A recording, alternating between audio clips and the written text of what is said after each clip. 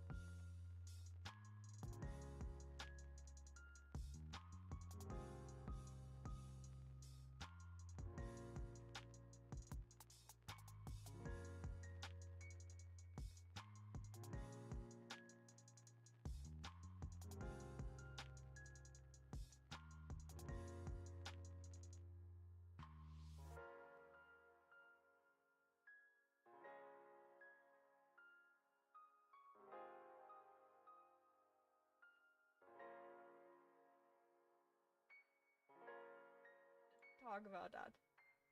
Oh, you weren't muted. I thought you were unmuted that entire time. And then I said, "That's not a queer grandma. That's my wife." Wait, no, no, I regret that one immediately. One of me. Thank you so much for the resub, sweetheart. How are you doing? Welcome, welcome. Okay. So about Dude, my gay I've got grandma. a chick's body. Okay, so how about my gay grandma? No, it's not your gay grandma. It's my wife. Go on, Eden, tell him. Grandma, can you buy me ice cream later? Eden, that's you apparently. A2B, Eden wants to collaborate. Get in here, bitch. Oh my god. I'm in here, bitch. Oh my god, where is it? I'm in the bitch. How we doing, chat? Oh my god, Becky so is into Backstreet Boys. Not because they're a boy group, but because she likes their music.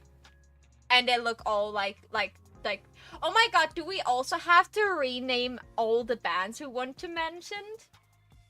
I've come up with two. I've come up with Yuri at the Disco and My Chemical Girls Love. Yeah. Okay. We're gonna have to do like all of the fucking 90s bands as even gayer named than they already have. Britney Spice. Hi, Sunny. Hi, Blood. Cranberries. Mind go brr. Yeah, we're gonna be doing some world building today for the Magical Girl campaign. And some other TTRPGs. Yeah. We've been doing a lot of TTRPG stuff lately. Yeah, I'm really sorry. This is at the moment my biggest obsession, and it's the only thing that keeps me like doing art and driving. So we have to do this until I'm finally calmed down with it. One thing It pulled me out of a bit of a funk, so it'll do for a bit. Yeah. One thing we found were 253 questions you have to answer for your characters, and Amy and I started to go through like the backstories of our characters and actually like started to answer those questions. I'm a bit ahead from Amy, so we will like ask Amy the question and she will answer this question in character. It's like okay, they're like sitting there like in an interview and they're just like honestly answering all of those questions, like no hiding true identities or anything. And I just realized while writing the answers for Becky, she's way more depressed than I thought she is. Like, oh my god, this girl has such severe depression and is traumatized. So traumatized. Oh, cranberries. Oh yeah, Zombie was. Where are you cramming berries?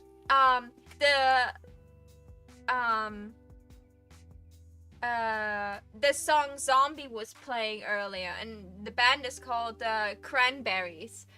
Zombie. That one. Yeah. What do you want? Yeah, What? and Blood To sing at you. and Blood recognized the song and the band, and I was just like reading that as Cranberries.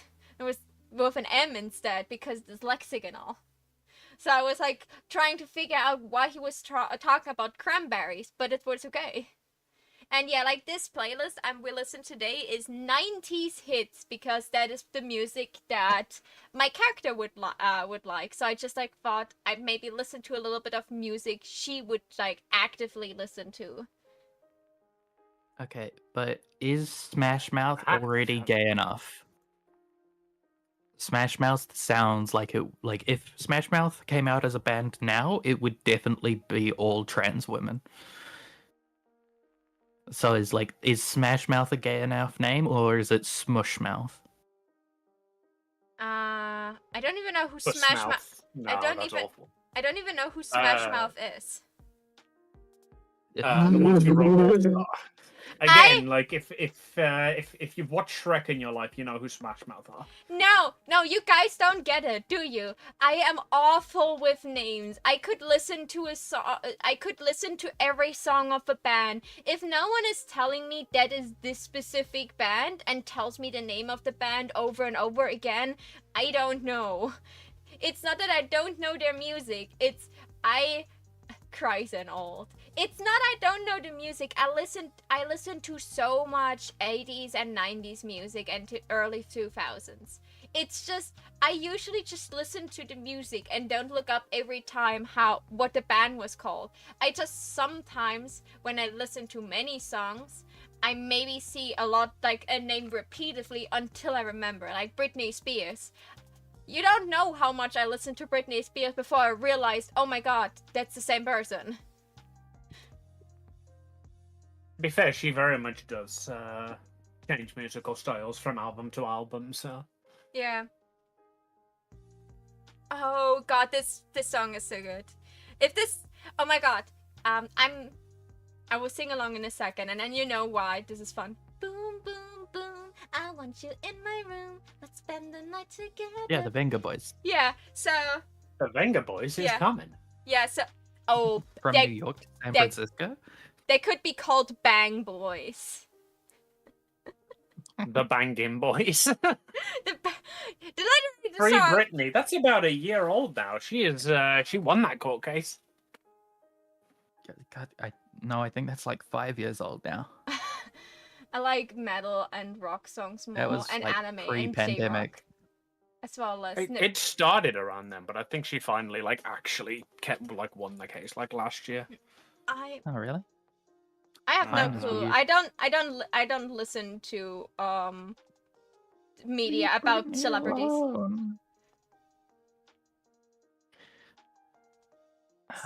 Celebrities don't exist. 2001 apparently. Told you. Hey, my comprehension of time is better than Amy's. That's not a Ooh. high bar. That is an awfully low bar, yes. Okay, let me give you a mental image, but that's why I mentioned this song. Imagine Becky is listening to music, or she's just Becky and Ellie are spending time together in Becky's apartment, and Becky is just like, oh, I turn on a little bit of music. I have were little MP3 players a thing back then? No, that was later, right? They had No, they were. They were? Okay. I have no clue. But the tech I used as a teenager was always older because I couldn't afford the new stuff. So I have a really bad feeling of when actually something was a thing. And imagine she puts on a playlist she has, and she's like, and this boom boom boom is the song that is playing, and she just blushes and looks at Ellie. It's like, it's not what you think. It's not what you think. I didn't plan it. It was just the next song on the playlist.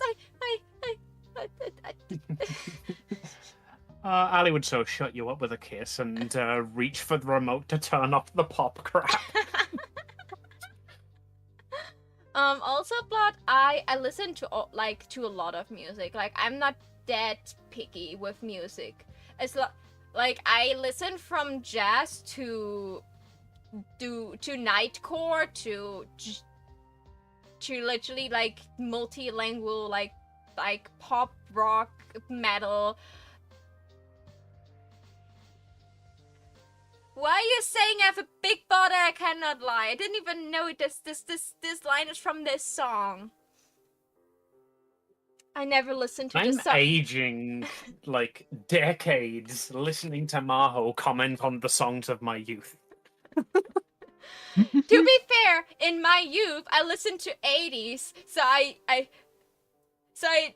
and back then, I would like to clarify, I didn't listen to these by choice. I don't like most of these songs, but I could sing them. Yeah, and the other thing is, when I was the age where I would listen to this, I didn't spoke English, so I never understood those songs. And now I listen to them again after years. I finally understand what they're saying. It's just like, what the fuck was I listening to? Oh no, don't worry. The people who did speak English also go through that. Every kid from the 90s was like, boom, boom, boom, I want you in my room. And then like we grew up and we were like, oh, I want you in my Oh, I see. Let's spend the night together from now until to forever, yeah, like. You know what they said? They said they want to freak! So, apparently bend down is the message of this song. Come in and bend down. I had a MP3, which is a USB stick with a play or pause and a volume control and an earphone jack. Yep.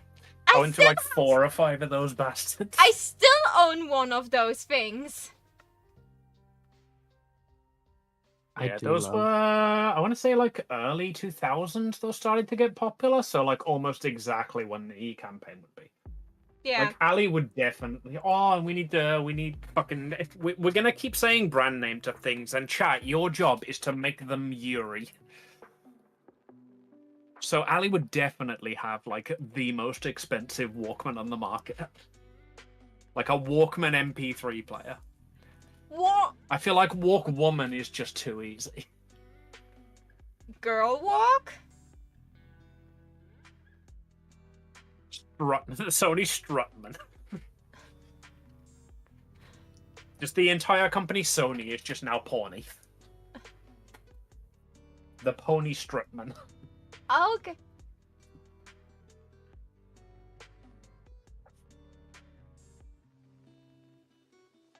iPod took over MP3. Never had an iPod. Oh yeah, I think we've already said the Biphone as like the leading fucking phone brand. Yeah, so it's a B-pod. Right? It's a B. Is it a B-pod? Bipod? Bipod. It's a bipod. Yeah.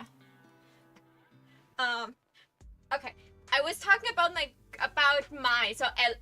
Becky's grandma earlier. So one question, one part I wrote, like Becky is close to her nana. And her grandpa died, it's been a while since he died.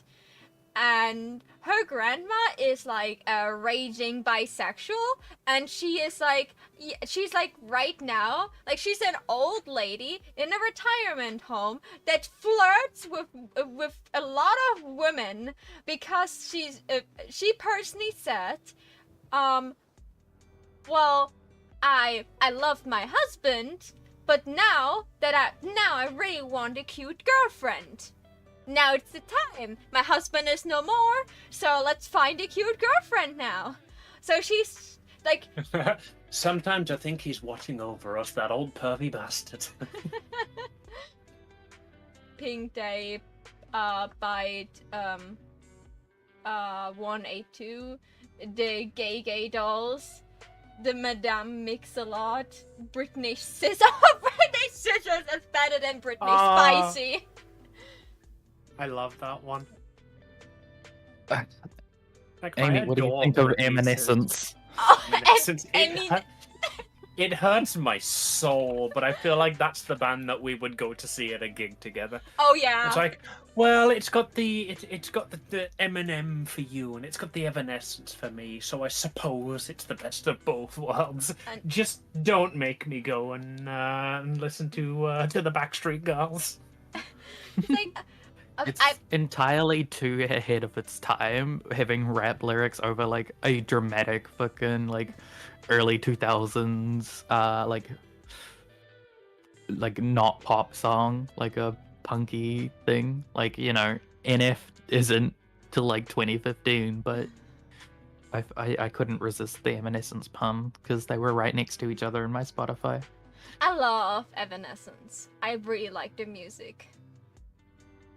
Like, by the way, like, if you would go to a concert, it would always be Ellie's pick because Ellie would have to pay for the concert card, so Becky would never say something. I mean, there's just one. There's one opportunity. Like it's Becky's birthday or something, and she's like, "Yeah, we're going to see 3 Days Grace." And we walk in. It's like, "Hey, if we're going to see 3 Days Grace, why are the people dressed all like happy and colorful?" And okay, fine, you're ruining the surprise. I bought you tickets to the Backstreet Girls. Do not remove my earplugs. So I feel like Ali's probably the kind of person who like would have listened to Britney Spears and the Backstreet Girls growing up, and then her mother like engaged in bitch mode, and she was like, "I need to find cool stuff. Bullet for my girl's Valentine." Amy, I'm gonna send you one, and you're gonna tell me it's too much because it's too much. Okay. Okay. Now I want to I'll see. put it in the group chat. Yeah, 'cause why not? I was about to say, don't exclude me, okay? Gotta capitalize it because it's capitalized in the title. I'm scared. I'll put some respect on that name. Definitely. Well, it was the safe for stream one is obviously that. Oh yeah. But I thought you'd appreciate the uncensored version. It's Why not it's not the that? notorious GAY. It's the notorious BIGAY. Big A. So obviously, it stands for the bisexual community. What do you mean it spells big gay?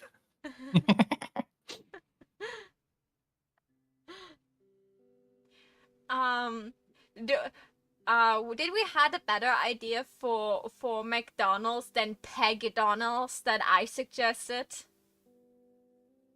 I think you can't mess with the clerics. I like Wookdonald's. It's not gay, Yeah. it's not Yuri, it's not But bi, but it's the one, isn't it? Yeah, it's G1.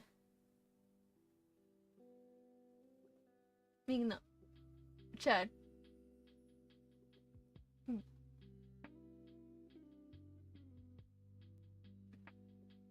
What? Sunny, what is the problem? Because we're being gay TTRPG players here, and you're not here, or because that's not required. You can just say TTRPG players. yeah, I know. Miss Donald. I like Miss Donald's. Oh god, that would work too. Miss Donald's or Whack Donald's. One of those two is like the classic. My boyfriend's a dick. Could do what we did with the Homogotchis and just be like, all right, so Wookdonald's is the big chain and Miss Donald's is the local chain.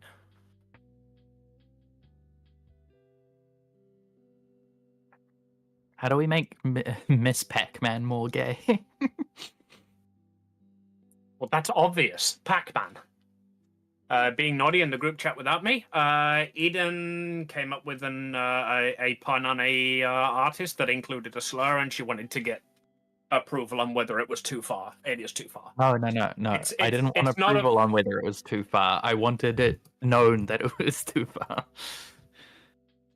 But yeah, it's not a ha ha he he. You guys have missed out on something fun. It's hey, I probably shouldn't type this, but like it needs to get out of my brain. Yeah. It's this one works the best, but it's also not okay.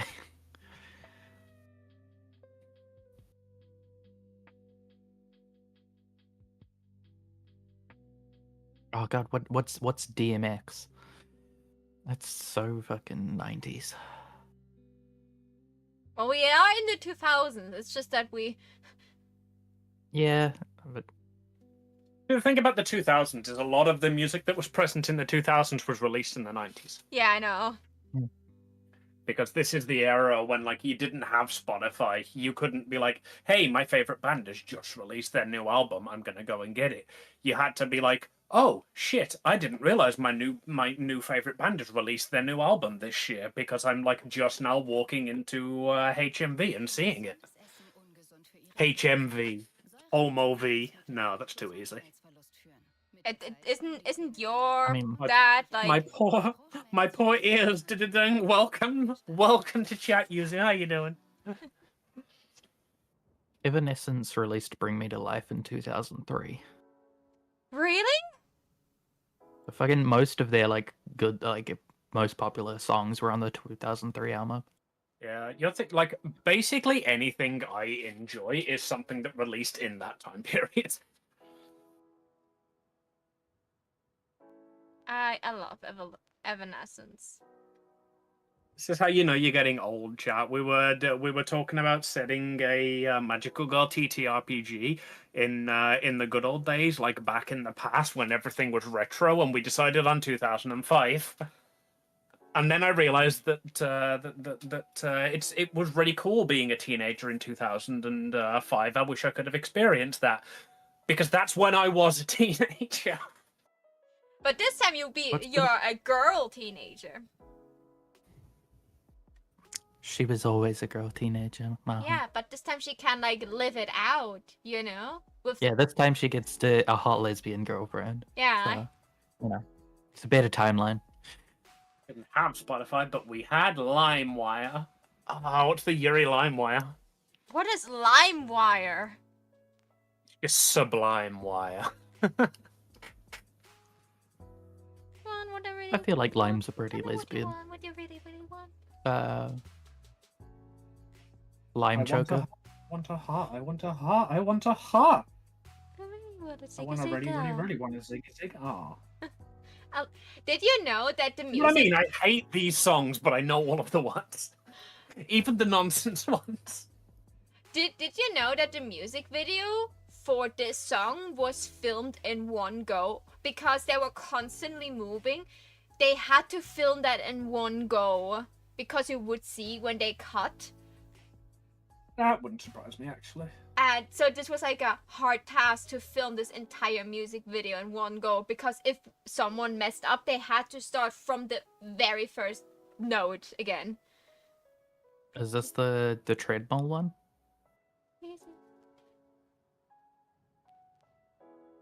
What music video we're talking about? We're talking about "Wannabe" by Spice Girls. Oh, They're also, I think the Have Spice not Girls seen are it. Germans, by the way, I think. If I remember correctly, they're Germans. Yeah. One of them literally wore a Union Jack as a dress and was called fucking Posh Spice. Was it Posh Spice or was Baby Spice the one with the Union Jack dress?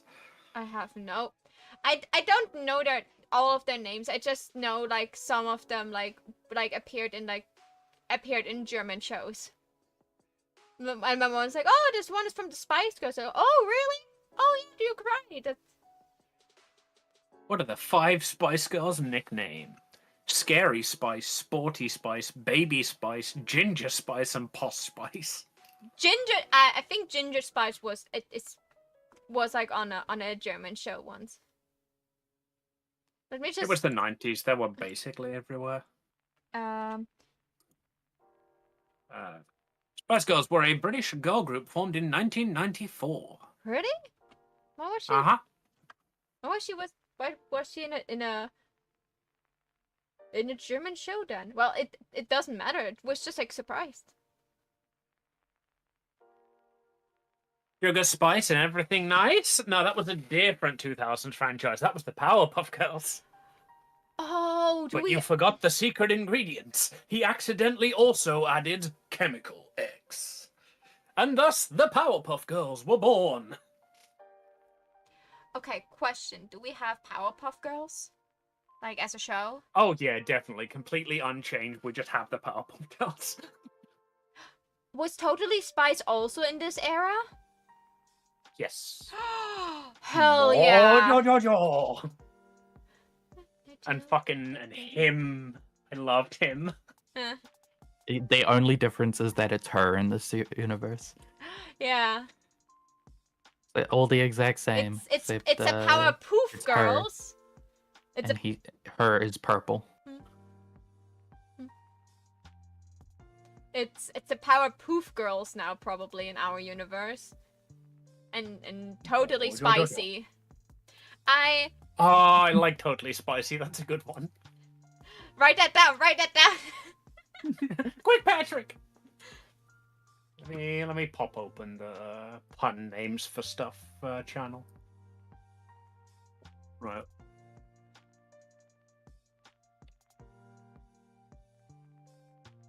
Power poof girls. Totally spicy. Yeah. Right. Because I really like totally spicy. That's a clever one. Amy, you know how we spent a bunch of time doing my new characters, like discussing my new character for D&D for next week? Yeah, and I definitely remembered all of that. Her name is Betsy Barlow, and she is a sea elf. And she has dead best friends. And she really wants to date an angel, but she's weak to beholders. Why did you find it a different idea, or did you just want to see if Amy remembered? I just realized that, there is a new character that was introduced right after Layla got disappeared. Oh, I could play. Would you like to play Varian? I mean, it was an idea. I just had it like randomly as I was falling asleep. I was like, oh my god, I gotta bring this up tomorrow. Oh, Like, but then we at would least have to. Then we would have to deal with like Wally having an eye on us. Does Varian has to disguise themselves? You can have Varian, but you need to think of a reason that he's at the Pantech facility instead of defending Baby, which was literally Layla's final request of him. The best thing is I did say that he was specifically level 1 as well. Yeah, no. Varian would be a fun idea. But like if we would bring Varian up to Celeste and Varian meets let's just say Dina's dead, I know, but let's just say he would meet Dina. The moment she would know it's Varian, and she would drop in front of Evelyn, "You're that guy that beat me up and in a basement and broke both my legs and stole my halo," and Varian could not escape the wrath of an angry lesbian beating the shit out of him. I feel like everyone is weak to beholders. That's a recurring joke in our campaign that tieflings are weak against beholders, because Eden's character was a tiefling, and I killed her with a beholder, and then we brought her back, and then she died again to a second beholder later on in the campaign. So we just, every time a beholder shows up, we're like, Eden, quick, hide your character. I'm happy we didn't met any beholders again because Evelyn is a tiefling. We couldn't test this theory. Covered what the guardian for the life orb is. The life curse. It's a beholder. Oh my god! You mean that Evelyn gets a chance, like, to take over this god's place? Like, I'm so happy how it turned out last time with like bargaining with Wally. Evelyn, like, I had to warn the other people, but I had the feeling like at least half of the people like caught on that Evelyn had a plan. So when Mitch was like always like, and I shoot him down the track, I was like, no, please, I'm trying to convince him to give us something. If Amy gets angry, she just said, you just set the paper on fire. Like when he said like I use fireball was like, please, Amy, be patient. Please don't say that the piece of paper is now on fire. I was so scared. I was low-key terrified. But like, yeah, that would have been something I could have done, but it also would have like massively reduce the impact of the choice I was giving you guys. Yeah. But like, and at the end, it was just like, it was a great outcome. I'm pretty sure, like now that we know, like we officially know that Wally will come and try to kill the gods, that we, let live. That we, like, he will do that. And I'm telling you that in best faith that Wally doesn't know that. But, Well, that is literally the reason that I had Wally tell you guys that he's planning to kill the gods, is because by this point, the least dumb members of the party have figured that out. yeah. So now it's canon that, like, all of the party has figured that out, and it gets more fun, because now when you fight a god, you not only have to kill or convince the god, you have to close the door, you've also got to figure out where Wally's going to attack from. Yeah, also, like, I have at least one idea how to save a god without, the bargaining chip we have right now. If we find a god we don't want to, Easy, Raid? Thank you so much for the raid, Easy, darling. How are you? Welcome, raid. Okay. I set a mole on the left boob, right? A mole? I think so. Yeah, I think I set a left. Yeah, but where are Becky's answers? Let me scroll up a little bit. I know my plan for Ali is she has got a moon on her face and a star on her breast just under the nipple. Because I thought that'd be a cool, like, soulmate thing. So if you've got a star on your face, you need a moon somewhere. I don't remember where you said your mole was, though. So... Oh, no. Okay. You guys, you can't do that. That's a JoJo's reference. What? Is it? You can't do that. Yeah, every JoJo has a fucking star on their body. A birthmark. A star. That's how you know they're a fucking JoJo. Well then, that's good for us, because we're trying to cram as many anime stereotypes into this as possible. Yeah, okay, where... Just wait until my magical gun powers manifest as a big buff guy standing behind me. Oh my god, my character in Pages of One Shot is a JoJo reference. I'm the big buff girl standing behind you. Arms crossed. Yeah. I'm gonna rename my abilities. I can't. I don't have a red right hand anymore. I have Muda Muda Muda Muda Muda.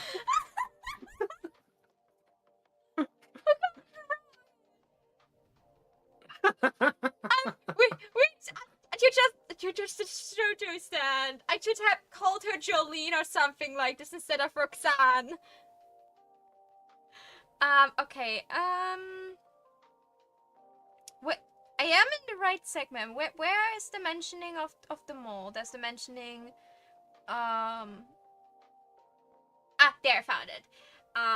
Question number 10. Do you have any birthmarks? Where are they? Becky answered, I have a moon-shaped mole on the back of my neck. When I was a child, I thought this was super unique. And maybe a sign I could be a magical girl. But Ellie also has one, so maybe it's not that special. I also have another one in the shape of a star in my left boob, in my cleavage area. Ellie really likes to kiss it. That's so cute. I was gonna put the star like on the inside of her cleavage, and then I realized that's exactly where I put Amelia's star. In fact, if you look on my current model, you can see it now just underneath the ribbon. I know, but it's like way I was like, bigger. no, it'd be cooler if it wasn't seen.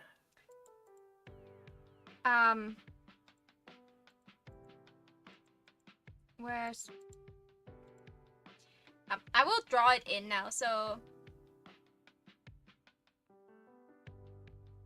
You know, like, the size different. Like, Amelia's is, like, ginormous, like, compared to that. But yeah, it's got to be visible on the model. Yours just needs to be kissable size. I just wanted her to have like a mole because I saw like I went to Rule 34. By the way, if you haven't heard of it yet, because everyone was screaming it, Rule 34 has now a slider. Like, you could always like filter out AI art, but now it just like has like a button you can press to filter out all AI art. And I just wanted to like take a little bit of a look of like Gyarus and like in a more sexy sense, and also I was like looking for Becky's night outfit, and I saw like a Gyaru with like a mole on her boob, and I was like, oh my god, like I already Wait, that wasn't even after you read my thing? That was just completely coincidental. We both want boob moles. Yeah, it was completely coincidental that I decided that like I wanted a boob mole, and then I wanted and before I read yours, I decided, oh, you know what would be cool if she would have a mole in the shape of a star, that she had like a birthmark mole, whatever, because like she's a magical girl, and so I put it on the back of her neck, like as a, oh yeah, like this was a sign that she was supposed to become the magical girl of the star. And then I read your answers, and you wrote that with the star mole and the moon mole, and I was like, oh well, I guess there goes my idea then. Like the mole on her boob was supposed to be a normal one. Boob moles? Boob moles! Yeah, we're discussing how our magical girls look. There are like several questions about it. And we're trying to decide how the world knows we were meant for each other. Yeah, like now that I zoom out, it's like hard to see, but when you zoom in, you see just a bit. You see that it's star-shaped. Is that a good area for like in cleavage direction? Also, as you can see, the cleavage is now a line. I looked at a lot of scantily or not closed at all anime characters for reference. Like, people go to Rule 34 for porn. I went to Rule 34 to see like some actual good reference on how like sexy women in bikini armor look like. I got a Rule 34 for both. Yeah, same, but like I scrolled unironically for like 2 or 3 hours through Rule 34 to just like find like more pictures that I could use for reference for Becky. As you can see in Becky's mood board, I uploaded like another 10 set, and those pictures are all from Rule 34, by the way.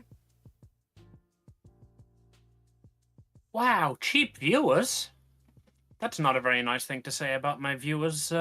Ghastly aggregate EV. Get blocked.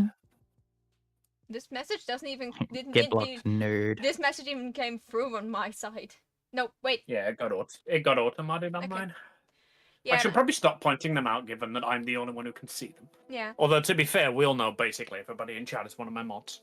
Yeah, but like if you look at like the reference I found, you see that most of them don't have like the little like, you know, like getting like triangle for the cleavage, but more of a straight line, because the boobs are this big and not pushed up too much. They just like hold in place, then pushed up because they're already My there. most beautiful sluts. Yeah. I love you so very much, Nozomi 41 self-kiss. My most beautiful slut, I love you so very much. Thank you, Yuzu. We love you too. Whereas Ali has currently just got an under cleavage. Yeah. I fell in love with like the fucking Emma Frost's new outfit, and I was just like, that's a cleavage without a cleavage. I love it. It's brilliant. I'm using that.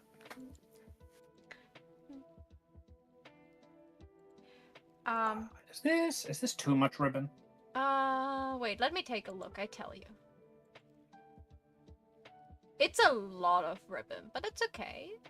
Like, you wanted your magical girl outfit to just look like you're like, you look like this, and that is not an insult, but your character looks like, you know, like, their transformation, like, didn't finish, you know? Like, you usually see, like, ribbons and stuff to form, and then the magical girl outfit poofs out. Your character just looks like, yeah, there was no actual, like, transformation. Like in mid-transformation, it stopped after the boots. Like, you got some accessories and stuff, and then the rest is just like, yeah, that's it. You didn't have time to finish transforming, so you just let the transformation go until the boots, and then you just say, the rest works. Das ist alles gar nicht mein. Like, I'm in a rush, damn it, I don't have time for clothes. Just cover the important bits, I gotta go.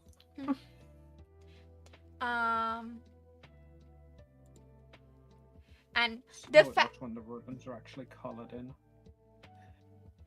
I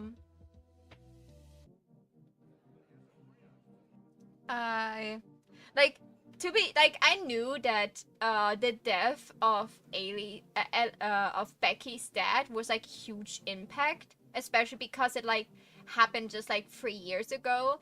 But like then I was just like typing those answers, and answer 19 is actually like what showed to me like that Becky is way more depressed than I thought she would be, because I just like completely instinctively answered question 19, what do you wear when you go to sleep? And Becky starts with, my nana got me a really cute nightgown that I love to wear. On bad days I wear one of my dad's button-down shirts. And on really bad days, whatever I wear while curling up in bed. Like I didn't thought she was depressed.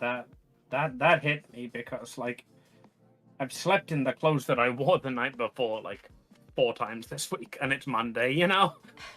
Oh yeah, like I do that. I don't even wear like I have like night clothes, but I don't really wear them anymore. I just like go to bed in the clothes I was wearing. That is just like became like it started like one summer when it was just convenient because I was only wearing like a top and shorts, and it were very like light, so I would just like wear them, and then just like the next day I just like change the top and underwear and just like keep the short because I didn't have like endless amount of shorts. So and then like when depression got worse, I just I just like started to not care anymore. I just fell into bed.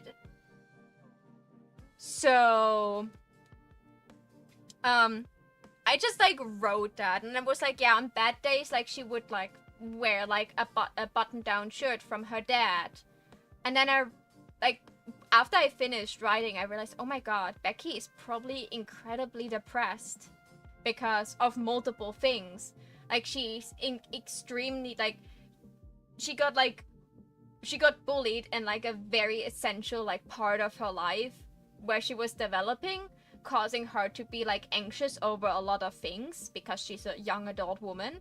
And like in a very crucial part of her life, she lost her father, and her mother, who is like the second parent she has, is not around to help her with any problems she has now. So she is, instead of like having someone that helps her deal with those problems, she is just constantly coping.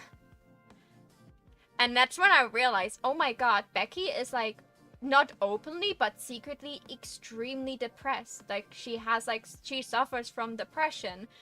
She wants to be a magical girl, not only because like she idolizes the idea, but because she needs this boost of like this like reason to like feel worthy of something. She needs the feeling of, oh god, when I become a magical girl, I become someone worthy of being loved. Meanwhile, Ali's whole thing is just that she's incredibly angry.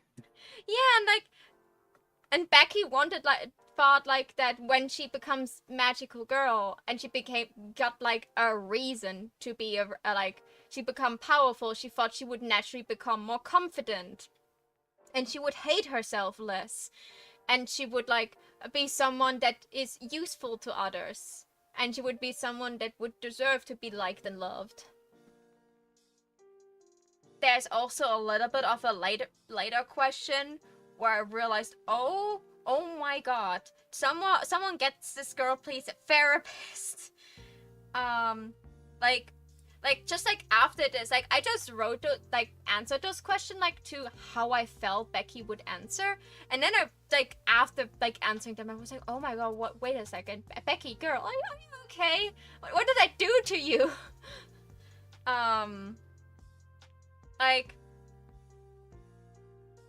Like do you have any quirks or strange mannerisms, annoying habits, or other defining characteristics? And she said, I tap with my nails on my hand or claw into it when I'm nervous or uncomfortable.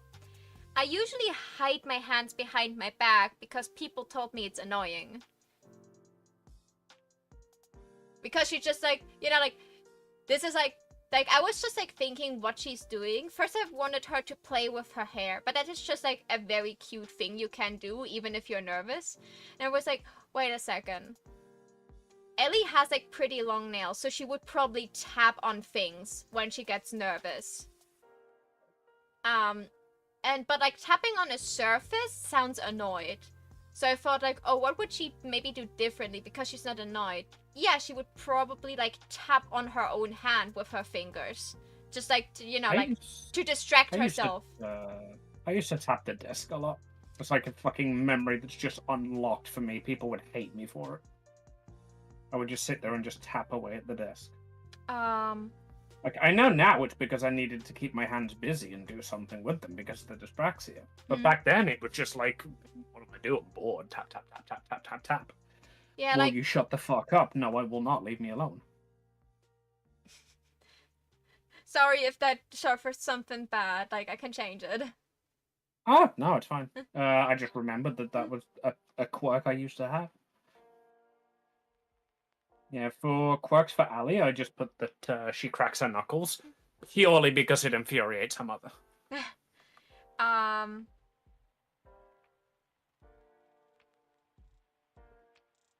I think it was in family, part 3, friends and relationship with others. I think that was like the most depressing thing I wrote. And I was like, oh fuck! Like I traumatized her more than I expected.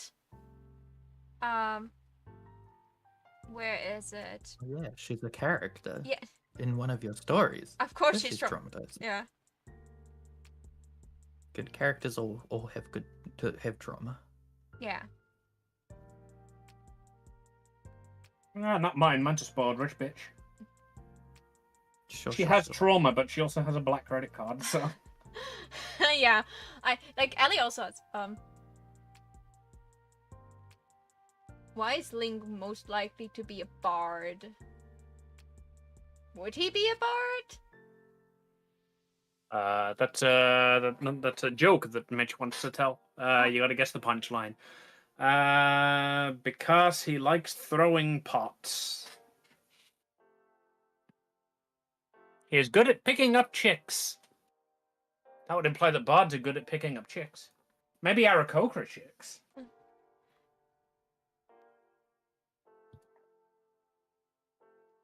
I found it. Question 49. I'm sorry, I cannot read. I think that's also a question you haven't answered yet, right, Amy? I think you didn't got to the part 3, friends and relationship. Should I just start from the top and ask you the question so you can answer?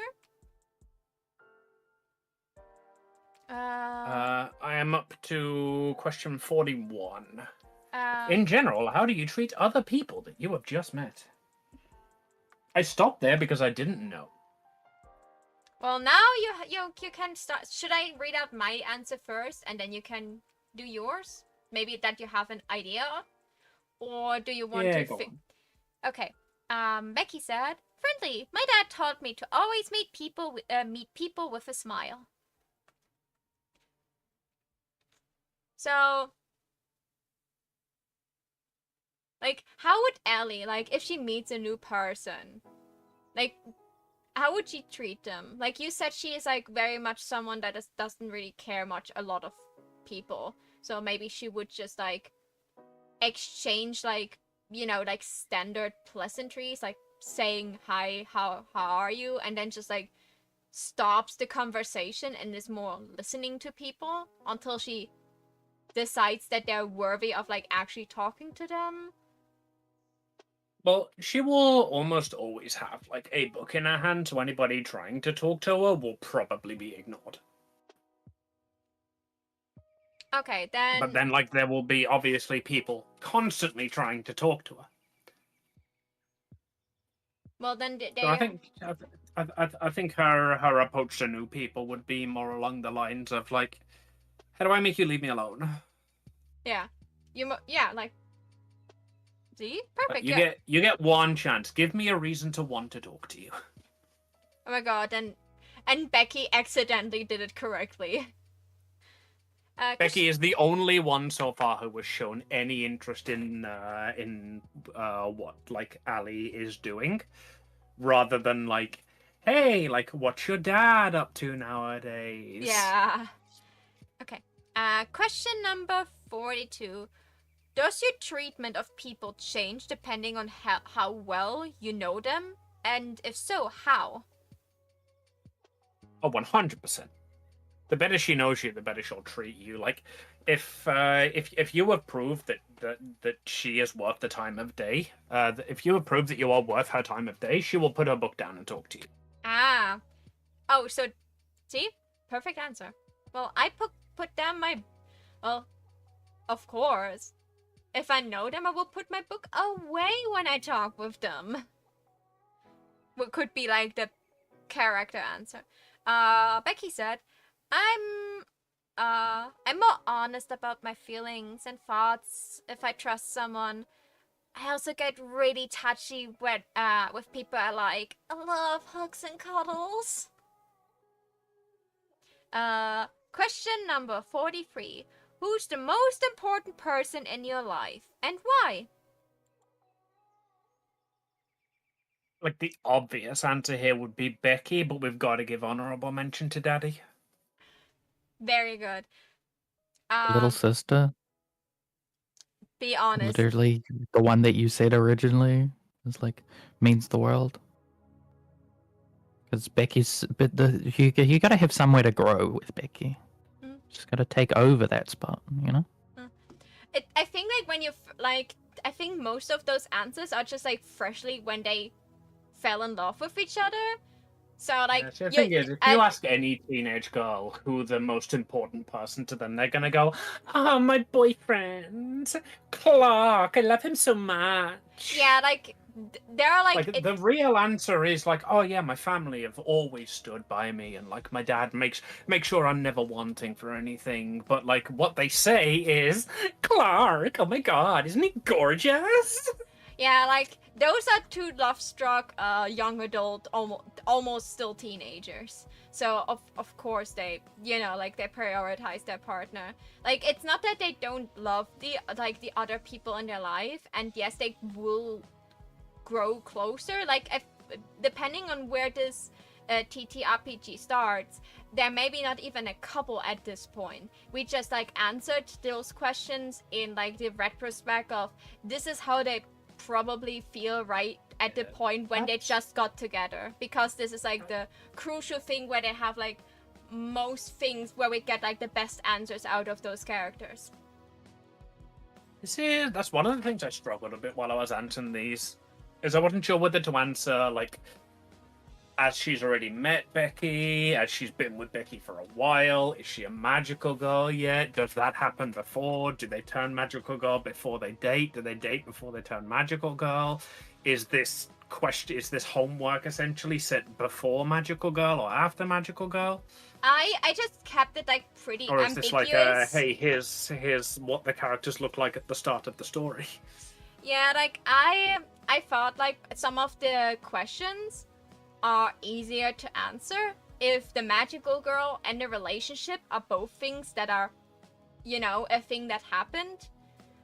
So the order is not important for those questions. So I just treat it as there are magical girls and there are a couple. The order when it happened is not really important because most of the questions don't go into detail of when what happened in which order. So I just treat it like, oh yeah, like for those questions, there are a couple. It could be that like there are not a couple when we start the story actually, and that is completely fine. It's just like to explore the best of those characters. I thought it would be good if they, like at a point in time where they actually have an emotional connection, because a lot of questions are about partners and people you love and stuff. And the other thing is just like if later on in those two multiple questions there are like questions about your magical power or about like your superpowers, so it would be fitting. There are also like later questions about their intimate life. I would just put on top of those questions, this is a couple months in the future when they actually did it, because then I can answer those questions better. Because otherwise I would have to write, oh yeah, it's no, and that would not be interesting to explore the character. I did something similar for the siblings question, like, do you have any siblings, and if yes, like, describe your siblings. And like I first wanted to write no, don't have siblings, and then just ignore the next 3 questions, and then I was like, wait a second, if Becky would be asked that and the next 3 question would be about this person, she probably would talk about Tabby because they're childhood best friends. And that way I could explore Tabby a bit more while still answering the questions, even though it's not their sibling. So, also by the way, yes, my answer was Ellie in all capital letters with a heart. And then like, with her by my side, I feel like I could do anything. Again, like it's a youth puppy love. Of course, they think they're the most important persons in their life. They love their families, but right now they're like we are like adults now. Like we grow up. Like we cannot like cling to mommy and daddy anymore. Like we make our own family kind of. I don't know. When I was this age, I only cared for anime and studying, so I have to like fetch a little bit from like mangas I read and how people acted in there when they were in love. Question 44. Who's the person you respect the most and why? That would definitely be Daddy. And why? She has got a lot of respect for him because he is one of those like works hard for everything kind of people. He also like literally buys her whatever the fuck she wants whenever the fuck she wants it. But like with the respect being the core of the question, it's like man, he's had so much shit thrown at him and he's just so good at like getting over it, you know? He's just so good at getting over it. That's a great sentence. Becky said, my mom, she works so hard to save some many lives, even without magical powers.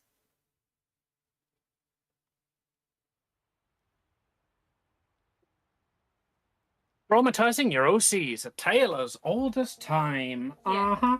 Also putting your OC in like a bikini magical girl outfit is as old as time. No, there's no bikini here. There's no outfit here. But she wears a bikini now. Now I need to add the accessories to make it less of a bikini and more of a magical girl outfit. In other words, I give her gloves and stockings. You wouldn't wear gloves and stockings to the beach. Okay. Try me, bitch.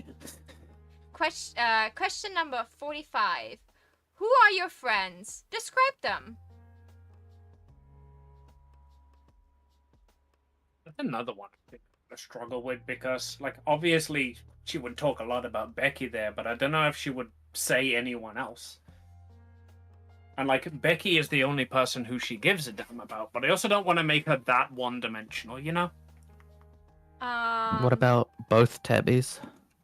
You can reluctantly talk about Tabby from school, and then you can also talk about Tabby, your maid. Yes, but that's a very rich girl thing. Like, who are your best friends? Oh, well, there's my girlfriend, Becky. There's my maid, June. There's my maid, Tabitha. And then my sister. Yeah, no. She's a teenage girl. She definitely does not consider her little sister a friend. Well, my answers were Ellie and Tabby are the best people I ever met in my life. They don't like each other very much, but they still accept each other's presence when I want to spend time with both of them. They're actually quite similar, but I would never admit it. Oh yeah, they've definitely got that sort of off-camera conversation of, look, I respect you. We both have something in common. And the something is Like Becky. that something is Becky. And like the entire audience is going, no, the something in common is My Chemical Girls love and the entire temperament of your characters and the fact that you're both short-fused and the fact that you would like dive into a fucking pit of wolves to defend the thing that you care about the most. And they're just like, we're absolutely nothing alike. I agree. Stop talking at the same time as I do. Anyway, we need to get along for Becky's sake. Yeah, like that's my what I think about Tabby and Ellie. Like even Becky knows it. Like, and she's just like really happy with both of them around. I feel like Tabby and Ali are definitely that sort of dynamic that fans would ship. Yeah. No. You know what? You remember the picture you sent, with the farm girl, and her rich girlfriend. You could have like Tabby is like, you know, like a very feminine boy, cross-dresser, trans. Tabby doesn't know it. I don't know it. Eden can figure it out. I let Eden decide what Tabby is. I just know Tabby's personality. Eden can decide the gender question. Right now they identify as male. This could change in the future or not. You could have. So this was the girl that was like pushing the farm girl to not intend, and then there was a boy in the picture. What if maybe like from the past, or maybe it's like from like the son of a business partner of your dad, you have like this guy friend. This guy is like hanging around you, and you really thought for years that he was into you, and that's why he was glued to you, and you hated it, and then you figure out he's like, oh no, I'm gay, but my dad doesn't need to know, so I just spend time with girls so he thinks I'm straight. Kind of friend. Like he's Ali's gay best friend, and he's like, man, like I would so date you if there was a masculine, you know, like no offense to you or anything, but if you had a dick, we would be like absolutely inseparable. And then Tabby walks into the frame. Oh my god, let's ship them. I love shipping side characters. Thank you so much for the follow, Azkaban Pie. Ask Banan Pie. Ask Banan Pie. This is why I have TTS to pronounce these things. I'm like, no, that can't possibly be how it's pronounced. I'll try TTS. And then I arrived at exactly what TTS says. I do not pee! My favorite Gandalf quote. IT Banan Pie. Oh, it's Banan Pie. Banan Pie. How you doing, Banan? How do you like our gay talk? Yes, we're currently shipping our friends.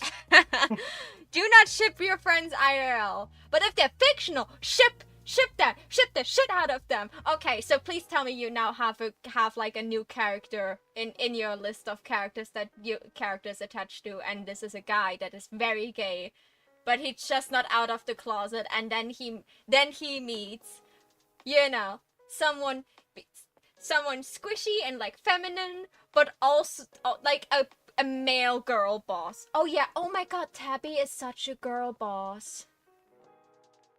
With a dick. But like, I think the term girl boss is way more fitting for Tabby than whatever the masculine equivalent to girl boss is. And it's not alpha male. I will not no. Tabby is not an alpha male. Tabby is squishy and cute. But Guy also queen. What did you say? Bi queen? Guy queen. Guy. Yes, he's a guy queen. Oh my god, yes. Congratulations, we've invented drag queens with extra steps. Actually have. You have a real banana shop. I ship and lots of bananas. Male wife. Male is also fitting. Male wife's a different thing. Yeah, male is Male wife I is think a that thing. I think that's established. Yeah. But oh god, bananas. I do enjoy a good banana. Do you buy bananas? Because I'm trying to get rid of mine. I would need I would need a replacement from the fishmonger next door. Or grown. Yeah, like even I was like, People don't come to my channel for good jokes, okay? They come to my channel for jokes.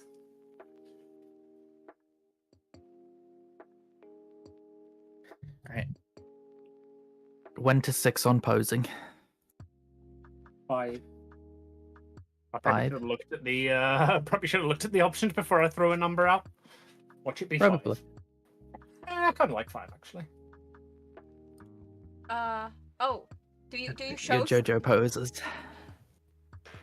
Oh yeah, wait, let me take a look. Oh, you Is that doing this for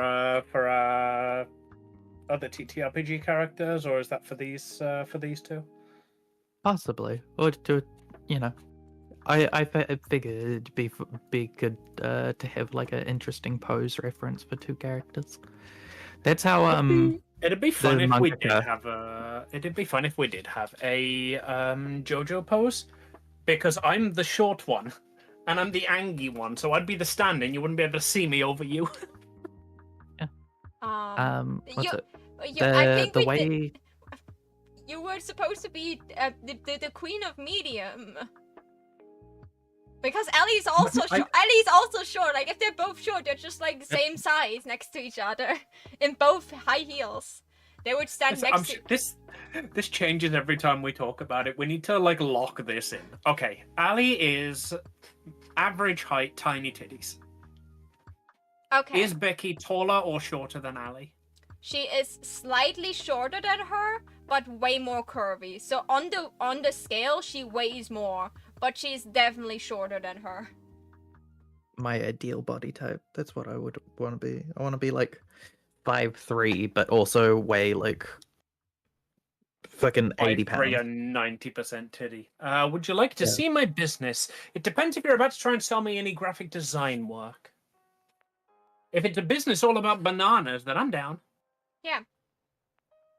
Unless it's banana-themed graphic design work. Actually, you know what? I might fucking buy into that. Don't stack for the win. I agree. I can't say I'm not interested in the banana website. It's banan.com. Go on. Tell us your fucking Twitter username.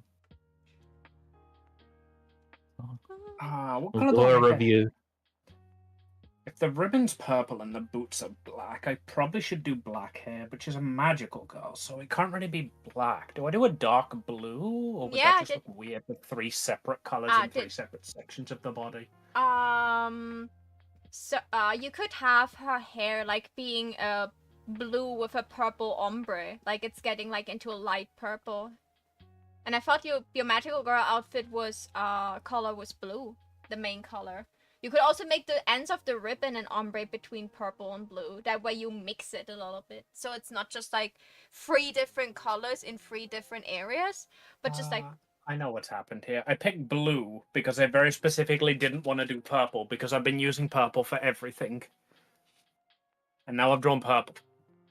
You can just... Alright, let's see how you look in blue. And then I can probably do purple hair. I was convinced she would have black hair as a magical girl too, to be honest. I didn't know, like, you didn't know yet. I was just like, probably also black. You know what? I actually kind of like that. I've just like accidentally also colored her boots because this is like just a test clothing layer basically. Hmm? So now her boots are also blue, and I like that now. I really like that now.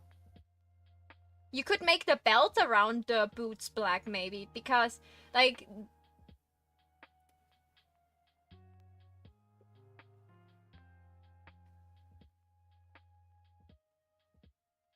Are you okay? Did you die? No, I didn't die. I was just looking at it and was about to make another suggestion, and I was like, no, like, yeah, of course, like, accent colors and stuff is switched now, but that's actually not a bad thing. Because first I was about to say, but now she looks like very light and very pastel and less of a like a gothy magical girl. And I was like, wait a second, that's actually like not like an awful thing or anything. Yeah, that's like what magical girls would look like.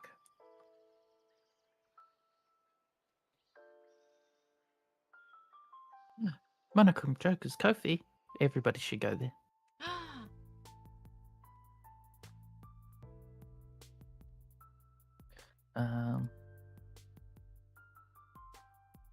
I think it would be fun to try and do like a JoJo's X-esque pose reference for our characters and stuff. Because like Probably be the next Major's Monday pose that we do if we ever get around to finishing the first one. I just love the way that like the JoJo mangaka just takes the weirdest poses from like fashion magazines, things that you're like, how did the fucking photographer come up with this? And then just draws his own characters in those poses, and like it makes even more sense in a magical setting, which kind of makes it like great. Yeah. We definitely need like those two have like a magical pose together.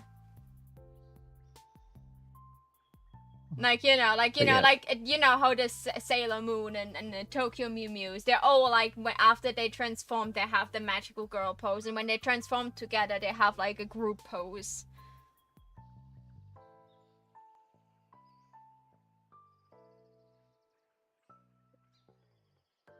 Did we ever decide on like a name? I think when we like moved away from the whole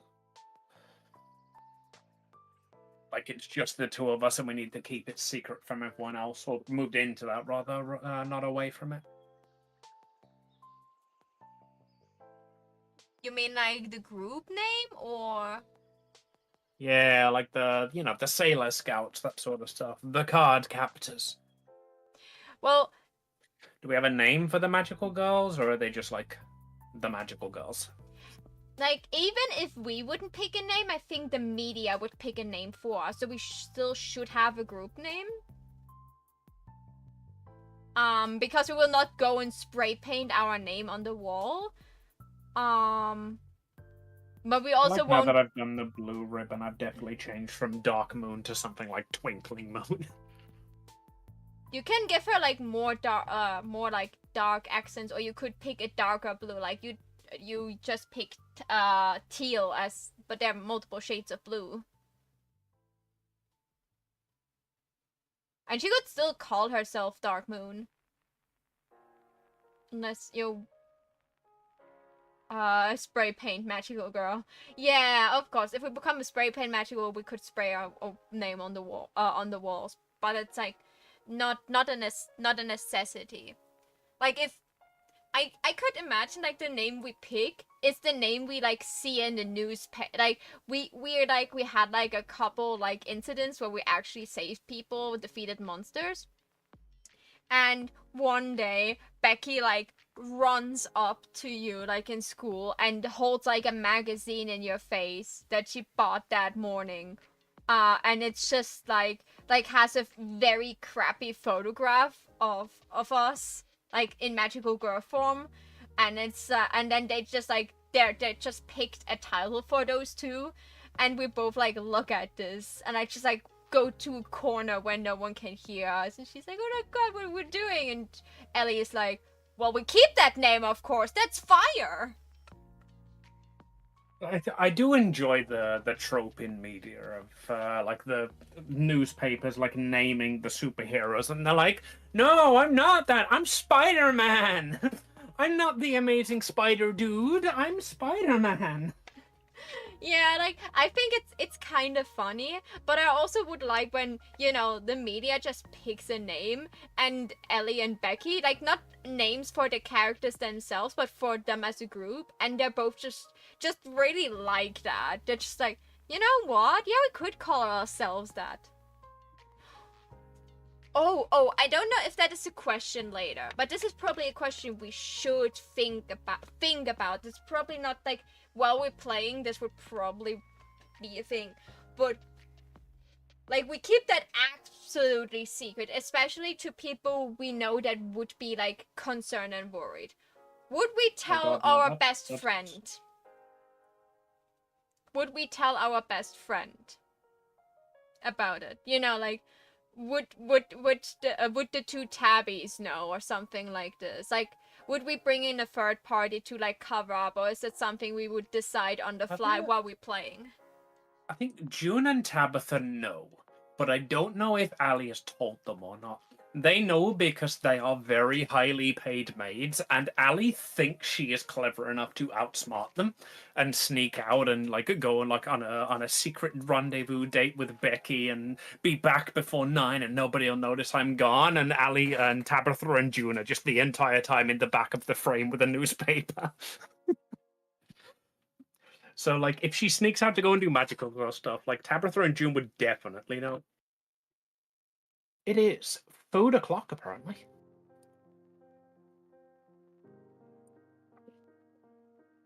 What did you do? You decided your blue love moon, was it?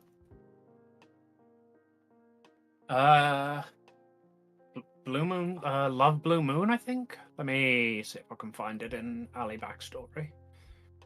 Luna love blue. No, it's definitely Moon.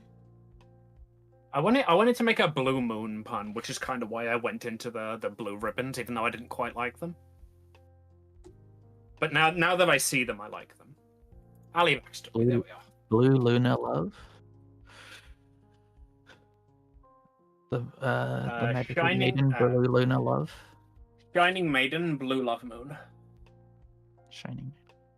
I remember. What about- That is the only message. That is the only like 5 words in that message, which means I wrote it down during a stream while we were talking about lore. Yeah. So we at some point decided on being the Shining Maidens, and I decided on Blue Love Moon as my magical girl name.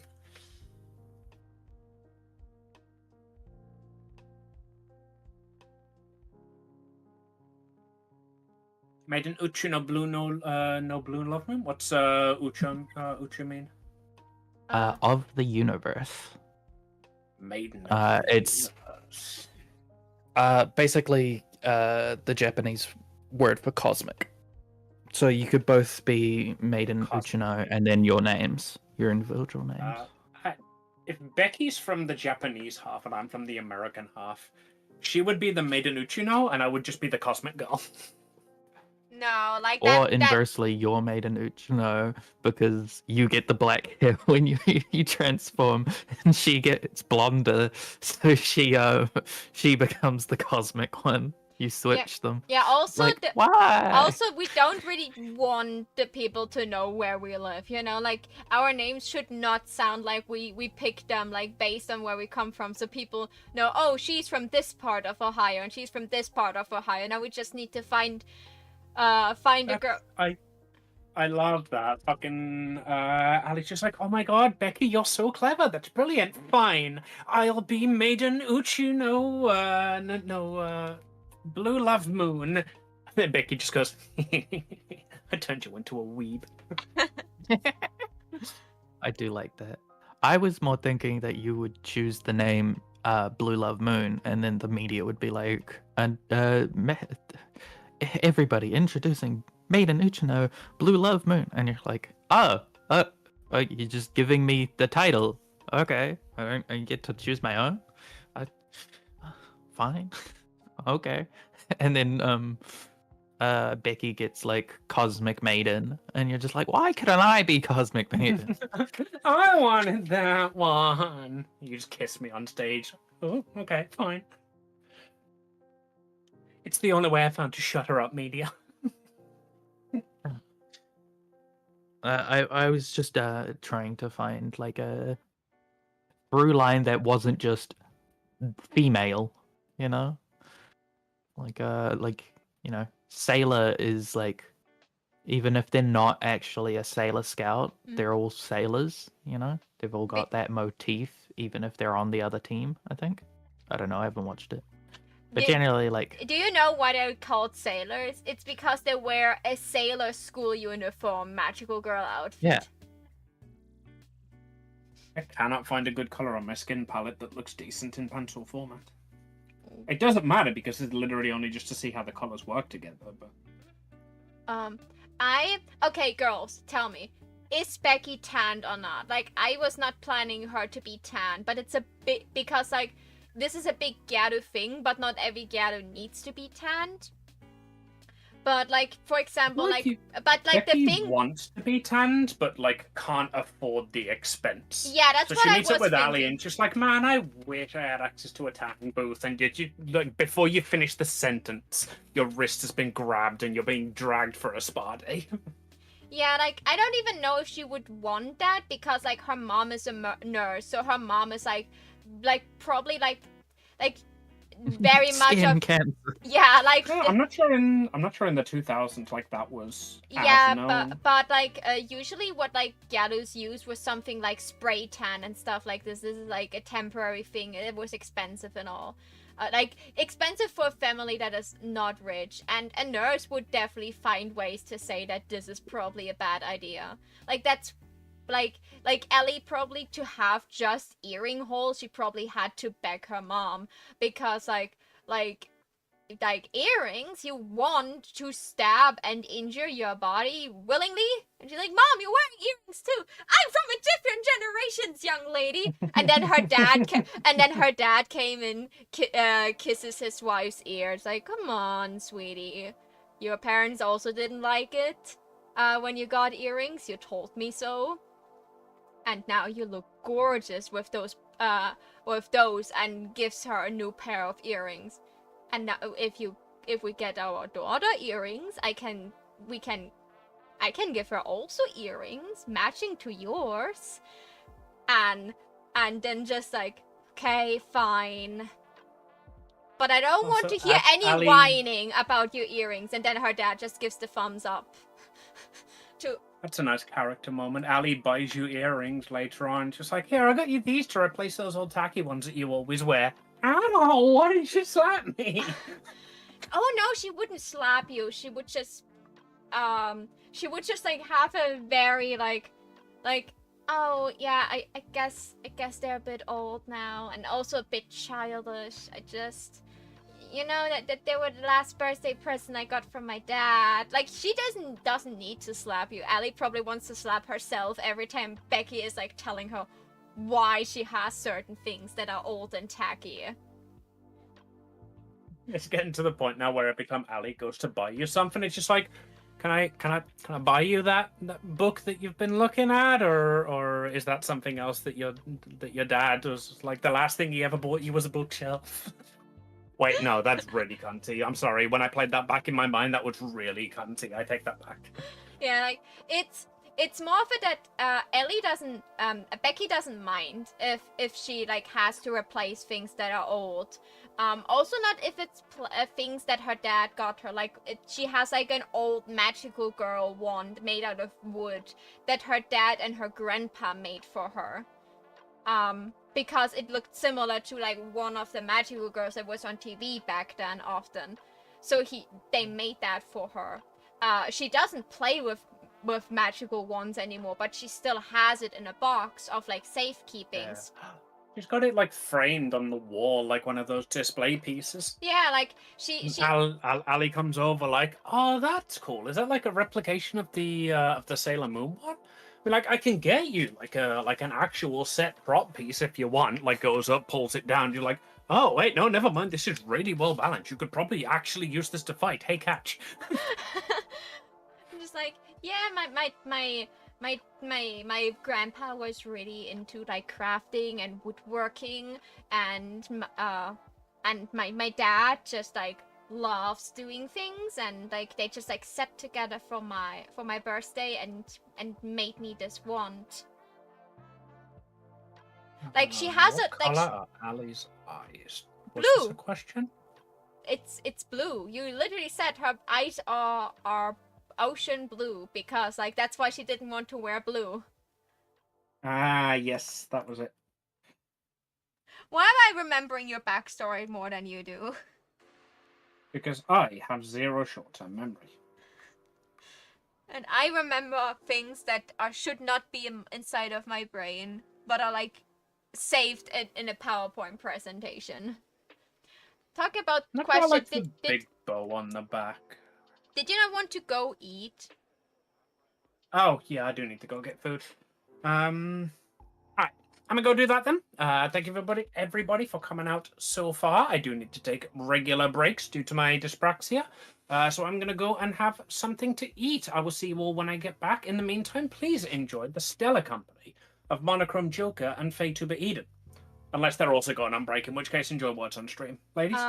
It's almost 2 hours and we could technically take a break.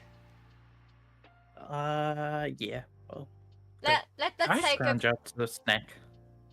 Please enjoy some words on stream in my absence then. I love you all, and I will see you when I get back. Mwah! BRB, guys!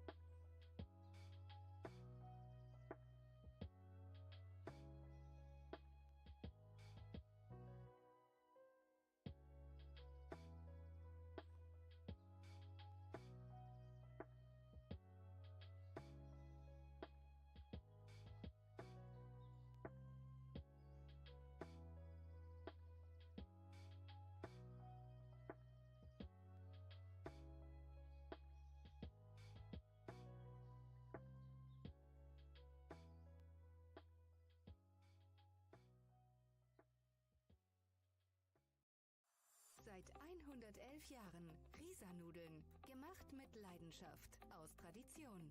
Und das Beste? Unser Getreide kommt direkt aus Mitteldeutschland. Regional, hochwertig, einfach lecker. Zum Jubiläum sagen wir Danke. Jetzt 111 Gramm gratis. Mehr Inhalt, gleicher Preis. Aber nur für kurze Zeit. Risa-Nudeln, aus Tradition, aus der Region.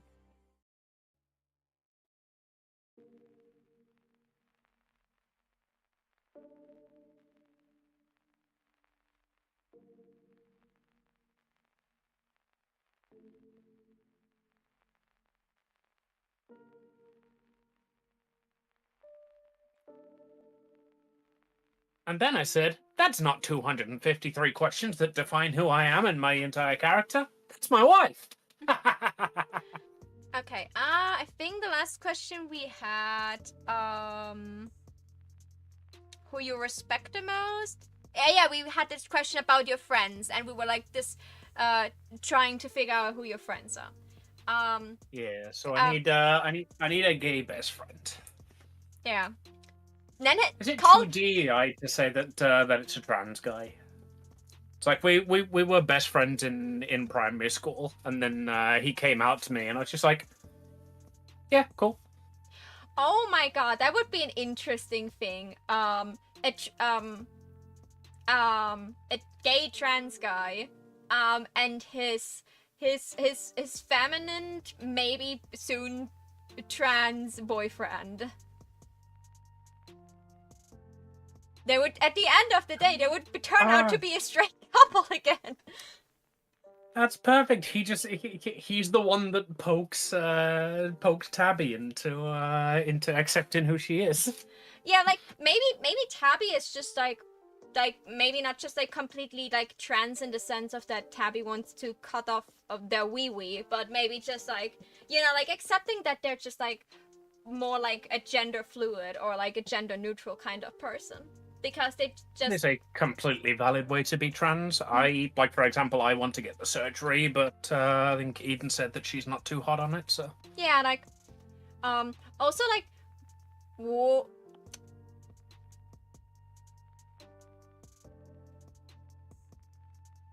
would he still be, like, I know, like, labels are just there to, like, thing, and like it's not like you have to stick to them, but would you still be gay if your girlfriend, you know, if your girlfriend just has a wee? Almost definitely, yeah. Okay. It is entirely up to the couple to decide on those labels. Yeah, like one thing I've heard say is that I am bisexual. That means if you love me, it's a gay relationship. If you're a guy, we're gay. If you're a girl, we're gay. Because look at me. I'm pretty fucking gay, bro. Yeah, okay. Then maybe that's good. Okay. Do you have a best friend? Describe them. Like Becky, I can read out Becky's answer first if you want. Tabby is my BFF. I talked about him a lot already. He's truly great. I wish I could be half as confident as he is. To be honest, I sometimes think he would be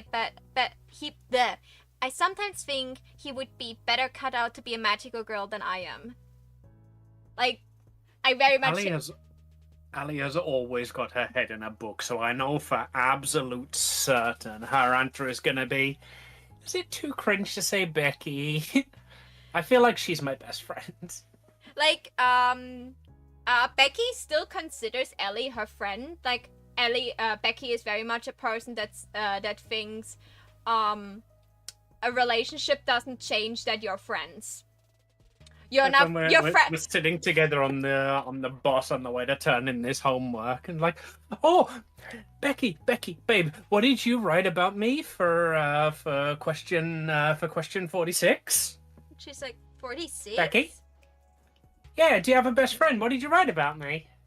Because I wrote about how you're like so great and so strong, and how like I admire that even after everything you've been through, you always find a way to push on and get things done. I wrote about how beautiful you are. I wrote about the feeling I get when I look into your eyes. I wrote about how good your hair always smells. I'm kind of like, Is it self-absorbed to want to know what you wrote about me for that? Um, Yes. Ali is my best friend. I have known him all my life. What? Wait, where's the question about the significant other? Because there's like, I think a bit earlier there's a question about your significant other. Oh yeah, here it's so Becky would just look at you. So in other words, you just copied your answer from question 28 instead of actually thinking about your other friends that you have, right? That's cheating, Ellie. You were supposed to not copy answers for question. Am I not your best friend? No, you are my friend and you're my babe. You're my honeycomb sweetie pie. But Tabby is my best friend. Fuzzy Luzzy Lumpkin. It's like she takes your hand in both of her hands. She looks you into the eyes. Your nose is almost boob, and she's like she's telling you that, and then she just like says, while still looking at you, but Tabby is my best friend. I don't. You're the one I'm kissing. Tabby's the one I'm asking if how I should dress for our date. I think she would still pout for at least the next 10 minutes. Fine, where you're taking me. And then she just looks. You have other friends like beside me. Before we met, you had people you liked and cared about. You still care about them. Don't say anything else. I met them. You still love them a lot. I'm pretty sure you had yeah, someone. but I wrote those for answer 45. Talk about your friends. Yeah, and then you were supposed to talk about your best friend. The person. That is the exact moment that she hold on. Like, it takes off her bag, rifles through like 4 different books that she's bought out, goes right to the end of one. And that's when I knew, as we were standing across from each other from the altar, that it wasn't my wife I was marrying. It was my best friend. The end. She's like, we've known each other for 2 months. I don't know how long they would know each other for those questions. Again, I didn't set the time We've frame. known each other for 2 months. Should I wait till 3 until I propose? No. And she's like, okay, honey. He reaches into a bag, pulls out another book. Here it is. He caught my eyes from across the room. I knew it was love at first sight. He strode over, got down on one knee. She's like, I marry you. Don't worry about that. I wrote that down in a later question, okay? But what's more important, who did you tell first that you got together with me? Who was the first person you wanted to share those news with? Ooh, pointy fingies. June. Ah. But that's because she wanted to know where I snuck out to.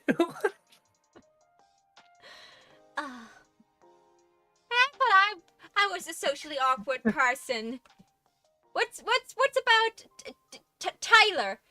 Yeah, wait, you know, what is your trans bestie's name? Your gay friend did he choose the name Tyler because he wanted to sound as manly as possible? Tyler now. His dead name was Taylor. Oh, that is sneaky. And he was like Halo Whiff. Yeah.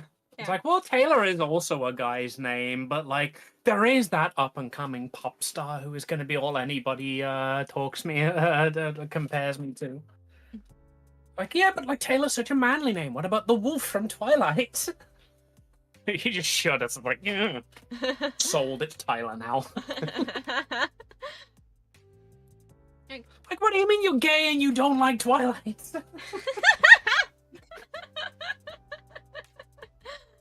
He sparkles in the sunlight, Tyler. Oh my god. In the sunlight. Sparkles. I'm lesbian and I like him. Oh my god. The discuss. Dude, are Tyler and Ellie like having like a 2-person book club where they just like share books? Is that maybe why they're like still friends despite like maybe they met through their dads or something like this? Like their parents introduced them. I think they met in primary school and like grew up together, and there was like a book club that the teachers ran, and these two were like the only two people who actually stayed in it for the love of the books and not just for the the credits that will get them into a better secondary. Yeah. And then like when they moved on to the secondary school or whatever we end up calling it, the like high school. Like I separated into like primary school where you like go as like a very small child where you learn your ABCs. Middle school, because that is like also a very Japanese thing where you go like until you're 15, 16, and then like high school for the rest of the thing. Maybe schools are connected and have middle school and high school together. I just like separated this for like time frames. Like Ellie has like mentions like her time in middle school and how she had like her high school debut by like feeding into the rumors and becoming like more sexy. Yeah, that works for me. So yeah, they made sure to apply to the same school because Ali's dad is loaded. He paid to get them both in. But there was no one in the new school who like ran a book club, so they just ran their own after school. Oh yeah, right. Just the two of them. They keep trying to get you to join it, but you're like, I don't want to come between the two of you. This is like your thing. Oh yeah, Becky would be so scared to be a wench, and then she's like, I like reading books, but I usually just borrow them from the library because I cannot afford buying all of them, and I also like my favorite time is reading magazines, and those are not books, and you don't want to hear like the newest like fashion trend from like New Tokyo or whatever the equivalent of a giant city next door would be. Like she would be interested, but she would like not push for this. Also, she would think like this is your bestie time. But she probably would like Tyler. Like, Tyler would probably be one of the guys that, would not make a nasty comment of how Becky looks and how easy she is. And she would meet Tyler. You introduce Tyler to her. And Becky just sees that, a guy, like, cool and manly and probably popular with the girls and, like, extremely good looking. And trust me, I met multiple trans guys, like, in Germany, especially one that I just looked at. I didn't know he was trans. I realized that a little bit later, and I was looking at him, and I was like, oh my god, he was so attractive. His girlfriend was cute, too. I wish, as a trans girl, I could transition as well as your average trans guy. That fucking, like, they look so fucking good when they transition. Yeah, like, they have, like, like, some of the transitioning is harder for them, but, like, because, like, testosterone, like, more or less damage the bodies in a way. Just, like, this, like, level of testosterone they get and all, and the hormones are just, like, doing, like, a proper puberty for them. While girls have, they have to, like, try to reverse the puberty they went through, and then make a second puberty for the boobs. But but they have to, like, get binder or cut up boobs and stuff like this. If there were any to begin with. So, yeah, like, they have some harder transitions, but, like, the transition end is such a payoff for them. Also, they manage to rock a beard sometimes so cool. So, yeah, like, Ellie sees Tyler, and she immediately, like, looks like a bit, like, she does the nervous thing with her fingers that Ellie probably by now picked up. That is something she does when she gets incredibly nervous or uncomfortable.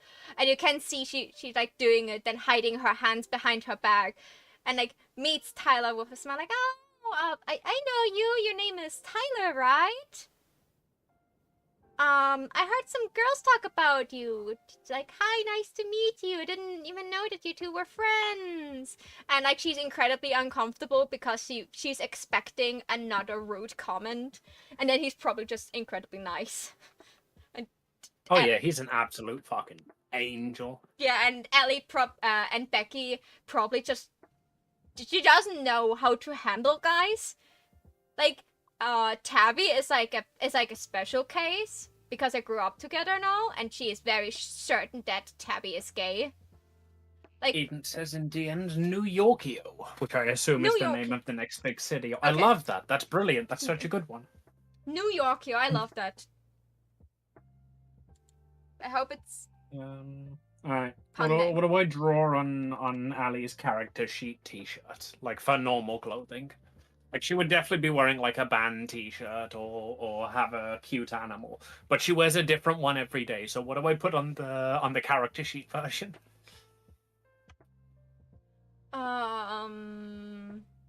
Maybe her favorite band.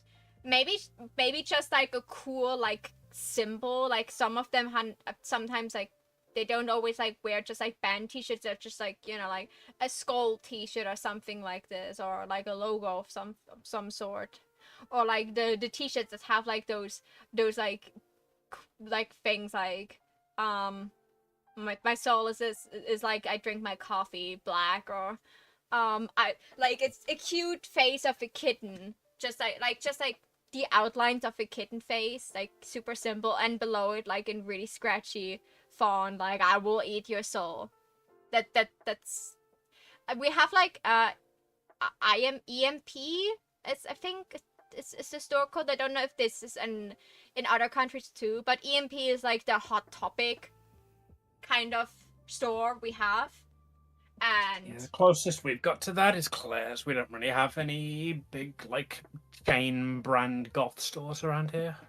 Yeah, like, and like in this I got this shirt from like, you know, the German version of Hot Topic, and it's just so cool. It's just like so cute. You have this like cute like cartoony style kitten face, and then below is I will eat your soul, and in like demon writing. I'm just like, oh my god, yes. My aunt got me this T-shirt because I saw it in the store, and they didn't have it at my size.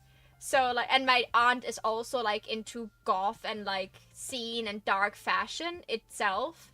So like, I showed her it on the website. So my aunt got me that for a birthday once. Those are all great and valid suggestions, but you are wrong. Okay, then what's the right answer? And so this is normally the part where you correct us. I did. Where? You are wrong. What's the our universe's equivalent of wolves?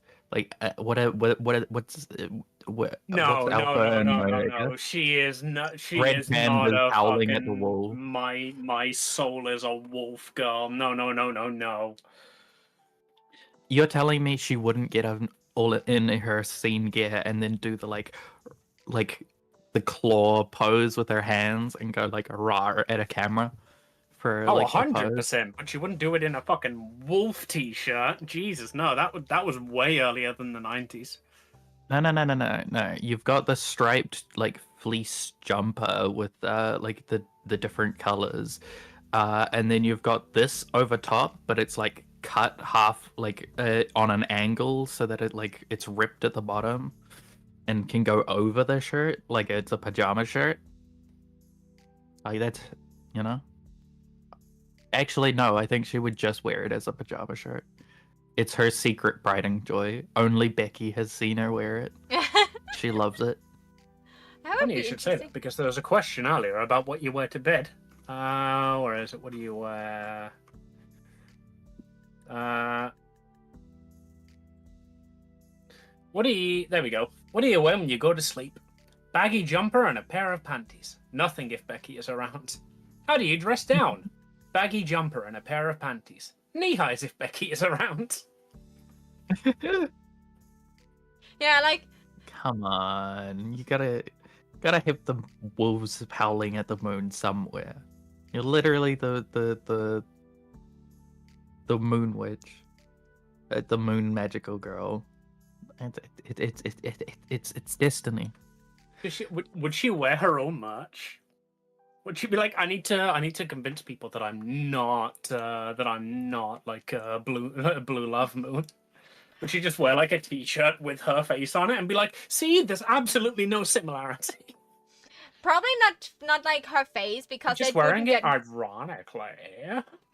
Probably not her face on it, because like the photos were not that great, especially if they were just like made like. I'm pretty sure we as magical girls would not like really engage with the media, because we don't want to draw more attention to us than we already get.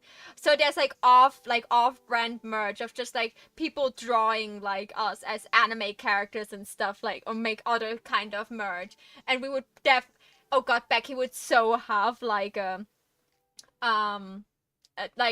keychain of or like a, no, that was the times of buttons. She would still have a button of someone drawing her crappy as an anime girl. She would so have that. She would probably get the blue moon one too. She's like, look, I got the matching. I've got it. What like big old t-shirt would Becky have lying around? Because Ali would definitely be the kind of person to just steal one of those.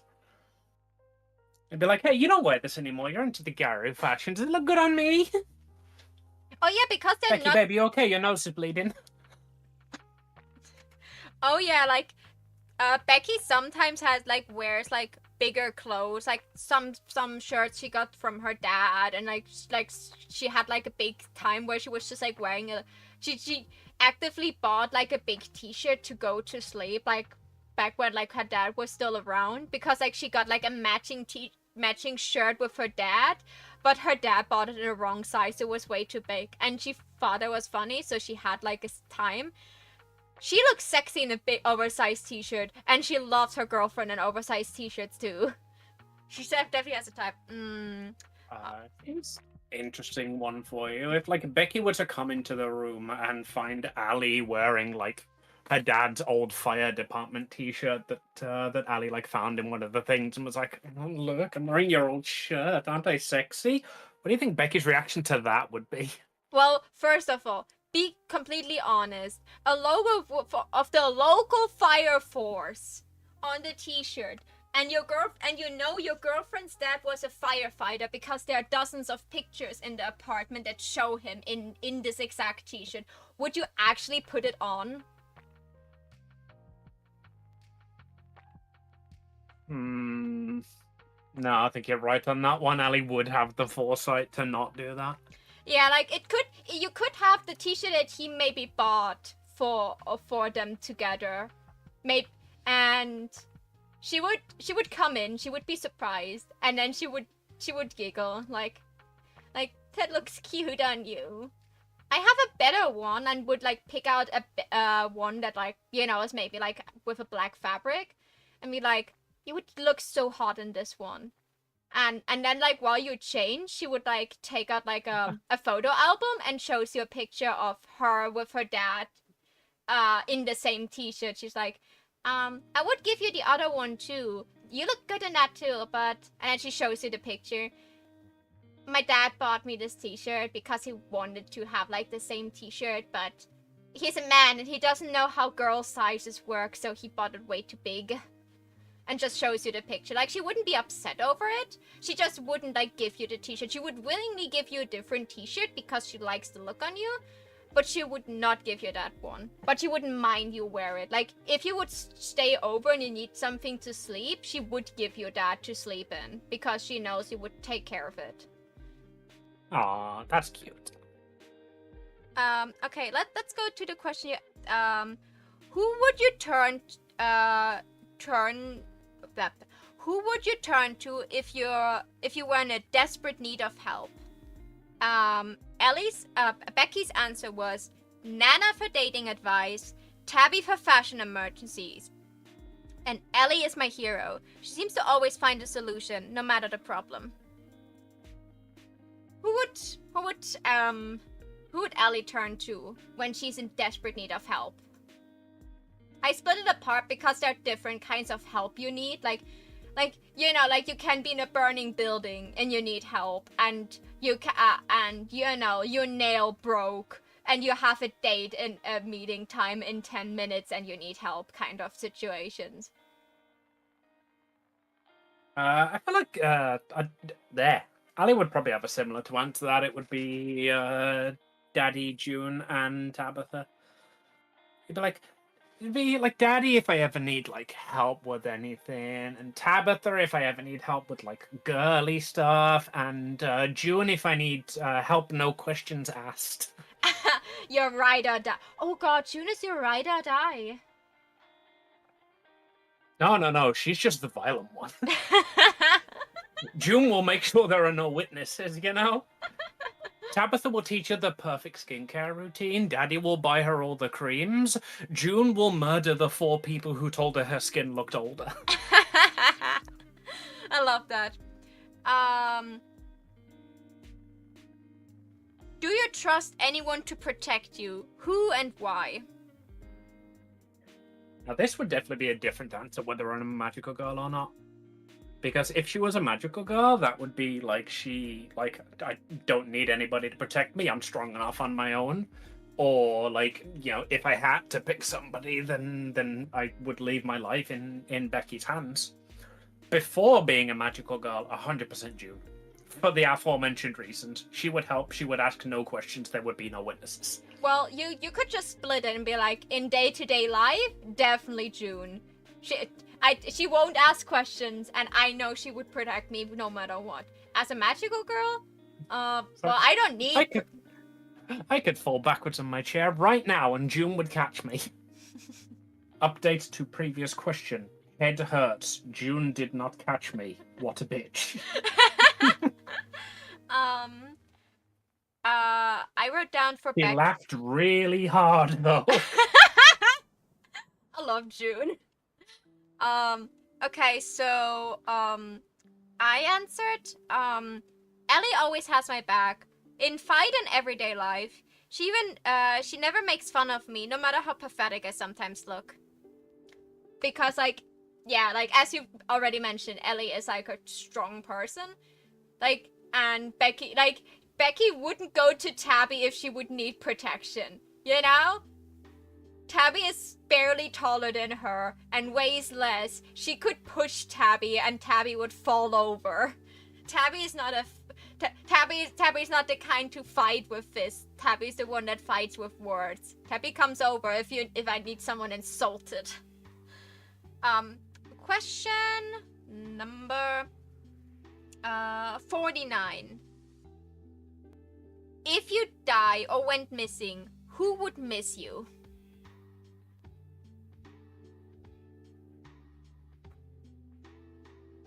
I think she'd like to think everyone. I think she thinks she's more important than she is. Well, she's an 18-year-old girl that loves her dad, and like, you know, she's rich and kind of popular, even though she doesn't want some of the attention.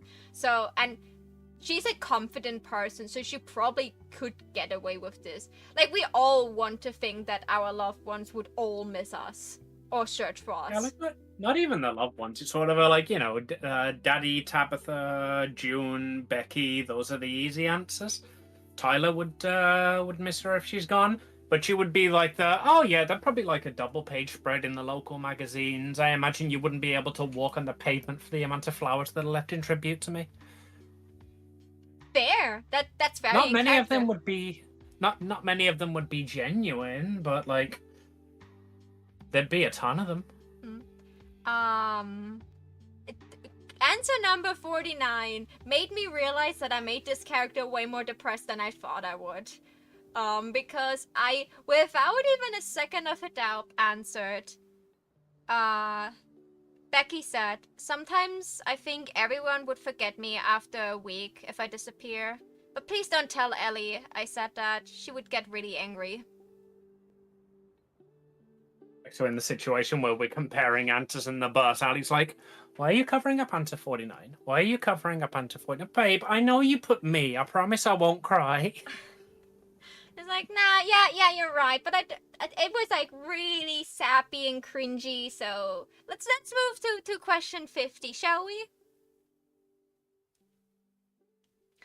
Question 50.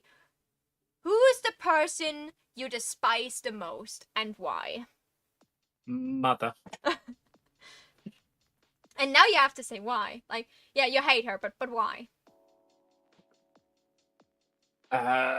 Because she is. Oh, what did I fucking write earlier? She is a two-timing whore who couldn't keep her panties around her waist if they were sewn to the hem of her shirt. That is not even slightly what happened, by the way. She cheated on him with one guy, but that is just how Ali refers to her. Oh, I see. The Jezebel's in town, huh? Yeah, like, you know, like, if you at least respected this woman for a period of time, and then you figure out that she cheated on, like, your loving dork of a dad that, you know, treated her like a queen, of course you think she's a whore. Like, this is like a very normal teenager behavior. Some normal teachers think their moms are whores. What you shouldn't do, respect your mothers, if they deserve it. Becky wrote, you came back when I read out this answer, but I read it out for chat again. I don't really hate or despise people. There are people I don't like, though. Like, Lady and Veronica. They always make fun of me and think I don't notice it. Or Mark and his friends from the football team. They always hit on me and make nasty comments about my body. There's also Kate. We were friends, but she didn't believe me that I didn't seduce her boyfriend. She made my last year of middle school a living hell. Wait, that's a lot of people. I'm sure they have their good sides too. Surely. Like... Ali, why are you writing these names down? Ali, stop. Ali? Oh yeah, so... Beep, boop, beep, boop, beep, boop. Hi, June. Oh yeah, by the way, I mentioned Kate multiple times. I named her June by accident, and then I read in your backstory that one of your mates is called June, so I quickly changed her name into Kate. So, Kate... That'd be a fun call. June, I have a target for you. Get June. She's like, what did I do, miss? Did I eat your last pudding? I promise it wasn't me, it was Tabitha. No, I renamed her Kate. He did what? Add Tabitha to the list, June. Yeah, like, I just named her Kate for conveniences. That way, they were in middle school together, and I thought it would be interesting if they wouldn't go to the same high school, because this bullying would have continued if they would be going to the same school. But they're probably at least, like, another school in town. Like, this town is, like, small enough that if someone dies, this will be all over the news, but, like, big enough that there are enough people that you would probably have, like, more than one schools in the district. You wouldn't want to cram all of those horny teenagers in one school. You would have, like, maybe there's, like, a prestige school that is just, like, a bit more fancy that Ellie would have gone to, but she really wanted to be with Tyler in the same school, so she just went to, like, the, you know, like, the public middle school, the public high school instead of the private high school.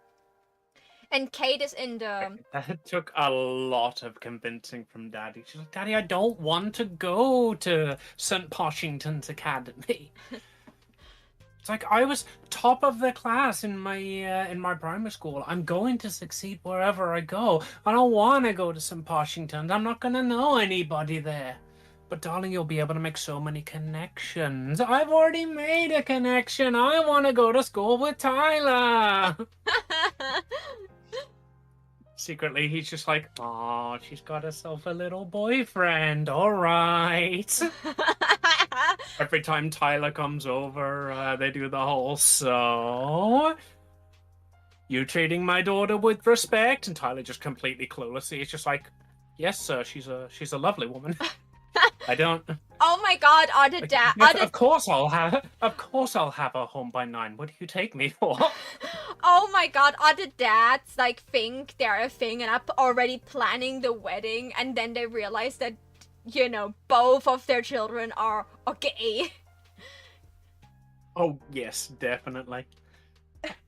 Like they're planning an upcoming business merger. Like Tyler's dad also has a retail empire, and Daddy and Tyler's dad are like super like get on really well because obviously, with the two of us hanging out all the time, those two hang out all the time. Just watching us at the park and stuff. They're like, oh, I can't wait until those two get married. It's gonna be so cool. And then one day Ali brings Becky home, like, Dad, this is Becky. She's my girlfriend. How is Tyler taking the news? And like, oh, well, Tyler was really happy for me, and I expect the same from you, father. Like, anyway, we're going out now. Becky, have her home by 9. I'll be back by 10, Daddy. And Becky on the way out, I will try to convince her about the 9 thing. See you at 10:30, Daddy. 9, 11. Ah, yes, the negotiator. Oh my god. Is her dad the kind of Young person... lady, you will be home by 9 or I'm shutting off your credit card. Good point, Daddy. The drinks stopped being served at 11:30. I'll be home by 12. She's home by 9, surprisingly, pounding because Becky dragged her there. She's like, excuse... Like, she opens the door and she's like, come on, your dad wanted you back at 9. We can see each other tomorrow again. It's sitting there by the door in a chair. And what time do you call this, madam? Ali just storms past 5 to 9.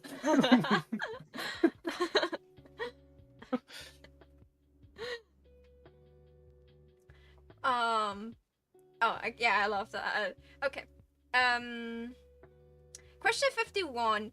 Do you tend to argue with people or avoid conflict? I'll argue 100% without even fucking thinking about it.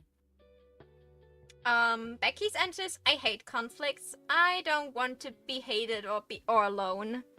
Like, that's why she doesn't even go against the bullying. After the thing with Kate, like, Kate caused all of Becky's friends to turn against her.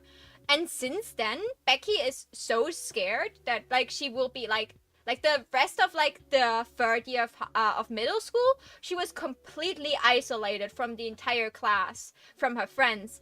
Her dad recently died just before that happened. Her mom was not present. And she was so lonely. And, like, because Tabby also went to a different middle school than her, she was just, like, very alone in school times.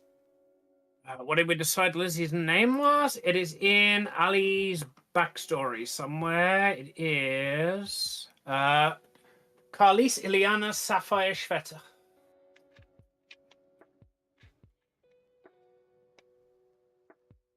Alice Liziana? Carlis Iliana Sapphire Schvetter.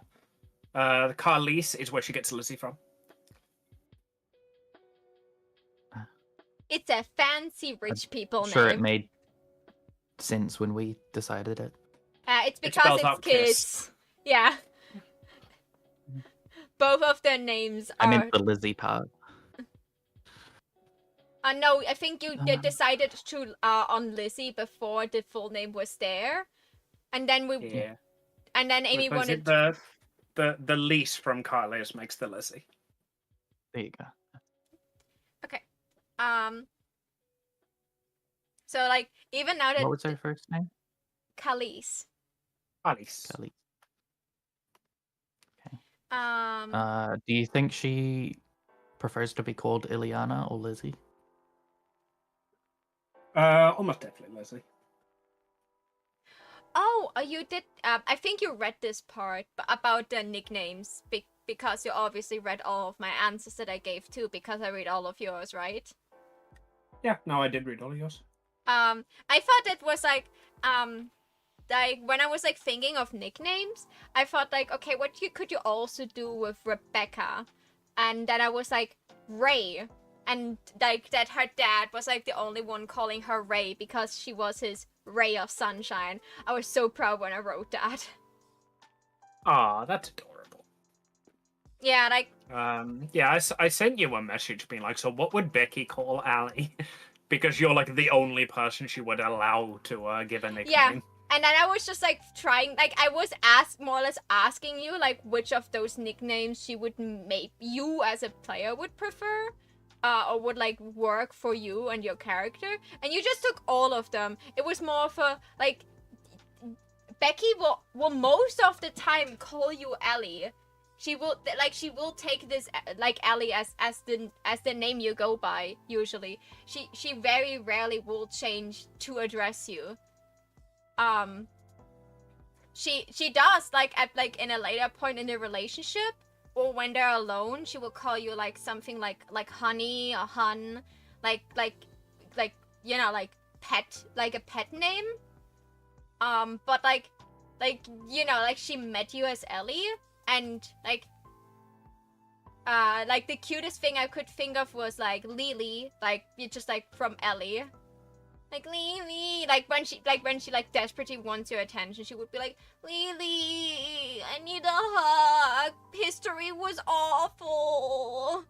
Kind of situation. But like that. I was kind of going for the vibe there of like you always call her Allie, but like literally whatever you call her, you give her any pet name, and her heart will skip a beat. She'll just be like, call me whatever you want, babe. I don't mind. Call me Sugar. Call me Pookie, call me Han, call me cum sluts. I don't care. Oh my god! Spell ear. Just call just call me yours. Eden, what do you need spelled? I figured it out. I was having trouble spelling ear because I always start it with an A, and then I go A-I-R. No, that's ear, like in the ear. E-A-R. No, that's ear, like on the side of your head. E-I-R. That doesn't look right. And then I go, oh, that's right, it starts with an H. And then I remember. Because fucking the English language sucks ass. We just don't pronounce the H for some reason. Yeah. Here to the throne. Not ear to the throne. Oh yeah, I have troubles with the... like air in that response. I see, yeah, like I was like, okay, like now I know which word you were talking about, yeah. Now she knows which word you were talking about. Here. No, hair. No, air. Air. Not yeah, here. Yeah. Not here. Air. I have trouble with that word too. The only reason I don't struggle with it so much anymore is because I read a lot of historical manhwas and the word air is a lot in there. So I read it many times. Okay, do you like interacting with large groups of people? Why or why not? I think large groups make Ali nervous because she's always wondering like what the fuck they want from her. Yeah. Like she very much would prefer to be in a corner, but when she's in a large group of people, she is able to like blend in. Like she's been given the training in her airs and graces. Yeah. Like yeah, she's able to like blend into any crowd and talk to people in any room, but she doesn't want to, you know? Yeah, like the fact she can doesn't mean she wants. Ellie's response. I will confuse the names more. Trust me, that will happen from time to time. That's me, not you. Not a you problem. Becky's answer was, if they're nice, I don't mind it, but it's hard to hold a consistent conversation. I'd rather be with a small group. Even just one person is enough, as long as we are having fun. Question number 54. Do you care what others think of you? She would say no, but she very much cares what other people think of her. Really? Like, is it like, I want to know what other people think of me, or it's like more of a, I need to be informed what I need to do to piss this certain person off? Oh, she just like always like wants to know what people's opinion of her is, but doesn't want to find out. You know? Ah, It's like she doesn't do things to please other people, but she would very much like to know what people say about her behind her back. yeah, okay, that makes sense. In the end, she's also just an insecure teenager. Becky's answer. Find a teenager who isn't insecure, and I'll show you a liar. Yeah. Becky's answer. Yes, I'm scared of being isolated and hated again. That I'd rather be a clown and laugh about the jokes they make about me than being alone again. Like, that is like her, like, she cares a lot what other people think, and she's even pleasing the people she doesn't like, just to make sure that, like, it doesn't end with, like, everyone she cares about just, like, goes away again. Question number 55. What habit do others have that annoy you the most? They try to hide it, but everybody who talks to me is always asking about my dad, and it pisses me off so much because what they're really asking about is my money. Yeah, that's so... Except Becky. She asks about my dad and actually asks, like, how his life's going. Oh, yeah, like, because Becky knows that Ellie loves her dad, she loves listening to her. Oh, just a side question. Like, Ellie probably, like, talks a lot about her dad. Like, excessively. Oh, God, yeah, all the time. Okay, so it'd be... I think, again, that would be sort of trained, because that's all anybody wants to know from her. It's like, oh, I heard your dad, like, recently bought the Cockblocker video. How's that going? And then Becky, on the other hand, would be like, oh, I heard your dad, like, recently bought the Cockblocker video. Is he going for, like, the blue on the walls that he wanted? Like that cerulean that he was talking about? Everyone else is just like, so you reckon he's going to be selling, like, this new DVD format that's coming in? Because I think that'll probably rack up the prices and get him more profit. like, no, the wall color, honey, the wall color. Does your dad get the wall color he wanted? Exactly, yeah. So that's what I mean. Like, Becky is there talking about, like, things that she knows, like, Ali has talked to her dad about, and she would be like, hey, like, you know, your dad was, like, talking about how to decorate the place. Like, how is that going? Like, did you manage to convince him to put the beanbags in the corner yet? Yeah. Everyone else is just like, so, like, what's the if I were to, like, put an average number on the profit margins for this year?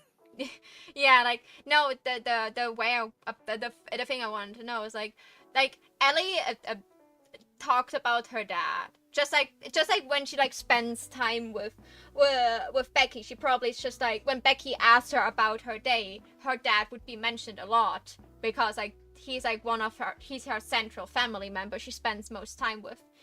How would Ellie react when she learns that Becky's dad died not too long, like 3 years is, in my opinion, no. Yeah, 3 years is not that... You're a teenager, that's recent. Yeah, like 3 years is like, for a core family member dying, this is recently. How would you react to that? Like, because, like, Becky is just like going around and it's just, like, always boasting that her dad died. It's just like, it would just probably come up in a very, like, general conversation. Like, maybe, like, Ellie talks about her dad a lot, and she's just like, maybe they're even at home and they see, like, a lot of the pictures of Becky's dad, and she's just like, oh yeah, by the way, like, what is your dad doing, or how's your dad? And then, like, Becky's just like, oh. Like, walks in, grabs a photo. Oh my God, your dad's a firefighter. That's so cool. Oh, that makes sense why I haven't met him yet. But he's asleep. Do I need to be quiet? Oh, fuck, I'm shouting, aren't I? I'm sorry. She's like, oh, no, don't worry. Is he asleep? No, don't worry. My mom is sleeping, and she's a deep sleeper. My my dad is not. He's dead. But if he would be alive, he wouldn't mind you shouting. He hears it.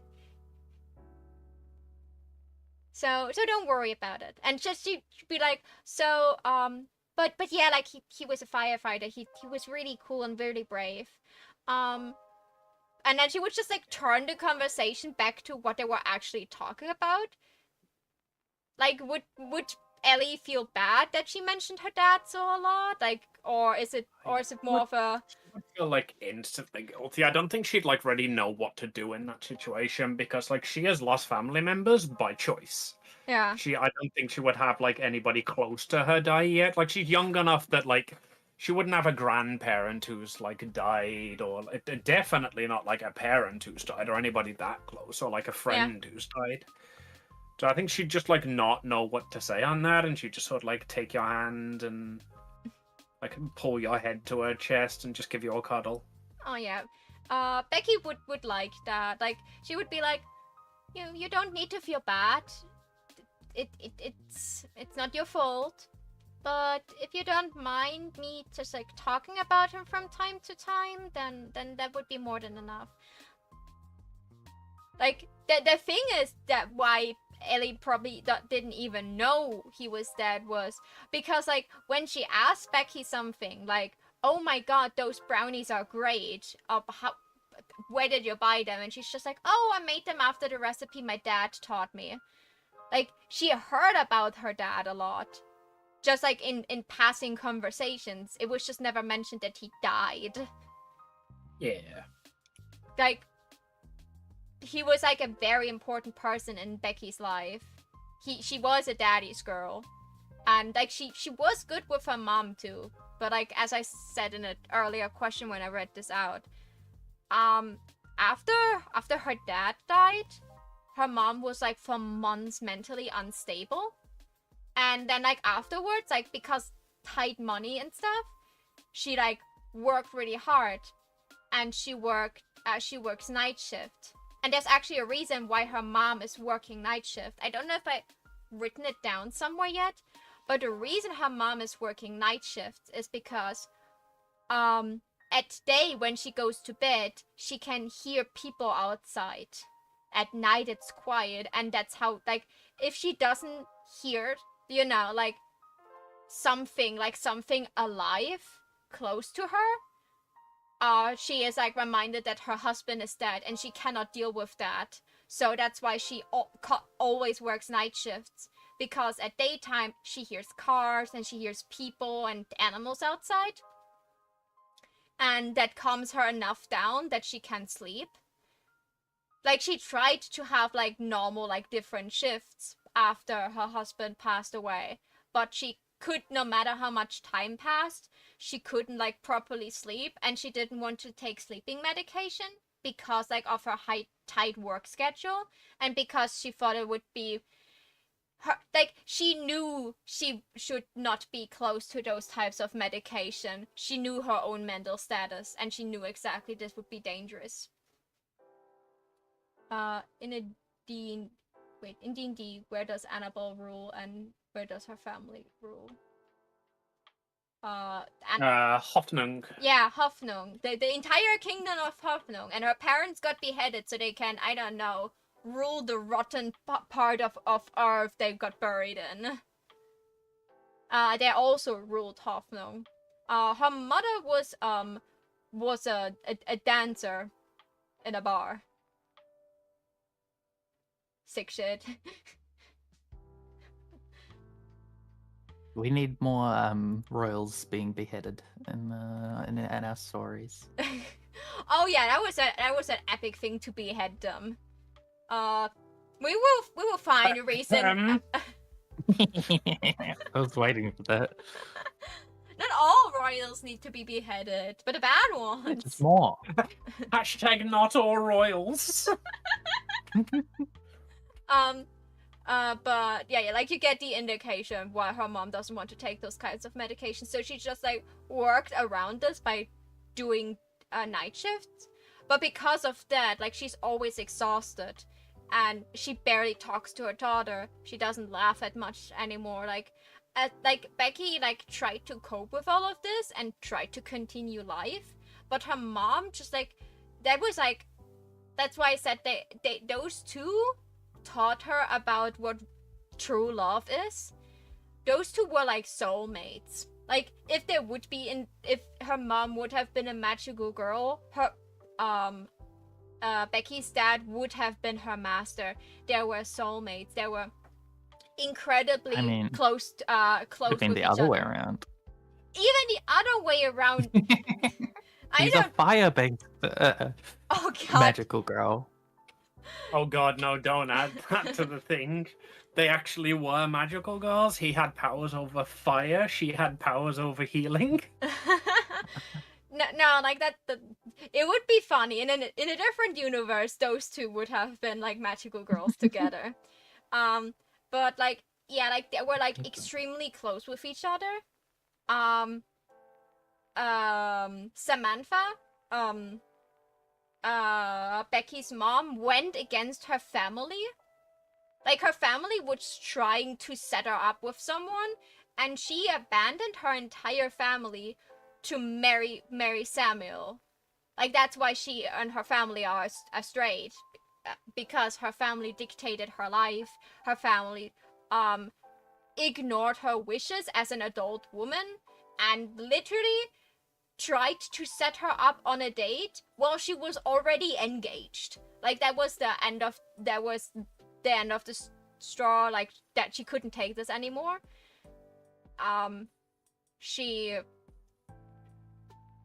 So like her husband was her best friend. Like she had other friends too, like colleagues and stuff, but like they never really fought because they could always talk with each other. They were like a communication couple. If they had a problem, they would talk about it. They were never really shouting because they knew each other like the back of their hand. So like him passing away was like even harder on Becky's mother.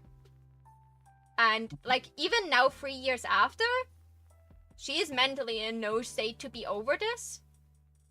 And because of that, she just like became a stranger to Becky. Becky is also a stranger to her. She doesn't know what Becky's day is like. She doesn't know what Becky likes. She doesn't know why Becky dresses the way she dresses. She doesn't know that Becky got bullied in school. She doesn't even know that Becky has a scar on her body because Becky was too scared to tell her and worry her with something new. Like, the fact that, like, her mom probably learns about the fact that she has a girlfriend at least a month after they're already a couple. Because she's never there for Becky to, like, she's working or sleeping or getting ready for work or whatever she does. But usually she is not present to, like, actually listen to Becky's day. And like they're both they both love each other, but they're both not in a mental state to fight even harder. And Becky just doesn't she doesn't have the energy anymore to fight for her attention. And her mother just like doesn't realize that she just like became a stranger to her own child. Because like she is too focused on herself and her own grief. What is understandable. It's just like they're like a not really functioning family, but both parties are a little bit at fault at this. Like Becky could like talk to her mom and actually like demand attention. She could tell her, hey, I don't know you anymore. You're my mother. Please ask me about my day. And her mother could also like realize that she's not the only one that lost someone. Just because her daughter tried to fill in the gap doesn't mean that she didn't grieve the same way. Like that's why like Becky like admires and loves like when Ellie talks about her dad. Like she just like loves like their relationship, and she's like, oh, like that's so cool. And your dad actually took a day like even now takes a day off if you really want to spend time with him. Even though he's that busy, that is so cool. It's like, yeah, didn't you notice him at the back of the theater when we went to watch Twilight the first time? That I thought it was a lookalike. I didn't expect that. Yeah, no, that was him sitting exactly in June's usual seat. Oh my god! And I hold your hand during the movie. I am so sorry. I have to apologize to your dad later.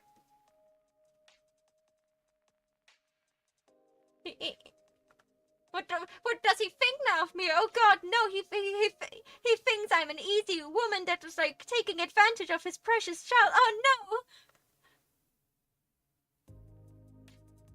Ali would just giggle at that and be like, just be glad he didn't see what we did in the bedroom afterwards. Okay, large groups, what others think. Yeah, here, Becky's answers to, like, habits you don't like about others.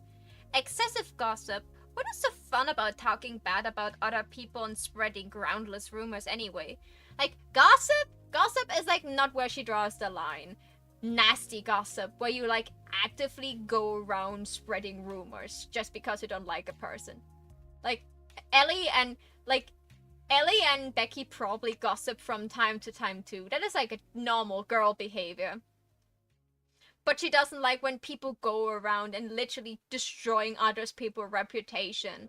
Or like be friends in front and be like enemies behind their back. Like that's behavior. She just doesn't understand how people like that.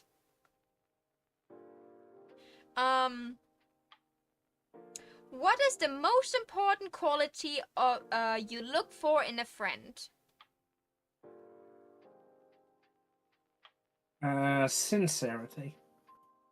Somebody who actually cares about what I want to talk about. Becky said... Also helps if they're gay. Oh god, I can't see like, Ellie actually writing that. I'm not gonna perpetuate any stereotypes, but of the gay people I've met and the people who care about me that I've met, there's a lot of overlap is all I'm saying. Oh my god, it's not a Venn diagram, it's a fucking circle! Becky answered, friends should be able to trust each other and share good and bad memories with each other. Good and bad moments with each other. Question number 57. What do you most value in your friends?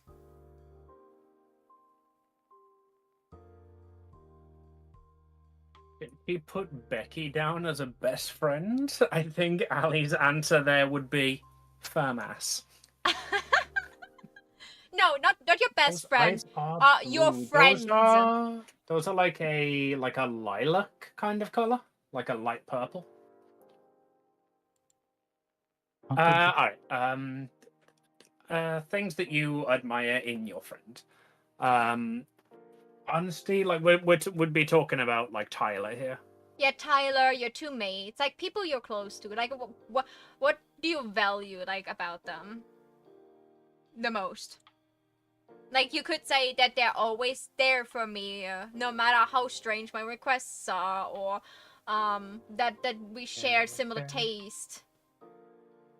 They're always honest with me. They like similar things to I do. They're not a chore to talk. Not a chore to talk to. There we go. Definitely that one. It's like I actually want to talk to them, and that's what I value in them. Very valid, Ellie. Same girl. Becky's answer was, they love me for who I am. Part 4, growing up, childhood. Question number 58. Where were you born?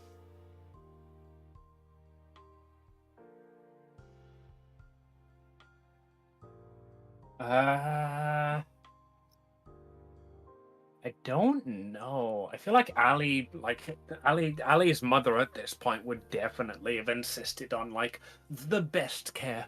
Do you not know that I am dating the Jonathan Cashmere? Why are you putting me in a ward with all of these regular people? Babe, why do I not have my own private ward in my own private hospital? So I'm not sure if she'd have been like in the general hospital or in like a a home birth sort of situation with doctors around. So it would be like in the house, in the Kashmir mansion or something like this could be an answer, for example.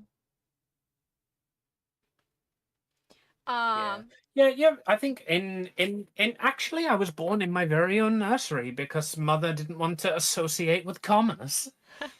That is 100% overstated, but that's basically the reason. Oh yeah, like it's just like She wanted the best care. She wanted like private doctors flown in, and Ali would have said, "Oh, she didn't want to get commoners stink on her, so I was born in my own nursery." Oh yeah, like this is like the answer your character would give. So, you know, like it's like a questionable narrator.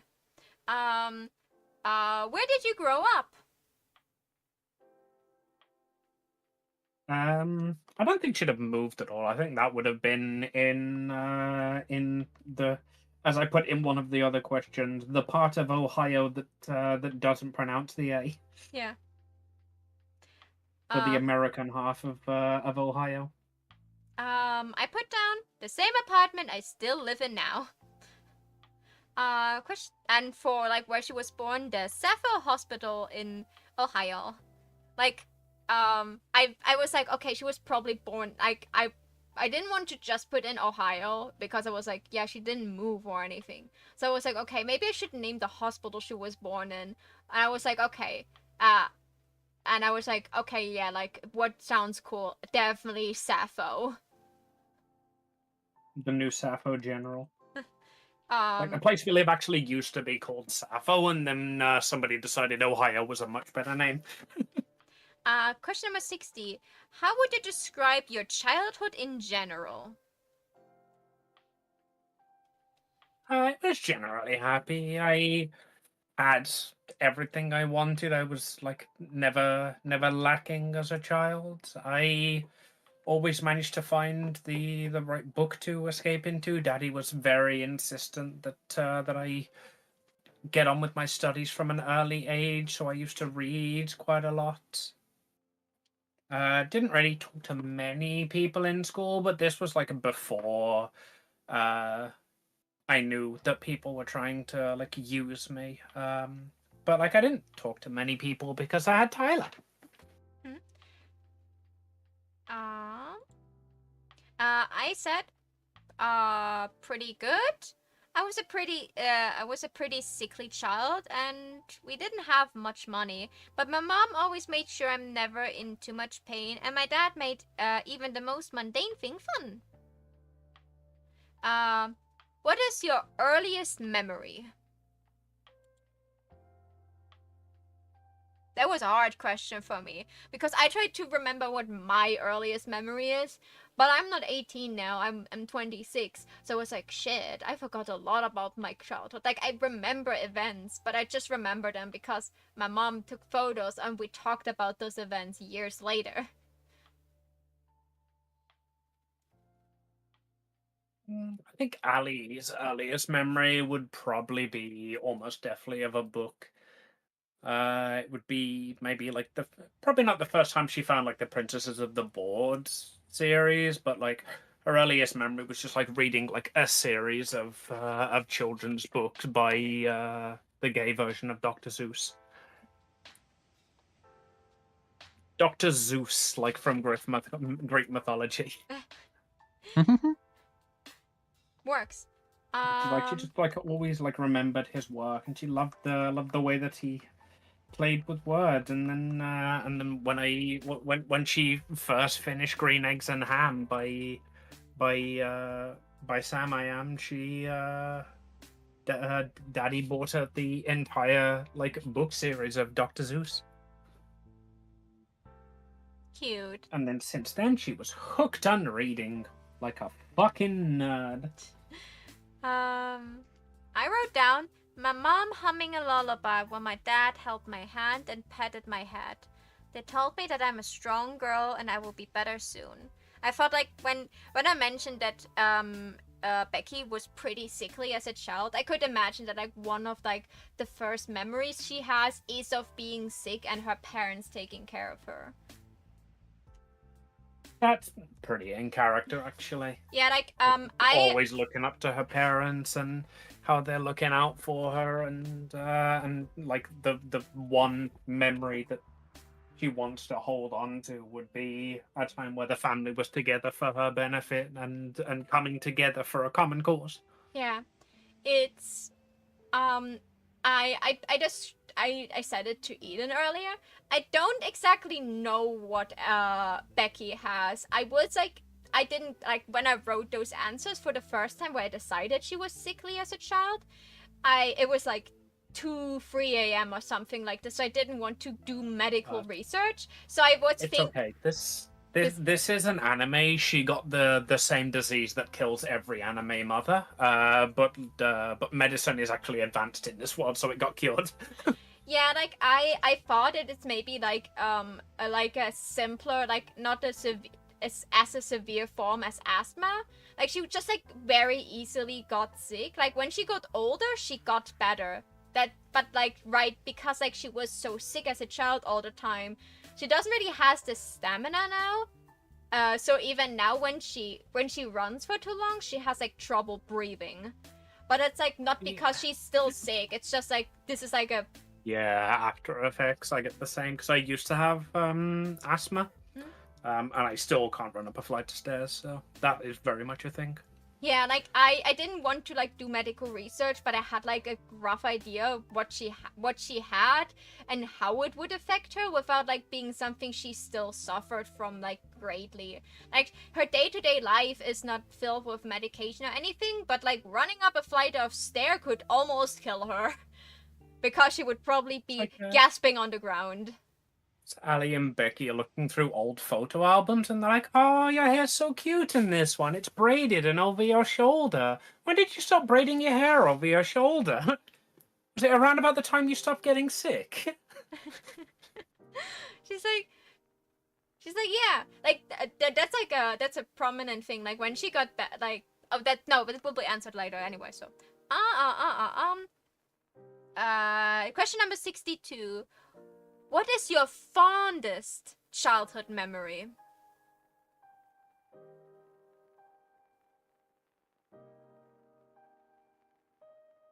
By the way, there will be at this second block of growing up questions are about you being a teenager.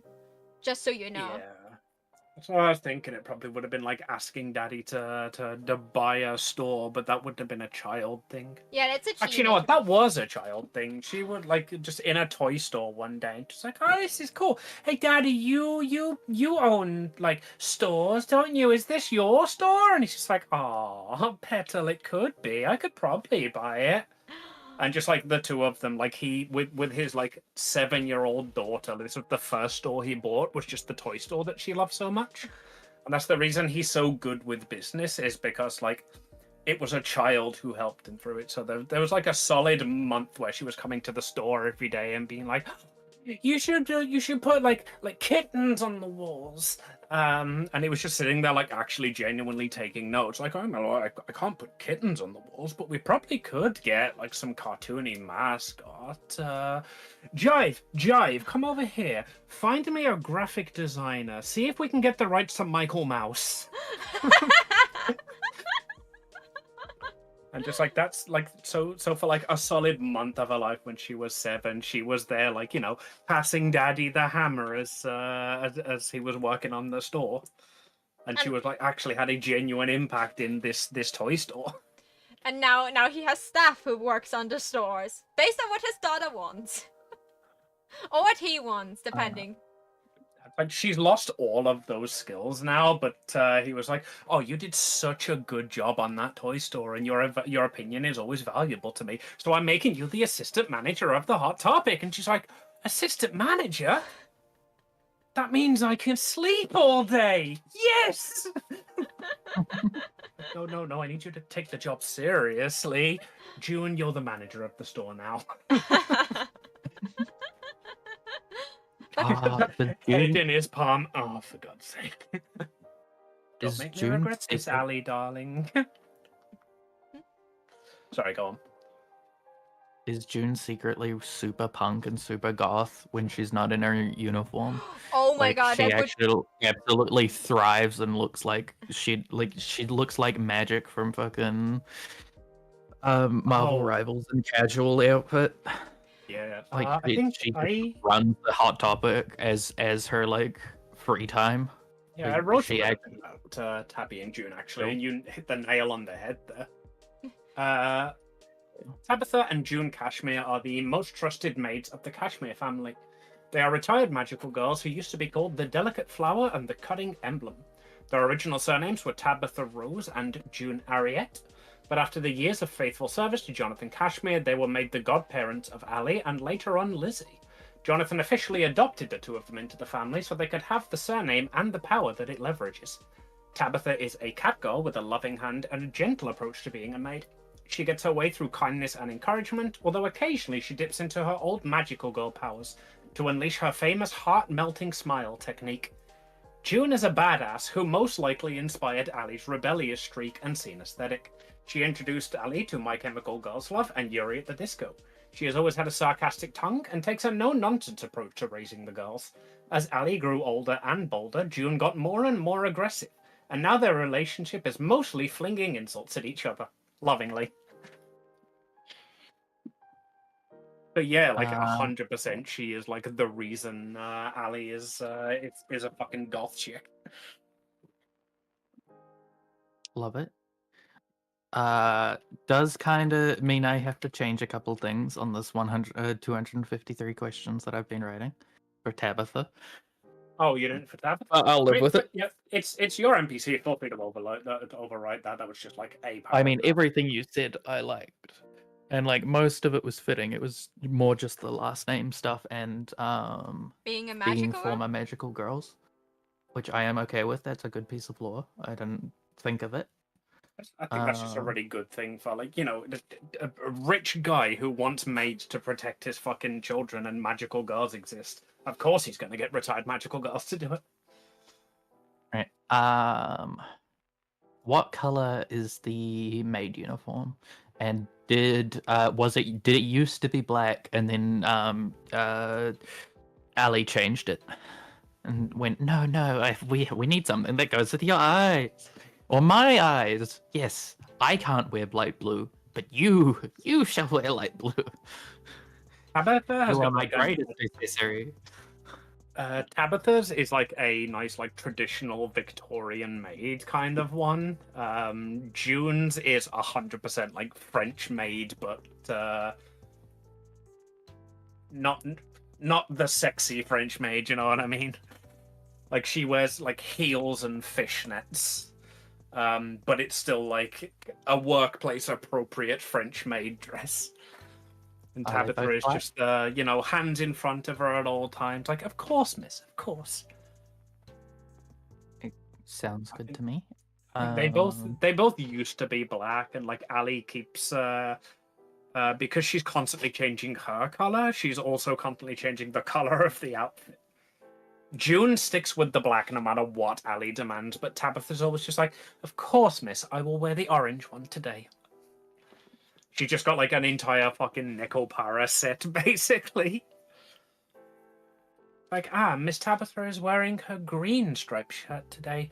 Should I, not Miss Tabitha, Miss Ali is wearing her green striped shirt today. Should I accessorize with my own green, or do you think we should go contrasting colors today and I should take the orange? I love that. Sounds good. June just walks in the black one, just like, wake the fuck up, you shit! You were supposed to be at school 5 minutes ago. Becky is at the fucking door. What I was thinking for Tabby is that we can add the magical girl stuff.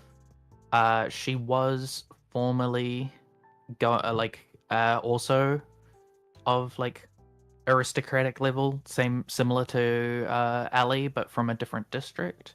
But because she has the cat ears, it didn't fit with the standard, and so she was ostracized out. So I think her family name is Rose, but they didn't bestow it upon her.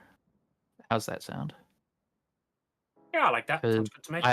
I like the name that I chose for her, which is she's Tabby the maid, but her name is Tabitha Arundisi Beatrice Banks. I'll give you a second. Tab, yes. Yep. That works better than Rose, I think. That works nicely. Because then that still fits with the, like, hey, that was her name, and then she was just adopted into the family. Like, Jonathan just, like, really likes these two maids, and she was talking to him one day about how, like, her family history is a bit complicated, and it does pain her a little to have her surname, and it was just like, well, you're Ali's godmother, why don't you take the Kashmir name? Like, that's not how that works. He clicks his hand again. I forgot what I called the fucking butler now. Jive. Fetch me adoption papers. I think she never introduces herself as Kashmir, but all the Kashmirs introduce her as Kashmir. Oh, definitely. And this is Tabby Kashmir. She is our favorite maid. And then like sticks out tongue and points it at June. That's because I'm not a maid, darling. You grimy little shit. I think June is technically the head of the household. She's like the quartermaster or whatever it would be called. The head maid. Like, well, she's not actually a maid. Tabitha is the maid. Yeah. Why are you wearing a maid dress? Because it's fucking badass is why? Leave me alone. Yeah, Have you seen how I rock these heels?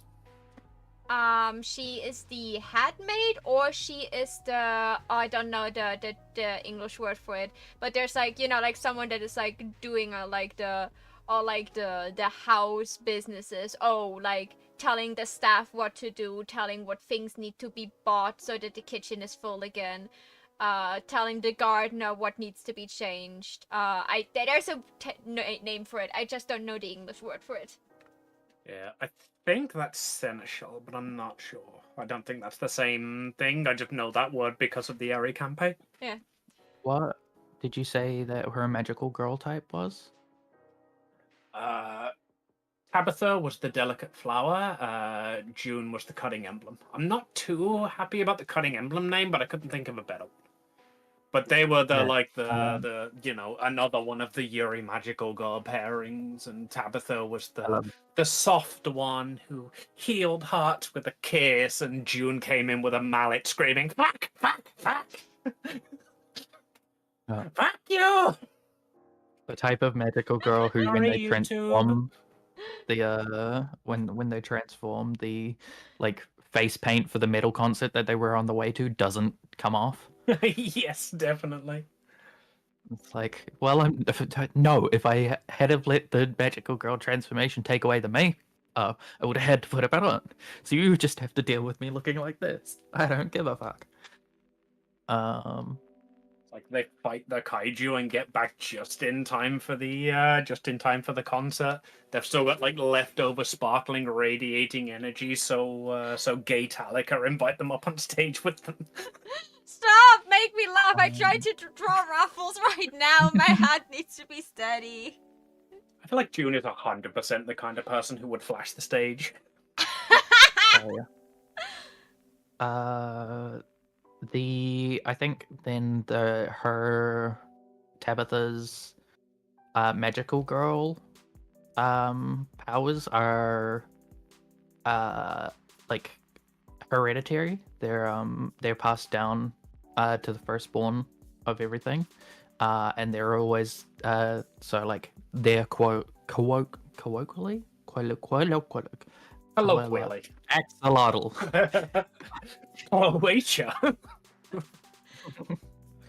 Cloacally.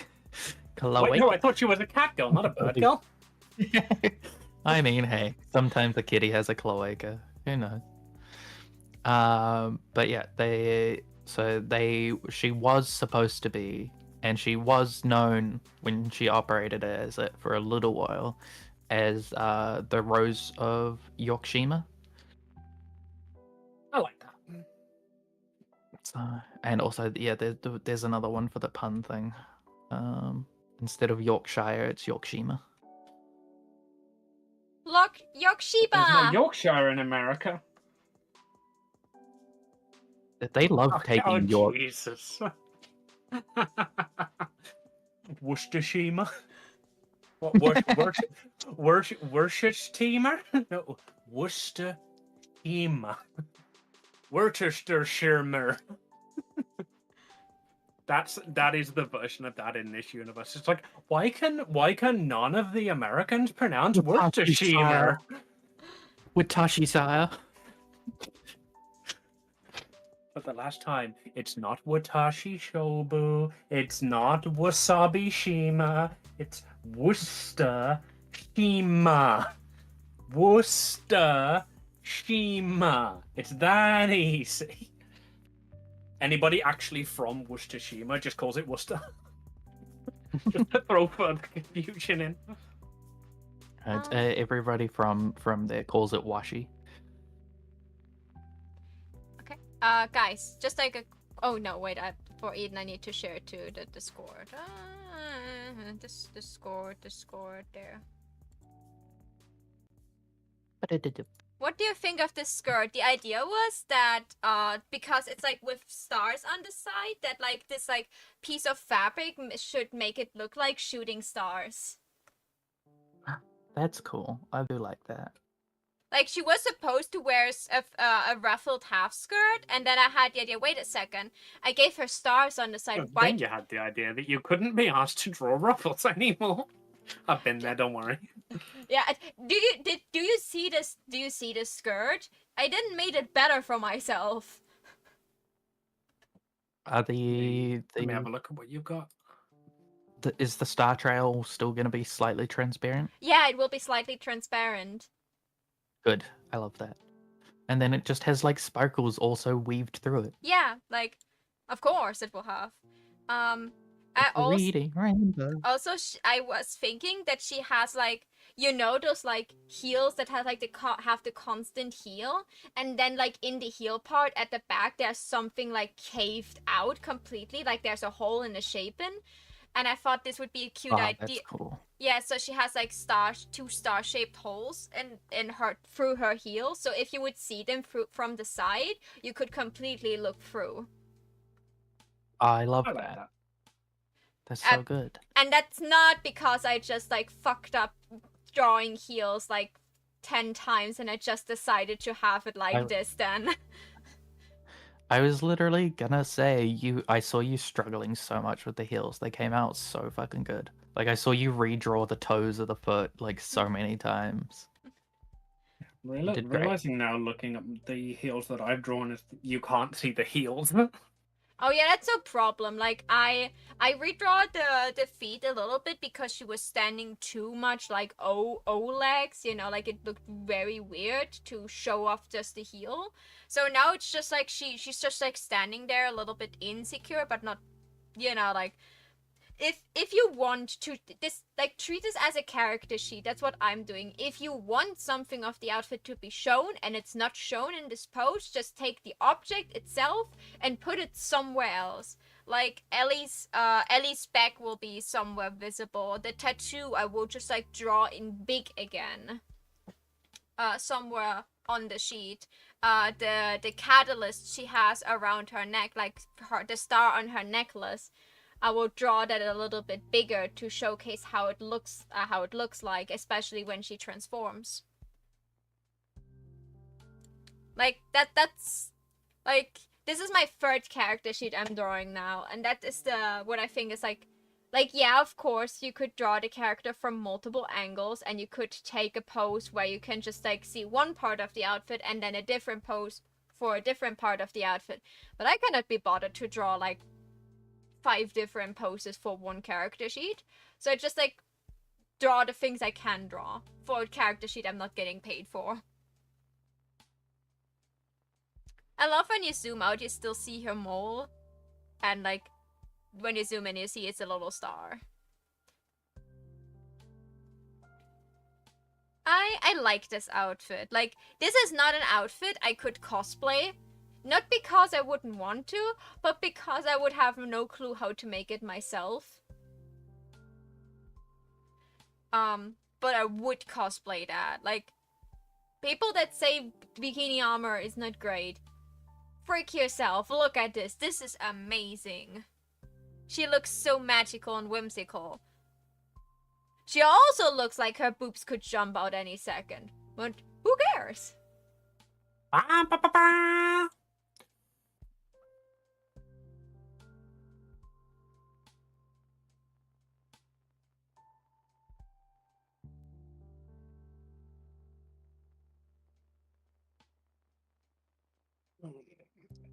Ladies, what do we say about Aaron hanging out with us and not saying anything, and we just shout at him if he's not doing his work?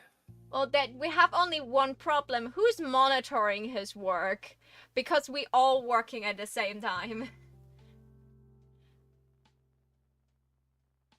I can flick over occasionally. I'm just typing. Okay. Then what are we doing? Also, You will have to deal with the fact that we are here just absolutely yammering about magical girls right now because we're planning an upcoming TTRPG. I can't remember. Did we decide 2005 or 2006? 2005, I think. 5, yeah. I think we picked 5 arbitrarily, and then we've said it enough times that it's just become the canon. Oh, Okay. The world doesn't have Taylor Swift yet. We don't? Wait, what? Taylor Swift's first album came out in 2006. So we don't even have Love Story. That wasn't a second album. Put me in, coach! Alright, shall we head over to Pancake Island then? Yep. Alright, meet you guys in private stream. Okay. Okie dokie. Stream there.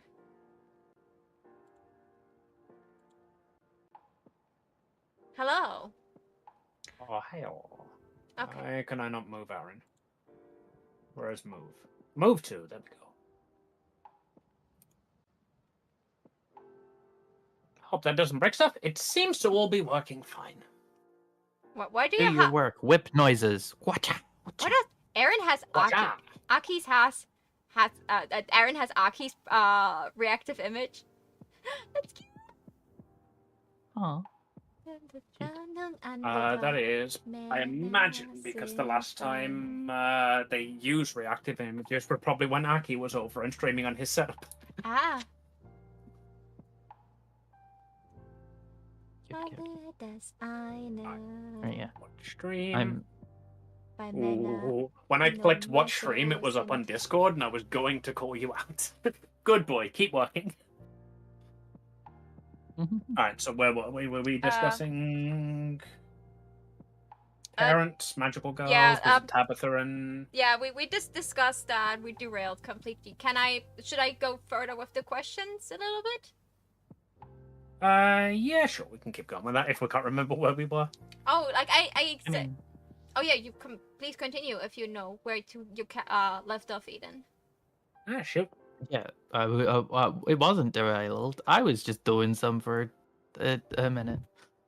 Because I'm Oh, no, doing. we meant, With the derailed outfit. by having to move VCs. Yeah. But yeah, carry on. Oh, okay. Yeah, because I'm filling out Tabby for this game, and then I'm also doing at the same time Betsy for D&D. So my backup character for D&D. Ah. Babe, I love you, but that's 253 questions. I'm incredibly passionate about this character, and I've only got through 40 so far for one character. And it doesn't mean it's not gonna come up, and I'm not gonna subject you to it, but it'll help me roleplay it, and it will help me like decide what to tell you about them. That is basically the point of those questions, so that you can get to know the character. So, I mean, if you're gonna go for it, then Go for it. stronger woman than I. Uh-huh. And I do really like this character. That's why I wanted to reuse them. That's why I ported them instead of just like going back to the bear or trying to revive Threes again. Or I mean, it's possible. Josh has got your horn still. Oh yeah, we. Yeah. No, like it's great that you bring in a new character. a question. Does any of like I think I asked you already. Does anyone? You said only Annabelle knows your character. Probably only Annabelle. Okay. I think we might be going with the plot that Annabelle has hired the character to come with she would the probably party for the next couple curses. She would probably recommended her because like Annabelle is on like battlefields herself. Like she is actively engaging in battles to like protect people, while also managing her country. So, right. So first thing she did was recommending your character to help out. If Evelyn, dies and I have to take the backup character, she would be like, okay, like I send it out the person I trusted most with this, and you guys seem to need help, so I will jump in. And you guys got her killed, goddammit. They're like, I hope Not my fault. How would I suppose to know the swamp of the gods were full of boulders? So, like, I'm interested to meet that character. About the question we last left off, it was your fondest memory of your childhood. Just so I can like bring in what I wrote. Becky said, my mom and dad took both a day off on my 6th birthday. We went to the park together, and even though it was cold, we played a lot and collected many pretty leaves. After that, we ate cake my dad made, and he made the magical symbol of my favorite magical girl on top. We made bookmarks out of the leaves, and I had so much fun I fell asleep while drawing. The next question is, what is your worst childhood memory?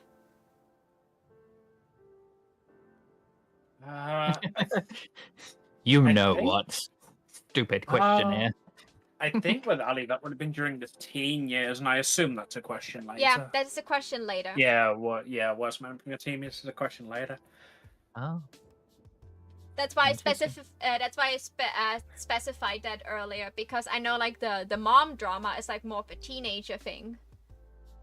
Yeah, I don't know. I think because she led a very sheltered life. I don't think there'd have been a lot like terrible that would have gone on. Yeah, it's not it needs to be the worst thing that happened to you. It's just like when you think of your childhood, as a child, you thought this was the worst thing happening to you. It could literally be like that. You wanted to meet your friend and you both got into a fight over a book, and in a reaction they throw the book out of the window. They didn't mean it, but they did it, and you cried all day about it. Like, this could be your worst memory. Or your goldfish died. It's the last time they saw their cousin. It's the last time. No, that was not.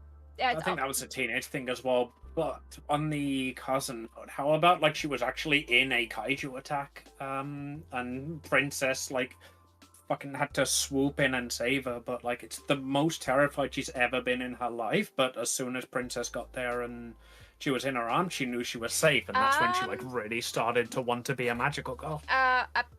When she she always massively respects Princess. And I think if Princess saved her as a kid, maybe that would make sense why. Wait, where is it?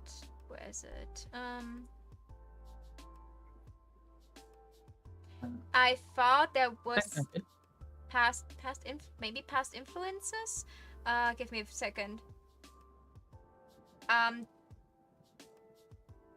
I mean, it can be the answer for multiple questions. No, the only thing I wanted, like later on, there's a question. What was the time you were the most frightened? So like you could like remember that you said this was like the scariest thing in her life, because that you could like go more into depth about this moment in this question later. I think the time you were most frightened and like the worst time in your childhood like will overlap a lot of times.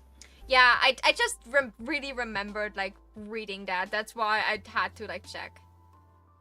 For Becky, it's Kitty, the cat that lived in the neighborhood, got run over by a car. She was super nice and let everyone pet her. The entire neighborhood held a funeral for her.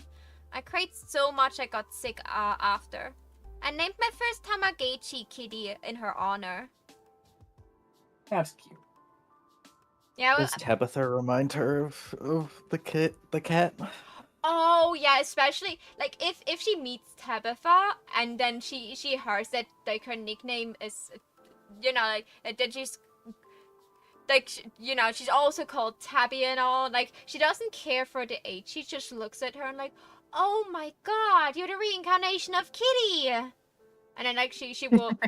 And then she like Tabitha will be confused. Oh, the neighborhood cat. It was like the nicest cat ever. Like she died in the past, and like you have like the same, like your ears are the same color as her fur, and like your eyes are sparkled the same way, and you're so nice. And like, oh my god, that sounds so weird. I'm so sorry, miss. Tabitha's just standing there letting you talk, smiling the whole time. Her ears are twitching as she is internally trying to figure out if that's racist or not. and then she just goes like she uses the famous heartwarming smile on her. It's just like, if that's what will help you find peace, my dear, then then please proceed to think so. Oh yeah, like she will like very quickly correct herself and be like, oh my god, that sounded probably so weird and so racist. I'm so sorry. It's just like she reminded her with her kind, but like how kind she is and like the same color and all. Like she was like, oh my god, even eye colors is the same. My heart. Like, sweetheart, that was delightful. Thank you for bringing a smile to my face. June, put down the knife. I forgive her. Yeah, Becky definitely didn't mean bad. She loved this cat. This cat was like not owned by anyone. It was just living in the neighborhood. Like everyone was taking care of it. It was just like, like once it was eating with Becky's family, and one it was like eating with the neighbors down the street. It slept wherever it wanted. It was really kind, really like kind cat that wasn't clawing or anything. Sometimes someone just took her to the vet just for checkups. And like it was not always the same person, so like the cost was not for everyone. And that's because the entire neighborhood made like a small funeral for this cat, because like all the neighborhood kids loved this cat. Even the adults loved this cat. So like they were all like really upset. Probably the person that drove over this cat cannot sleep at night anymore because he had like a bunch of people being pissed at her. Ali, when Ali finds out about it, she's like, oh, like, we can pay off the vet bills, like, if there was any left over. Becky's just like, babe, it was 12 years ago. Yeah, like, don't worry, like, it's fine. Okay. Thank you very much, Sonny. That brings up a question. Is Tabitha older or younger than the two? Is she like little sister, or is she older She's sister? employed as the maid and a retired magical girl, so definitely older. Oh, you mean of her and June? No, I think definitely younger than June.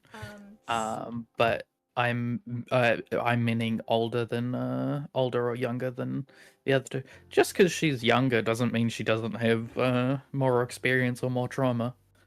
I'm chucking this girl full of it. Don't worry. She can be younger.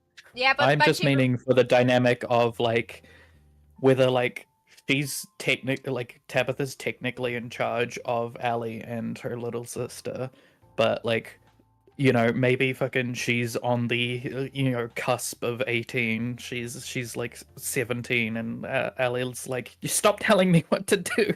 You're younger than me. This isn't fair, Daddy. Even if she I would feel be like she definitely would be older.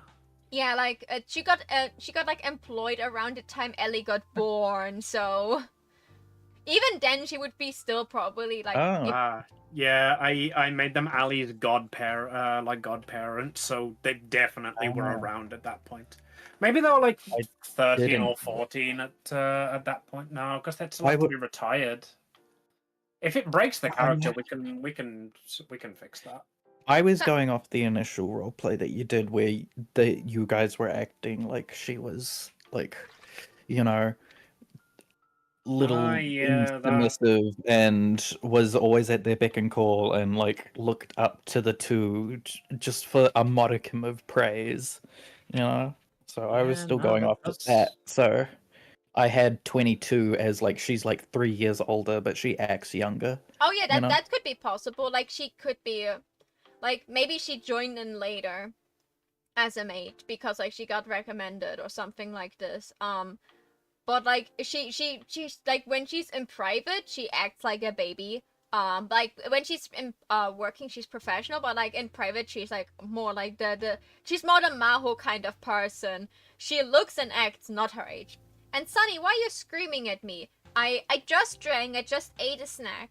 I will save now. What is the problem, my love?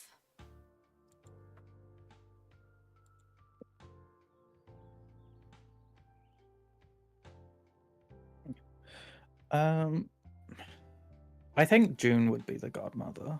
I don't think Tabitha would be the godmother, because otherwise they're gonna play a lot of the same roles, and you know, it would be nice to have that distinguishing, like saying also like June is more commanding and bossy, so it's giving Ali that kind of like companionship that isn't family, and like a friendship and like something else for earlier on as well. I I don't think know. works Like, better if they're similar in age. if you are hiring someone to look after your teenager, would you pick a teenager? Depends if they were hired because they were disgraced from their family, and your father is a good person and wanted to uh give them a home, but not like make it look like they were just taking pity on fucking rebels, so that way the kid didn't get harassed about it either, about being like a charity case.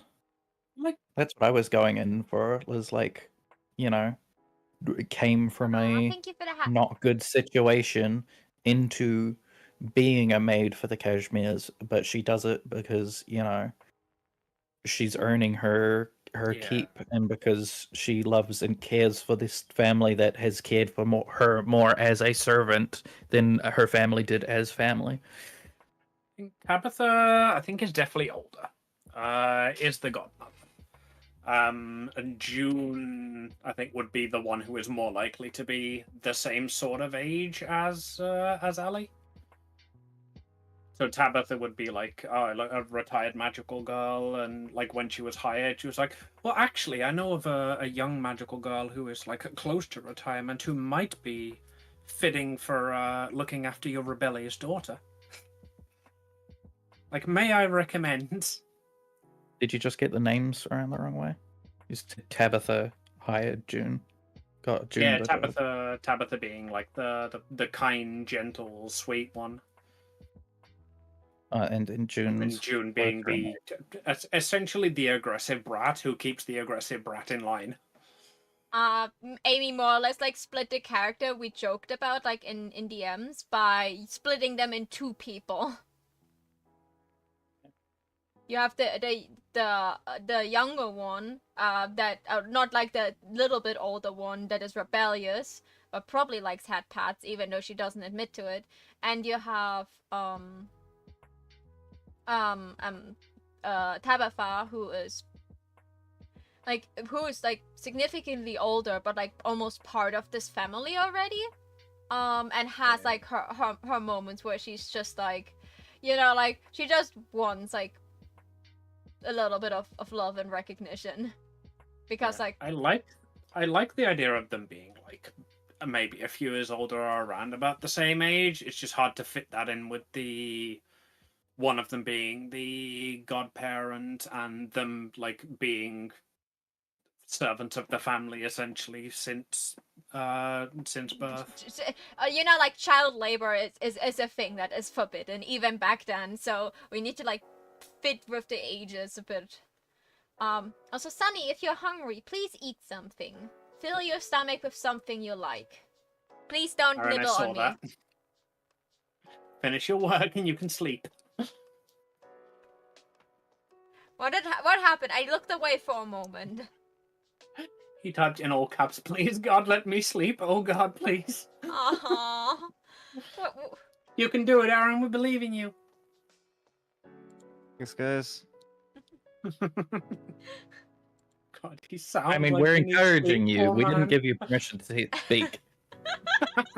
Oh, Oh. Sass. Oh. You know, Oh. thank you. Thank you. Oh, my wrist ended. I can actually come back and keep drawing now. Yeah, I'm struggling with the shoes at the moment. I'm trying to find like a decent reference for canvas shoes, like Converse shoes.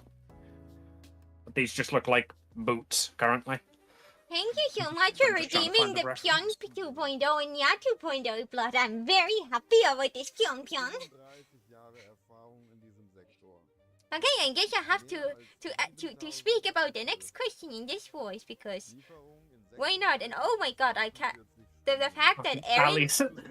Ali's heart going doki doki right now. Yeah. The fact that Aaron Where's is. stretch redeem? I have unshrimp. That is a shame. I don't particularly need a stretch redeem, but I do need a redeem to remind me not to prawn over my tablet. Also, like, I admire Aaron, like, the fact that he's typing while listening to us speaking in the same language. I would not. My brain literally shuts off. Okay, the next question would be, Turn in this this assignment. His lecturer's gonna grade it. Be like, okay, so there was an interesting discussion about the evolution of language, but tell me, what's a magical girl? I wish it was about the evolution of magic. This is language, but magic too. No, this is lesson planning. Ah. On the right is my lesson, on the left is my methodological analysis of said lesson. Oh my god. My condolences. It's a lot of syllables in those words. Godspeed, sir. It's due tomorrow morning. Oh god. Well, rest in peace, your sleep schedule. Even teachers leave their homework to the night before. I hope those little gremlins are, appreciating the work you put in.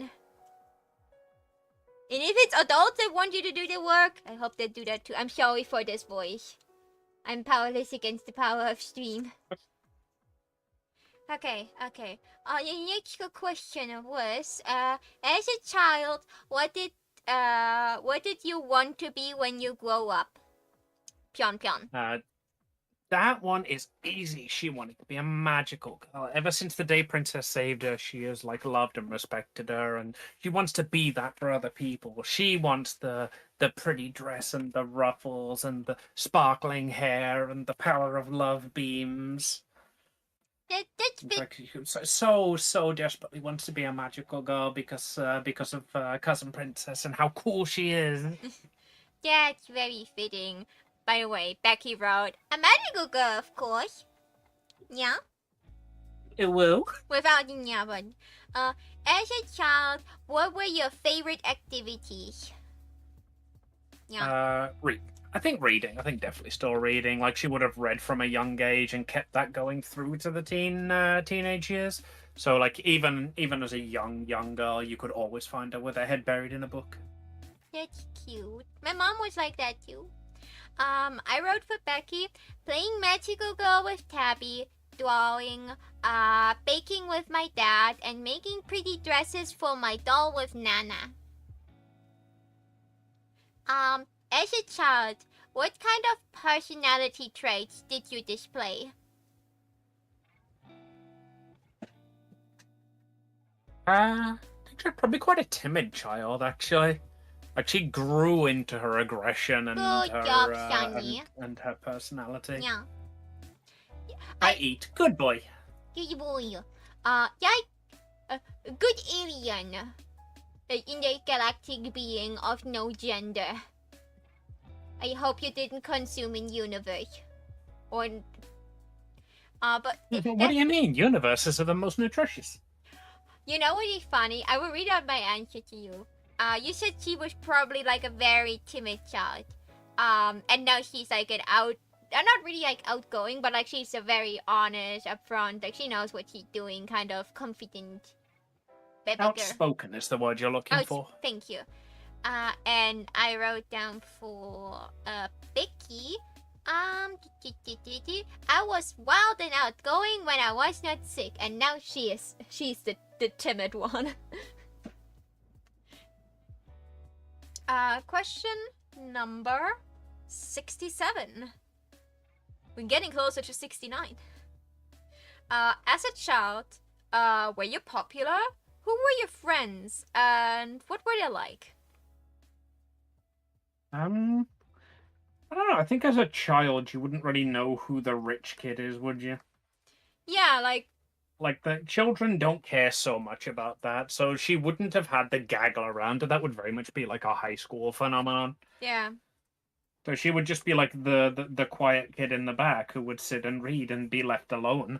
That's why she was so annoyed when she came to high school and when she would sit and read and not be left alone. Well, she has one childhood friend at least. Being Tyler. So, and they read together. Yeah, definitely. They had the book club. Yeah. I wrote down. I think I was friends with many kids. My closest friends were, of course, Tabby and a girl called Lucy, but her family moved away when I was 9. That was just like Lucy is a potential character Eden could bring back. But like they were like really close friends, and like Lucy then moved to apparently New Yorkio. Already break time? We have two more questions left. Do we want to answer them and then go to break? That's good to me. Okay. I see a playlist. Oh, okay. I was about to scold. I saw something else then that doesn't look like typing. Sorry, Aaron. Question number Well, that's what you're there for. Question number 68. As a child, what was your favorite toy?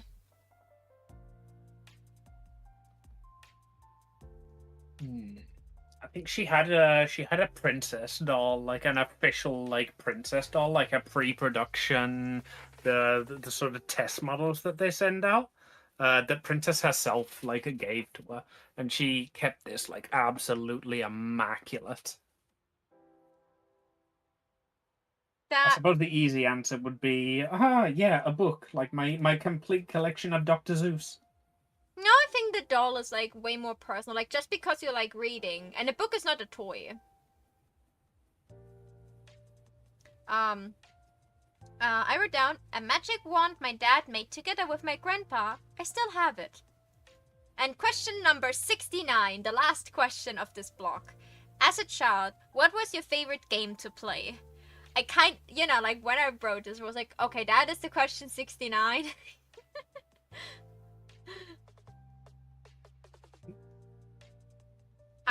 Interesting number for the question ending the childhood section.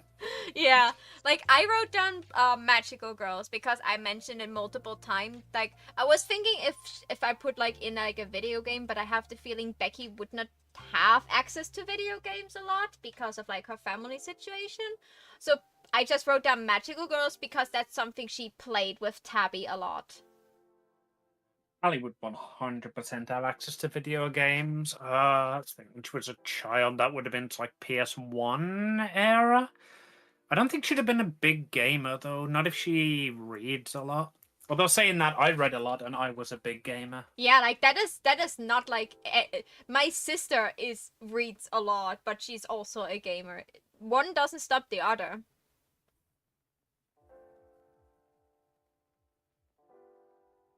She could still like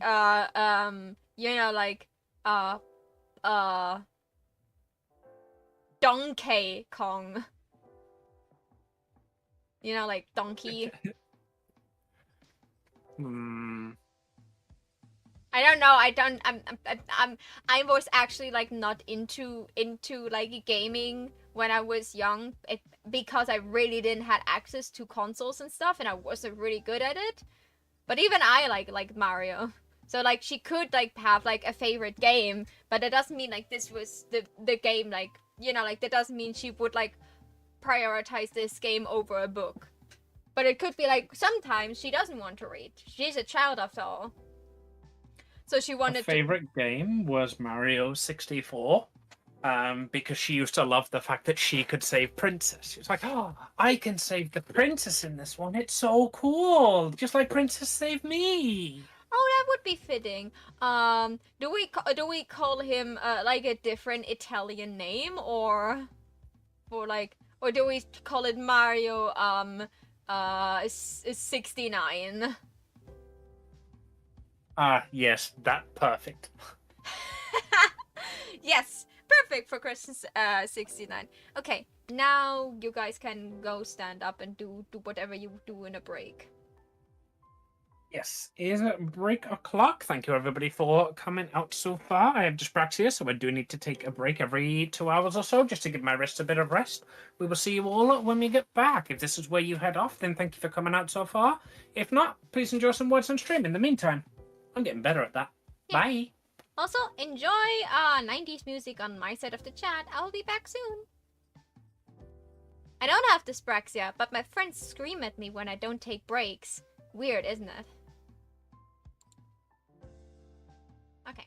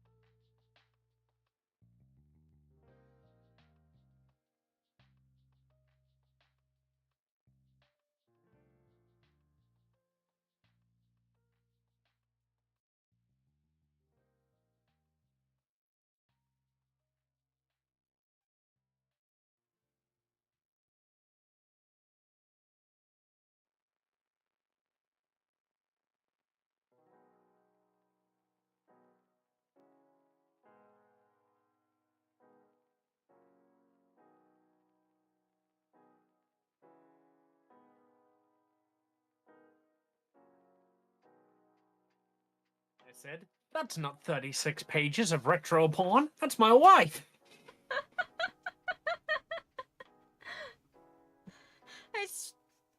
You can Good get. one, Amy. Okay, Maho. These jokes aren't meant to get better. They're just supposed to stay consistent. Okay, so Maho, close now all the porn you have open for reference. You saw what you wanted to see. You need this reference for later when you do shading, but you are far away from shading. Oh, are you drawing her everyday outfit? Cute. Yeah. Not sure if I like the baggy shirt or if I want to make it more tight, but I'm happy with how the baggy shirt fell, so purely on the basis of I'm happy with this art, the baggy shirt staying. Okay. Talking about staying and thinking about the character. Where's my... There it is. Part 5. Growing up, teen and young adult. Question number 7. Oh boy, we're about to get lesbian in here. Okay, question number 70. How much school have you had? A lot. She has had a lot of schooling, and a lot of that was private schooling as well. So she didn't go to a private school. She went to a public school, and then Got extra because Tyler private. went to a because Tyler went to a secondary. She went to a public secondary as well. Part of the agreement to that was that that her dad was still allowed to get her private tutors. I wrote down I'm in my last year of high school now. Did you enjoy school? I think school is more of a means to an end for her. So the stuff she learned, because she was privately tutored, the stuff she actually learned in school didn't really amount to a lot. So she doesn't really pay a lot of attention in there. She just reads. Because she knows that her private tutors, it's got to be June, hasn't it? June and Tabitha are gonna teach her everything she needs anyway. It's like, why would I do your homework, miss, when I've got literally 253 questions about my past for my history homework? I wrote down for Becky. Not really. Until I met Ellie. Now it's fun. Question number 72. Where did you learn most of your skills and other abilities? Almost definitely from June and Tabitha. For Becky's case, it's from my dad and Nana. Nana being her grandma, by the way. Good old Grand Nana. Yeah, she's calling her Nana. The other one is her grandpa, but this is oh,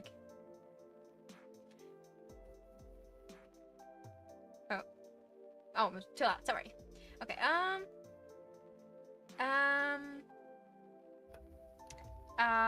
While growing up, did you have any role model other than your parents? Describe them.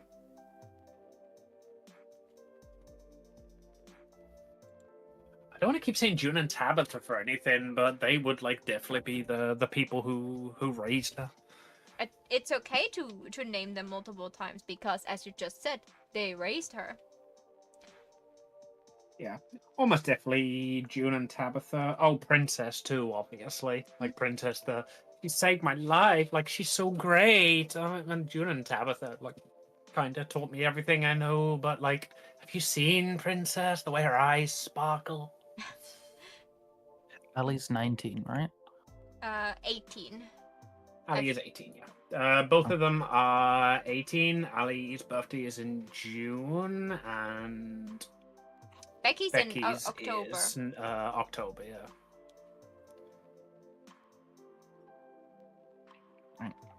So it is either late in the year or early in the next year.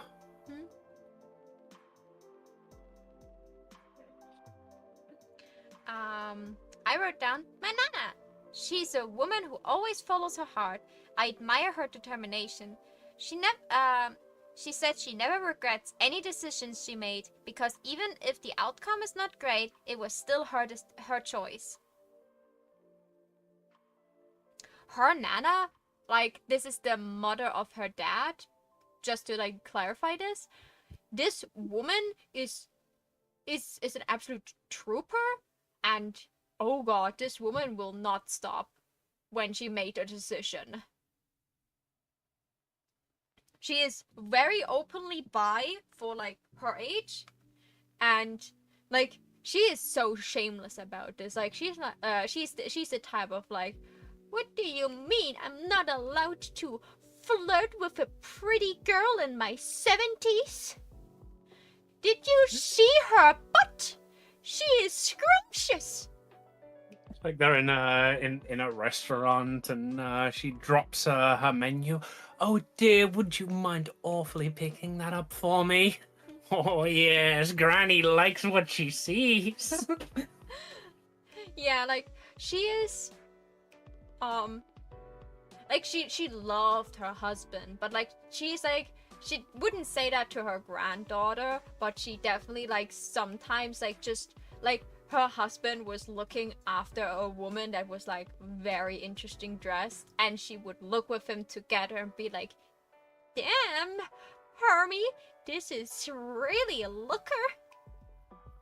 Like she was definitely like a very like easygoing person. Like she's the one like that, like when Becky was not sure if she likes boys or she likes girls, she talked to her Nana and she was like, well, it doesn't matter what you like, as long as they're treating you well. But honestly, like, girl, my beloved little pumpkin, do you hear yourself talk? If you like boys, then I will eat my hat. Her granddad would like flirt with random maids, but like, oh, if only I weren't married and 30 years younger. The grandma's just like, all right, fine, let's get a divorce, and I've got dibs on her. They truly loved each other. I don't need to be no 30 years younger. I'll take her now like I am. Yeah. She will also compliment the young-looking man, but like she is like very much like dating in her age group. So she, like she's in the wheelchair. She is like paralyzed up down the legs. That's why she has to live in a retirement home. Otherwise, she would probably be good on her own. But like Becky and her mom cannot really help her because Becky has school and her mom is like busy working. And so they decided a retirement home would be a better place where she can still do whatever she wants, but she has like actual nurses to support her with when she needs help. Yeah. Like she's not in the retirement home because she's an old lady that cannot do anything by herself. She does almost everything by herself. The nurses are just there to make sure that she's not like doing another race with a child where the child is on a small tricycle and she's in her wheelchair. They don't want something like this happen again. She sounds like she's definitely the kind of woman who's just like Becky and her mama talking in hushed whispers for like a solid month about like, we can't, you're at school all the time, I'm nursing or sleeping, we can't keep having her live with us, we need to send her to a home. And she just walks in with a suitcase just like, all right, you girls are boring me, I'm going to the home. She's like, I need to get myself some action. She's like why would you think I don't want to be in a retirement home? It's filled with people my age that are all lonely and desperate. And also, I'm getting taken care of by a bunch of cute nurses. Why would you think I would not want that? I'm going to the home, but there's one condition. I'm going to that Kashmir facility where all the nurses wear maid dresses. Like, including the male ones. He's like, Mother, we cannot afford that. Well, I guess I take the one that's right next to it so I can at least look at them. Okay, while growing up, how did you get along with the other members of your family? This is in teenage years. Teenage years? I think I basically answered this one in the family section, like with her in her teenage years. Because she's in her teenage years currently, where she hates her mother, absolutely adores everything Daddy says. And she enjoys spending time with Lizzie, but she really does wish she wasn't such a little brat. Makes sense. I wrote down, good with the ones I know. My grandpa was a bit weird, but his stories were always fun to listen to. Question number 75. How old were you when you went on your first date? Describe it. Describe the date. Should I go first there? Because I wrote go ahead. something really funny. I was 14 when this boy called Sam asked me out. We went to the arcade and it was fun, I guess. He didn't let me play any games. He called me his lucky charm and only let me watch him play. From all the prizes he got, he only gave me this weird keychain of a baseball player. When he brought me home, he tried to kiss me and I slapped him out of reflex. The next day he broke up with me after I asked him if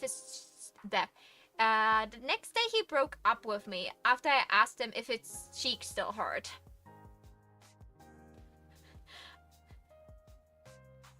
I thought this is like a funny first date. It was not a great first date, not at all. She had zero fun there because imagine going to an arcade and every time you want to play something, your date is just telling you, no, let me play that.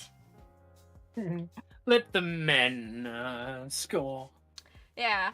And then from all the things he got from the arcade, he was like giving her like a keychain he didn't want it.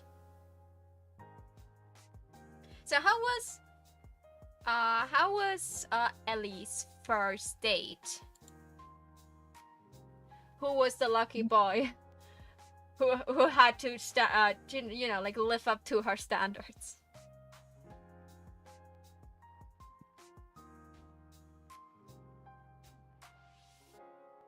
I don't know. I've said she's had 3 boyfriends before. I've never really thought a lot about them, though. I just picked a random boy's name and made up a date. I just thought, okay, like she had a date before. Like I knew that Becky would have had at least one date, because this is not her first relationship. It's just like the first functioning one that she actually enjoys. So she was on a couple dates, and I thought, okay, she was 14 years old. What was her first date experience that really drove it home for her that dating is shit? Like, would they take out, were they trying to be too fancy and dragged her to whoever it was dragged her to like a fancy dinner, but they were like, what, 13? So this was like super awkward for them, and they rather just went eating pizza. Yeah. I like that. So it was somebody who was very clearly trying to get at her for her money to get close to the family. Like, oh, you need to date this girl. You need to treat her good because her dad will look after us if she likes you. So his parents actually went out of the way and increased his allowance that month and made sure to get them a nice fancy restaurant. But he still made the same critical mistake of just asking about her dad's work, and she's just like, and you're paying for the whole date, right? Oh, well, yeah. I mean, it's probably nothing compared to the sort of meals that you're used to. I bet Daddy feeds you nicely. And she's just like, Okay, I'll have a T-bone steak, 2 lobsters, calamari, a little bit of caviar. For dessert, I think I'll start with the triple berry cheesecake. Have a little bit of chocolate cheesecake, and oh, what's heated ice cream? I'd like to try some of that. Very expensive, you say? Yes, perfect, perfect. That will do. It's okay. He's paying. Good girl. I think if she told that her father, like the next day, he would probably praise her for that behavior. Like, oh, baby girl, how was your date yesterday? It's far too cheap for my tastes. Good girl, you should have standards. Okay. I love this idea. That's great. How was the date yesterday? Oh, you didn't know you were all he could fucking talk about. I thought you were there. Oh my god, yeah. Especially like a 13, 14-year-old. Like, imagine going to a fancy restaurant with a guy that never went to a really fancy restaurant, so he had no table manners, didn't know how to act there, didn't know how loud he was talking in this environment, and then also only talks about your dad instead of you. Okay. The date with her other boyfriend was like the exact opposite experience.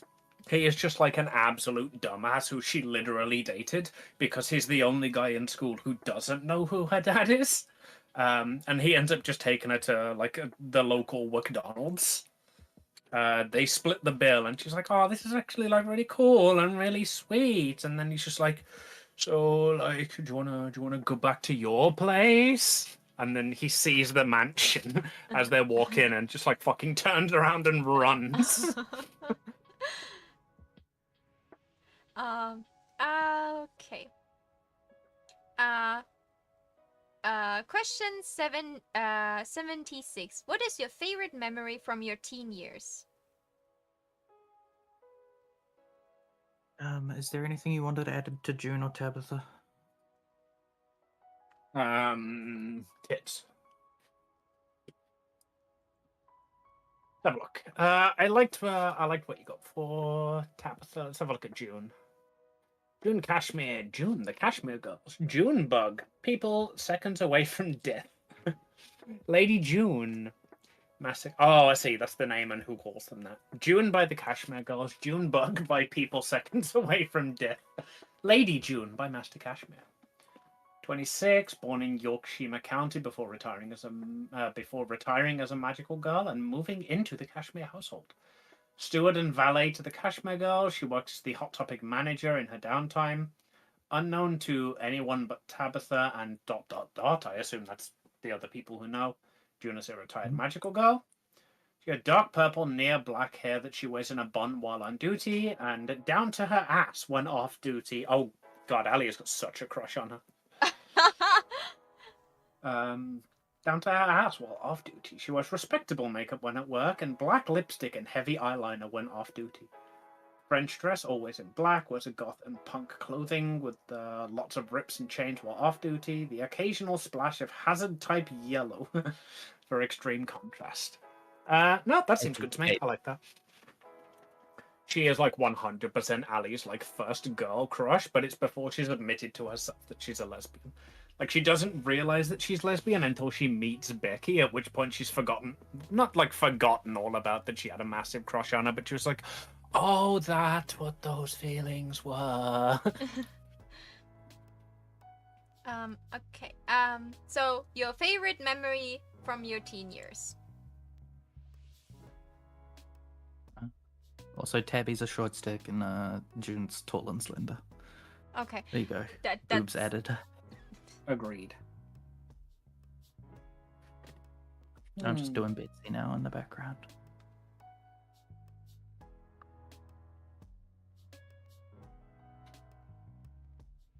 I'm so tempted to leave in this. Wait, what is this? I need to open Just stream. my frustration. It's not me, Waluigi. Well, will someone else see this except you? Yes, lots of people will see this. Well, then you definitely shouldn't leave it in. Yeah. I won't. Don't worry. You should make. I just want to sleep, man. I don't want to How? be here anymore. You got much work left to Nothing do. against you guys, but I just want to be done. How much? How much do you have to do? I have to fill this page Okay. You got. That's without the not a lot Waluigi. more work. Well, That's what, maybe an hour of work? you have like a fourth already done. Like you can. I believe in you. You can do this. Yeah. Does it need to be important, or can you just like do like nothing burgers in there? Like, well, that is at least what I personally like perceived in this kind of nothing burgers. I mean, the good thing is that I'm graded on the. Oh, I could still write about the closing down, which is important. But I'm graded on the final version, which after I hand this in, I have 3 days to revise it and add the reflection section. That's why it just says coming soon. Mhm. Because I can't reflect on a lesson I have not taught yet, obviously. Ah. So while I do have to hand in this version, I have some time to go back over it and make sure that my sleep-deprived ramblings make sense. Well, that is completely fair. Like, of course, like, yeah, like, then just, like, Yeah.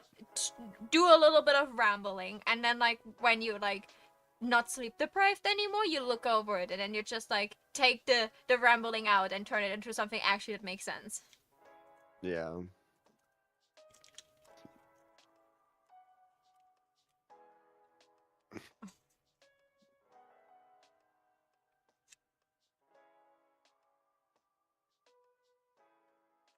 Hmm.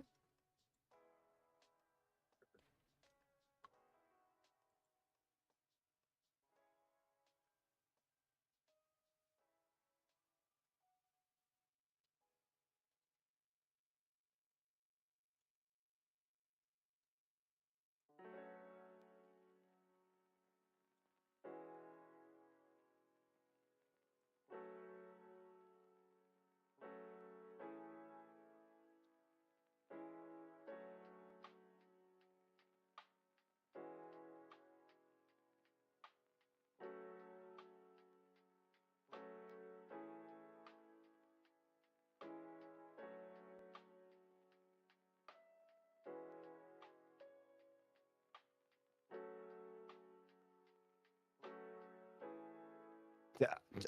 I like how I have to describe me loudly saying "all right" to transition into the next part of the lesson.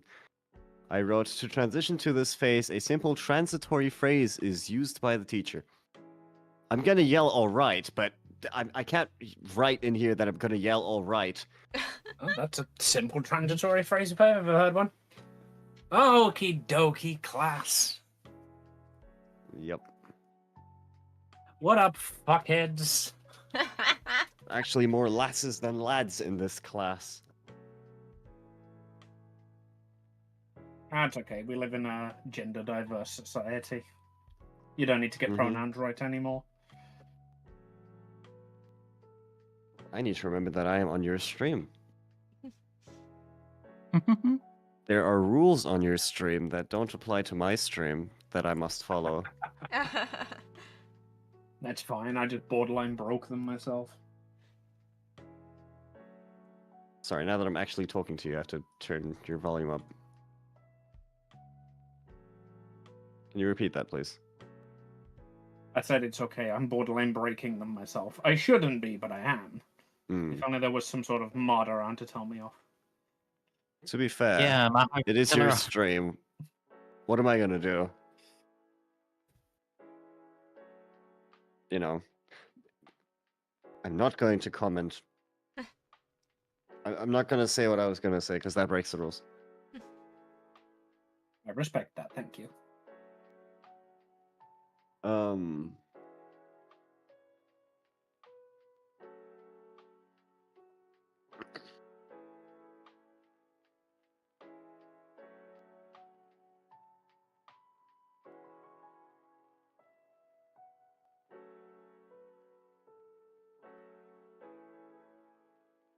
Intro. Mute. Okay. Amy. Yes, where were we? What was I putting off? Oh, right. Favorite memory from your teen years. I don't know. It's hard to say because she's still in her teen years. Well, so far. I can... Best memory of your life so far? For like, I wrote down for Becky, meeting Ellie. Like, that's like her best memory she made so far. Yeah. I think in the context of this being homework and just talking about first dates, she definitely would, like, in this point very much be in the mindset of like, oh, actually, talking about how my terrible first date went, my actual best memory was like my first date with Becky Boo. Where was our first date? Where did we go?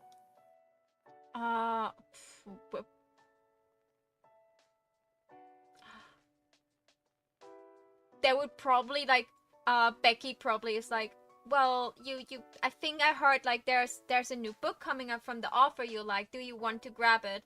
And like after they like went to the bookstore buying this book, and then just like grabbed some dinner afterwards. Date. Yeah, definitely. Like, I have the feeling they wouldn't probably, like, actually plan a date. They would just, like, meet up because they wanted to do something. And then, like, after they spend, like, 5 hours together, they realize, like, after she brings her home, she's like, oh my god, did we just had a date? Yeah. It wasn't an intentional date, but we went to like the opening of the latest Princesses of the Board book. Went to get some junk food on the way back, and then we just like sat in my room back to back reading. And at the end of each chapter, we'd whoever finished first would stop and then just like stare expectantly in the other and be like, "Okay, you finished? So what did you think about the plot twist in page 36? That was amazing. I've been waiting for them to confess for the longest time. The bloody bottoms. An angel and a tiefling? Oh, it's scandalous, isn't it?"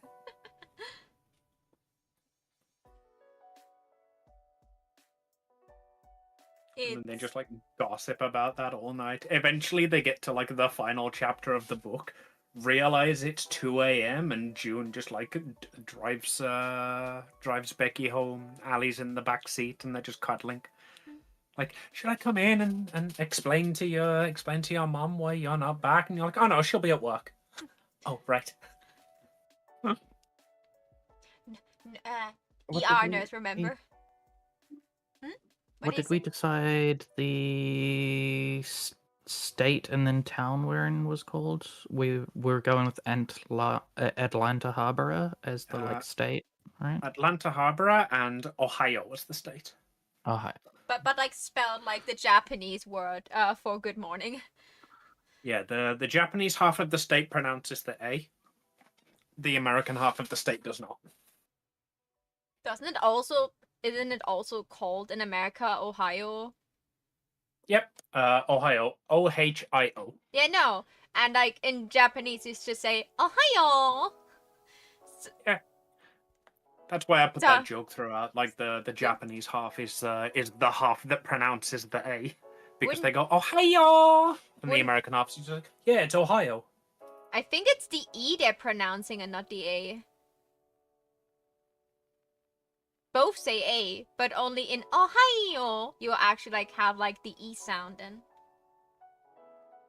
E is in Germany, right? I'm sorry. The I sound. Yeah. Germany. But this. Yeah. I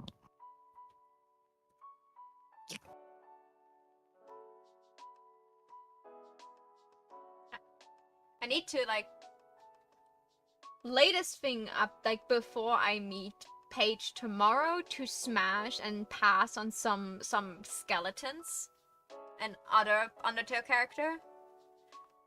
I need to like do my clip. I also have to bother Paige first thing when I wake up tomorrow to be like, okay, Paige, when do you actually want me? I smash and pass as many Undertale characters as you want. Or please tell me when I have to be and where.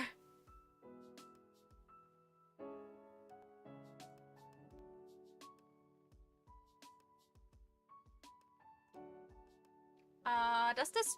Oh no, wait, this don't share anymore. Never mind, I'm stupid. I will share quickly. Take a moment, attention away from Erin's work. It looks good. Does this face look good as like a, you know, not finished face, but as a face? I don't know, I'm also paying attention to Aaron's work. Aaron, if you need to take a break, the next 30 seconds are crucial. The face shape looks a bit off. I But should most of that's going to be probably covered by actually drink hair, some so- water at some point, but not now. Oh yeah, I said that jokingly, but if you actually need a break, please do remember to take a break. Reset your brain. Go grab a drink. Yeah, I think the face lines at the side look off, but they're going to be covered with hair, so I don't think it's too much of an issue. Yeah, like the actual face is good. Like, she was supposed to have, like, a pretty round face, and I had not a lot of reference, but then I realized everything of her face will be covered by hair. That is crucial, so I just decided to just leave it as it is. I should have looked I'm at sure it'll reference. be fine. But the face itself looks okay. The face itself looks great. Yeah. Good. Then that is the important part, because that is something I will copy and paste over to the other character. So I didn't want this to be bad. What were the two high schools called? We never named the high schools, I think. I named one as I was talking. I don't remember what it was. The fucking... Oh yeah, so some weird name that probably makes sense for a British person, but not for me. Let's call it the Ohio Preparatory Academy is the posh school.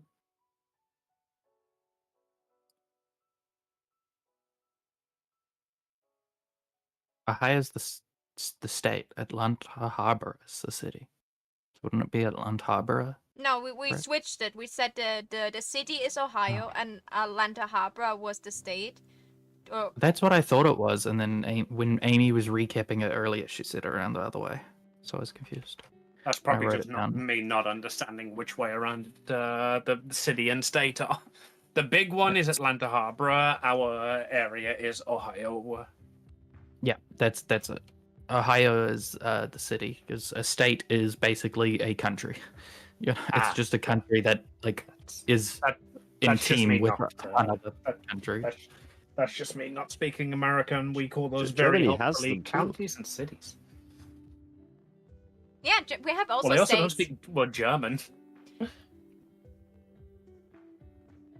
Probably Germany speak has better states, German big than I states. do American.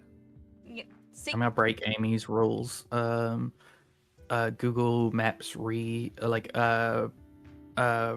I think in Canada they're all called precincts.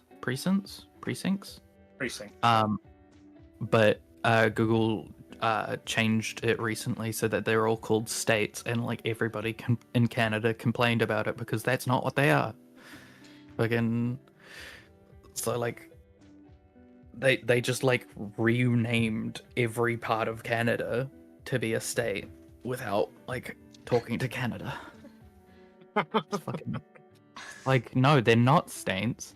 They're not states. They're fucking precincts. That's what they've always been, and that's what they will always be. Change it the fuck back. That is admittedly the most American thing I have ever heard. It was a week after the state of Mexico, the Gulf of America bullshit. So, fuck you. You're the only country in the world that really does this.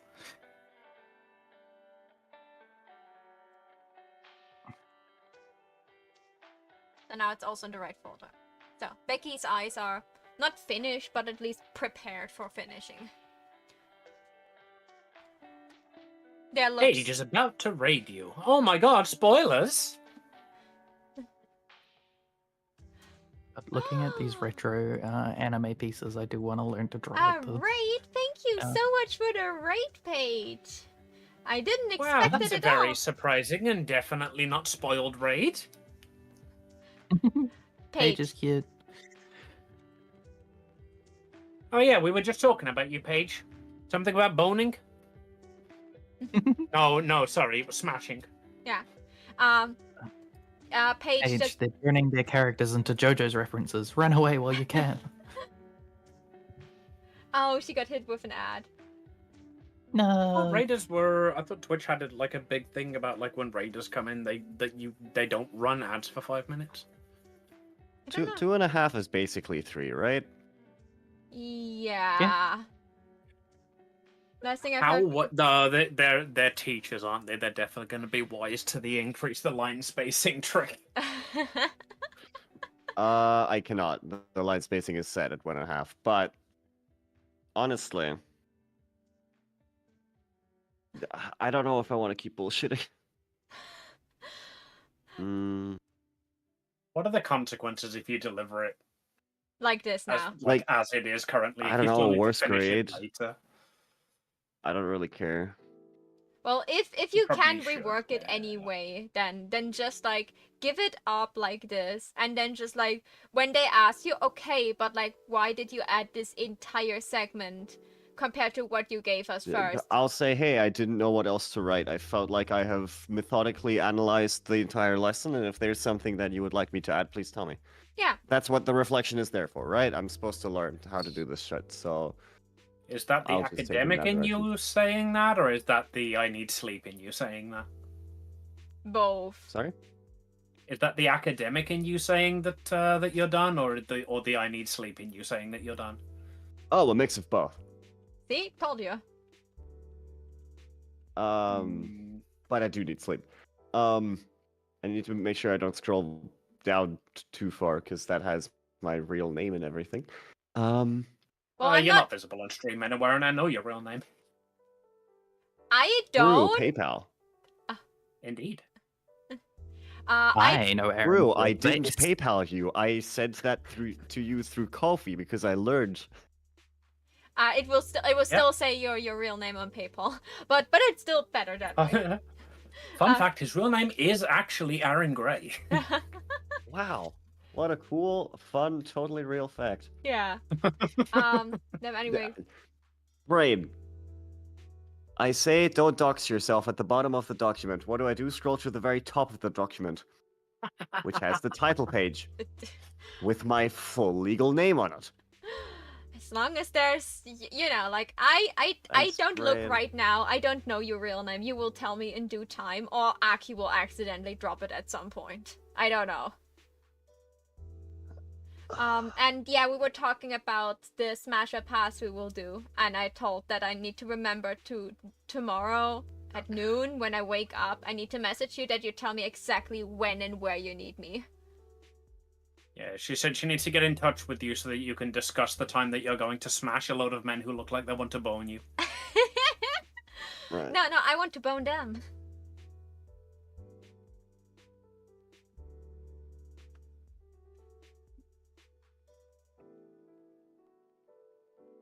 The woman too. Yeah, but like every woman has.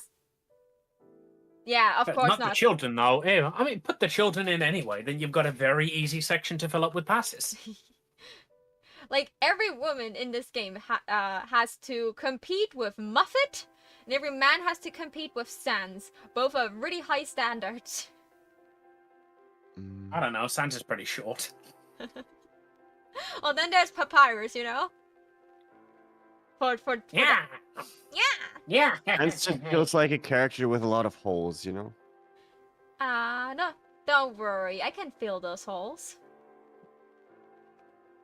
I'm sorry. That was supposed to be a skeleton joke, but I'm too tired. I got the skeleton joke, and I made it horny because because I'm tired too. He only has 1 HP, but can dodge very well. Good for him. Also, did you know when you sleep, you have more HP than you have when you didn't? That like more HP than you actually have. So Sans constantly sleeping means he has probably about like 11 HP when he wakes up. So Nerd. I played Undertale. Okay, Like, I'm going to 7. stop streaming because I'm just gonna dox myself and my work colleagues. Okay, I was respectfully not looking at the stream right now because you were mentioning your real name, and I would not want to look for something you want not to show. But you did very well. I'm very proud of you. You should be proud of yourself. Yeah, like I'm not quite done, but I'm just creating material right now. Also, you have to remember you need to stay awake tomorrow doing this actual lesson. So it's important for you to take care of yourself and sleep. Yeah, tomorrow I have to sleep early so that I am well rested during the actual lesson. Yeah. So seek out your bed because I hear it scream over here and I live far away from you. Okay, M5 done. I have 11 pieces of material to create. Or insert. So M5 is done, time for M6, which is cards with role designations. Okay. I heard that, and then my brain was just like giving me the you know, old loading noise when you log into the internet sound. Like, I am very impressed with your work. I hope the little gremlins will be worth it.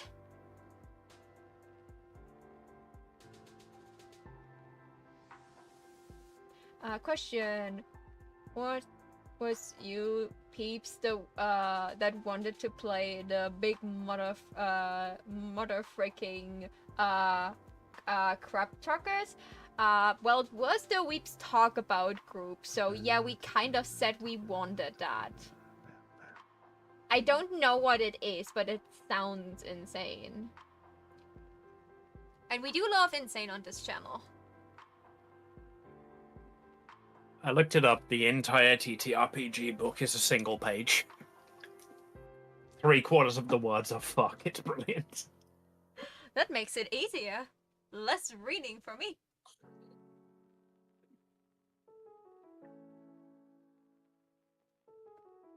Okay, now I need to actually use a different line color because I cannot see it. Have a look. Giant motherfucking crab truckers. Can I find it?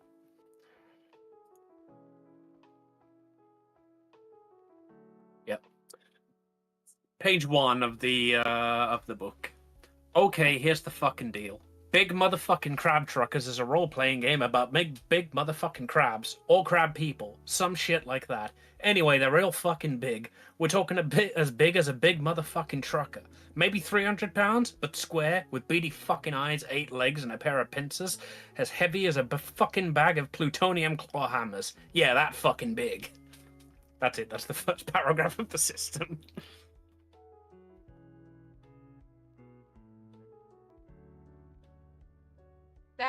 That sounds insanely funny. So, big crabs, Mr. Krabs.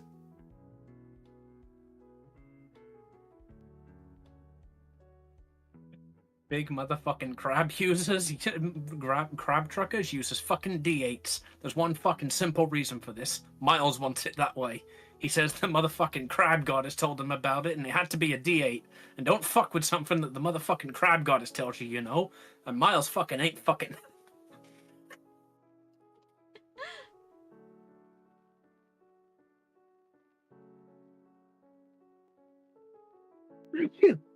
Bless you.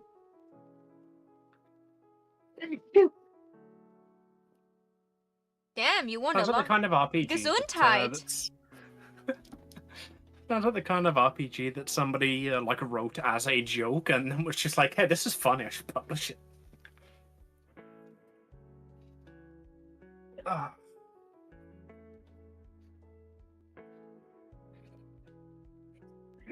Go away, get out.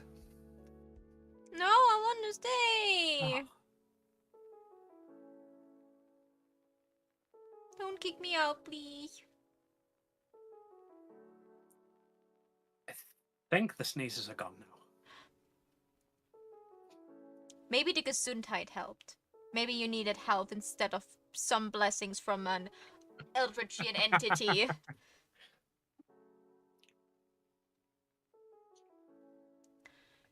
I should really look up how to draw this kind of hairstyle. The 4 classes in Big Motherfucking Crab Truckers are driver, fighter, lifter, or something else. Make some shit up for your crab or crab man, whatever. You get 4 fucking traits. That's cool. Amy, do you want a area for Pancake Island note taking on Major's Monday server?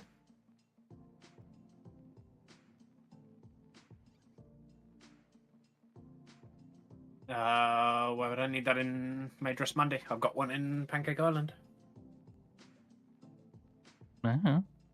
So you can keep things secret from those fucking nosy little dorks. We are the noisy little Yeah, dorks.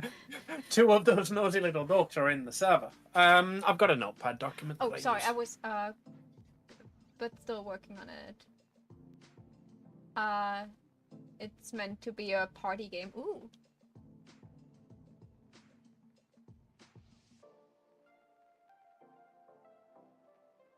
Do I want to actually line and color this, or do I want to say this is good enough as a character reference? Well, do you want to learn how to do character sheets, or do you want this as like an example, or do you just want this for yourself and for me because I will do excessive art of those characters?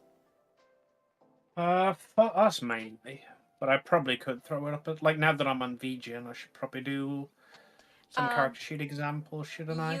You don't. You only need those examples if this is something you offer you would do. You as like when you start out, you can only do 5 different things. And you have a limit, like not limited picture space, but like you can in your portfolio you can make like a post in there. You can have in this post like a bunch of different pictures that should be grouped together like as one thing. So like you should have maybe like furry cheapies, just furry cheapies in this style or something like this, or whatever. But you can only do so many posts in your portfolio. I don't know how many it is, but I hit the limit recently. So now I have to like group some things together that because they recommend you to only post one picture, and then even if you can put more in, because it's easier to see for people, and people maybe don't scroll through it.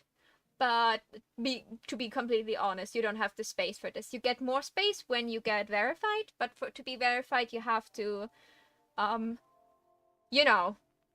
get work on this website. So you should decide for 5 different things you want to offer as commission. You can like make it like flexible, like I did. I have like sketch commissions, but this like includes like portrait, headshots, half body and full body sketches, and colored and uncolored sketches. That's like all in one thing.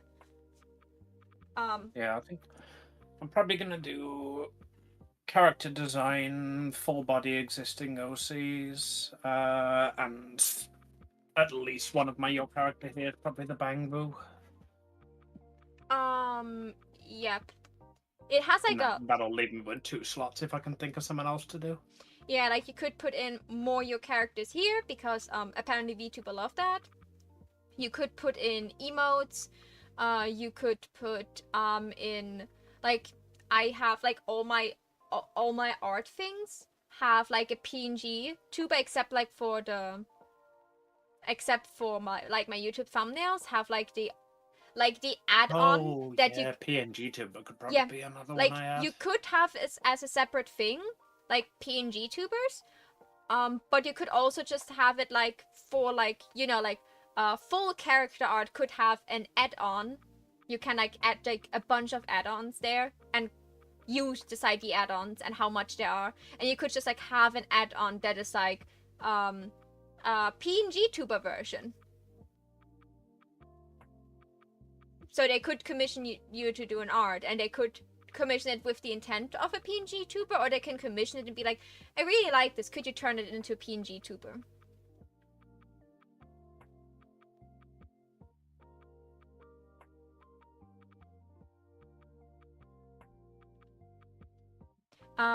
Also, you need to write like your own terms of services. Like they give you a template when you go in. I highly recommend look at other people. Like that's how I wrote my terms of services. I looked at multiple people, what they wrote, and then I just were like, okay, that makes sense for me, and that makes sense for me, and I will rewrite this because I'm not copying homework. No.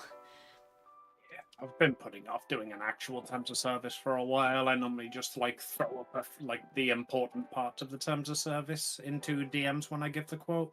Yeah, but I like need to actually I can just go through DMs and grab the bits I've already used and then combine them with the VGen ones. yeah, like VGen gives you like the overarching topics. You can look at my terms of services. They're on my page, so you can look what I wrote down there. Like please copy from me. Like it's like on one of my free days, I literally spent the entire day until night just working on like preparing for commissions and all. Yeah. So you can, like, I put a lot of work in there. If you need reference, please use me. Also, just look at other people. What I like to do, like you can like when you go to discover, like you can just scroll through. If they have like I think a little star, that means they're verified. So you can look how they manage it. But you can. Sorry to interrupt. Oh yeah. I know nothing's moving on my side for you guys, but I am taking a quick break. Gonna make sure my foot doesn't stay asleep. I'm gonna grab some water. I will be back. I'm not quite done, but almost. Okay. Okie dokie. Good. Water's a great idea, actually. I'm gonna take a sip. But like you can also like when you just like are like on the discovery page, you can also say that you want to see people that are not verified. I don't know what the phrasing is for it, but like you can look for not verified users, so they have the same limitations as you. So that would be a good reference if you want to look at someone else. Yeah. And what I sometimes do, like when you just scroll through the page where where you can see like all their portfolio entries, I search for people that have that are not verified, and then I just look until I find like people that also don't have like I go for different people, like their portfolio entries, and like every time I find someone that doesn't have any star rating, meaning no one bought from them, I follow them if I like their art. Because those Look are the at you, the good girl supporting small artists. I cannot commission them because I don't have the money. But if I have money, I would probably go for people that have like little to no commissions, but doing insanely good art, because those are the people that need to be seen. Hatsune Miku has magical girl. Yeah, that is the Hatsune Miku blue, isn't it? Yeah, that's I'm right. still not sure on the bow on the back, but like it'll do for now.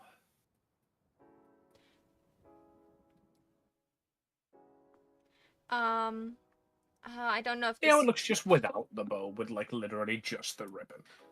Yo, I'm back. Welcome back. Yo. I want to create a price list for groceries in Britain, because cultural learning, and I'm teaching English. Okay. Hey Amy. Hey, Aaron. You interact with groceries in Britain, right? I do. Crazy stuff. Would you mind just rapid firing prices at me? Just rounded. Don't have to be accurate. Just off the top of your head, what do you think something would cost? In pounds. Sure. Throw items at me and I'll tell you. All right. Pair. Singular pair. Singular pair. 40p. Yeah. Right. So that's £1. because I'm not introducing pence to them in the same lesson that I'm doing pounds. Ah, well, in that case, a pound. Yeah, apple. Also a pound. That's very reasonable. Orange, probably same. Yeah, if we're talking single fruits, they're basically all going to be the Uh-huh. same. There's not a lot of price variance there. Banana. If you want to get closer to accurate prices, you can normally get a bag of 6 of each of those fruits for about £1. Mm-hmm. I'm realizing that a lot of these are like boring. They're groceries. They're not noted for their exciting contents. Yeah. If you bought like a nice fish fillet, how much would that cost? Depends on the fish, but going that we're taking incredibly basic, £6 or £7 maybe. All right, £6 that is. How about like a chicken breast?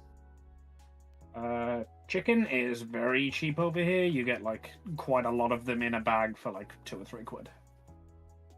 All right.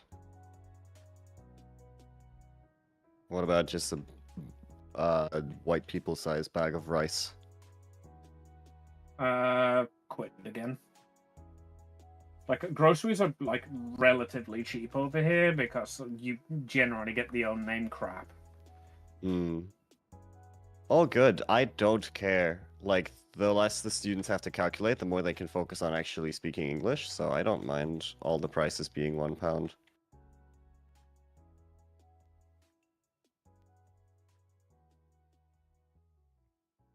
I think that's all the items. Like, bag of frozen peas. Frozen peas. Let's change it up. Let's say £2.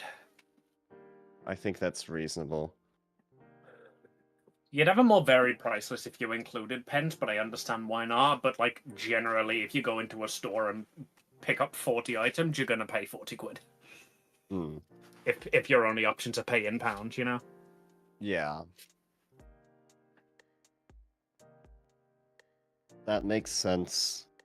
That's fine too, because I don't want to be out here preparing like pence material and shit. Yeah. If you want Because I have to make the variant, money go for them too. Yeah, if you want variants, go for things like meats. Right. Like a joint of meat would be like 8 to 9. I don't want variants. I just want the vocabulary that I have to have a price list. Sweet, that works. Yeah. Potatoes, £2 as well. Just because. Potatoes actually don't more have- expensive. Like a bag of potatoes, you get quite a big bag, so like £3. Okay. Like you get like maybe a 3 or 4 kilogram bag of potatoes at a time. Yep. What about nondescript entity of cheese? About £4. Damn, cheese is expensive. Oh yeah, very expensive over here. Okay.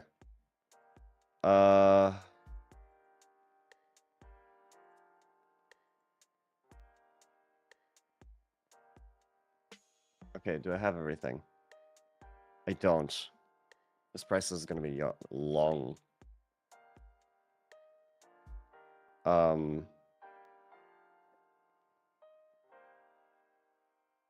Like yogurt? Pack 6 for about £1.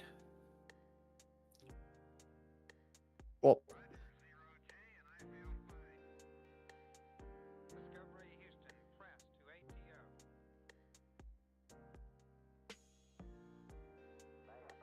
okay, I think I got everything. A very interesting meal you're making there. Well, to be fair, I could probably make a curry Well- with those ingredients. It's not a meal, it's everything the store has to offer. Ah.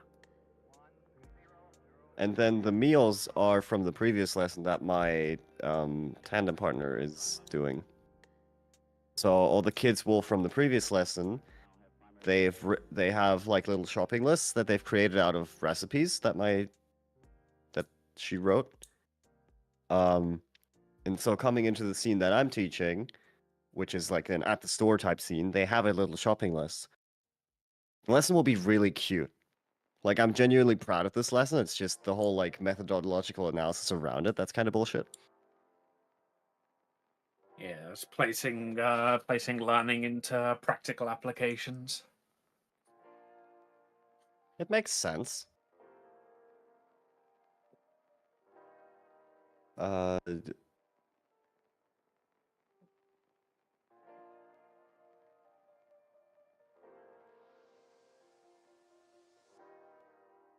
Okay. I have magical powers, right? Paragraph. You do? Damn, teach Alignment? me. I think you might be crossing the streams here. That's what we're talking about. Oh. Do you fight with the power of love, friendship, or kindness? Text flow and paragraphs. Oh. Ah, so you're the man in the chair. Where the fuck is the button for columns?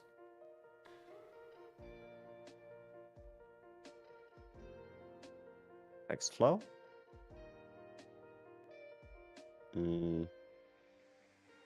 Oh, it's probably on the page options, right? Amy, you would know this. I'm fucking with you. You're fine. You would be surprised thing about is, the things I- people know. Amy's know. I would know it because I used to be an administrative assistant. Word was my home turf. Yeah. Word and Excel were everything. I've not used them in like 5-10 years.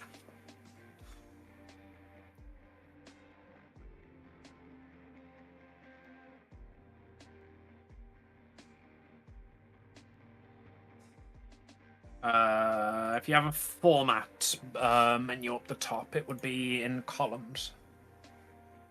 I found it under the page options. And then there's a tab for columns. Keep in mind, I'm not using Word, I'm using LibreOffice.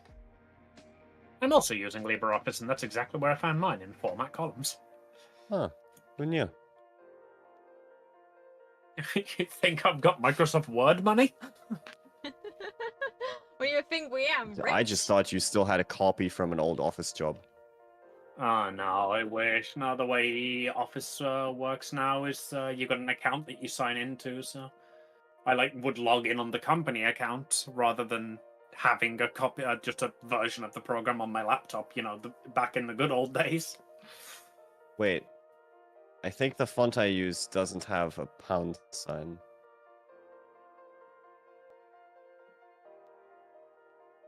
Fuck. You can just go online. Oh, it just doesn't have it because like otherwise just like go online and type in pound and just copy paste it in. It's just hidden, like the pound sign that I put in here. Do you want to change the font, or could you just put GBP at the end? I think it would be nice to actually have the pound sign. Just make the pound sign just a different font. Yeah. Make on I this just have piece to of find the fucking pound Go- sign first, because it's Go for not on my something keyboard, I can tell you universal. that. Yeah,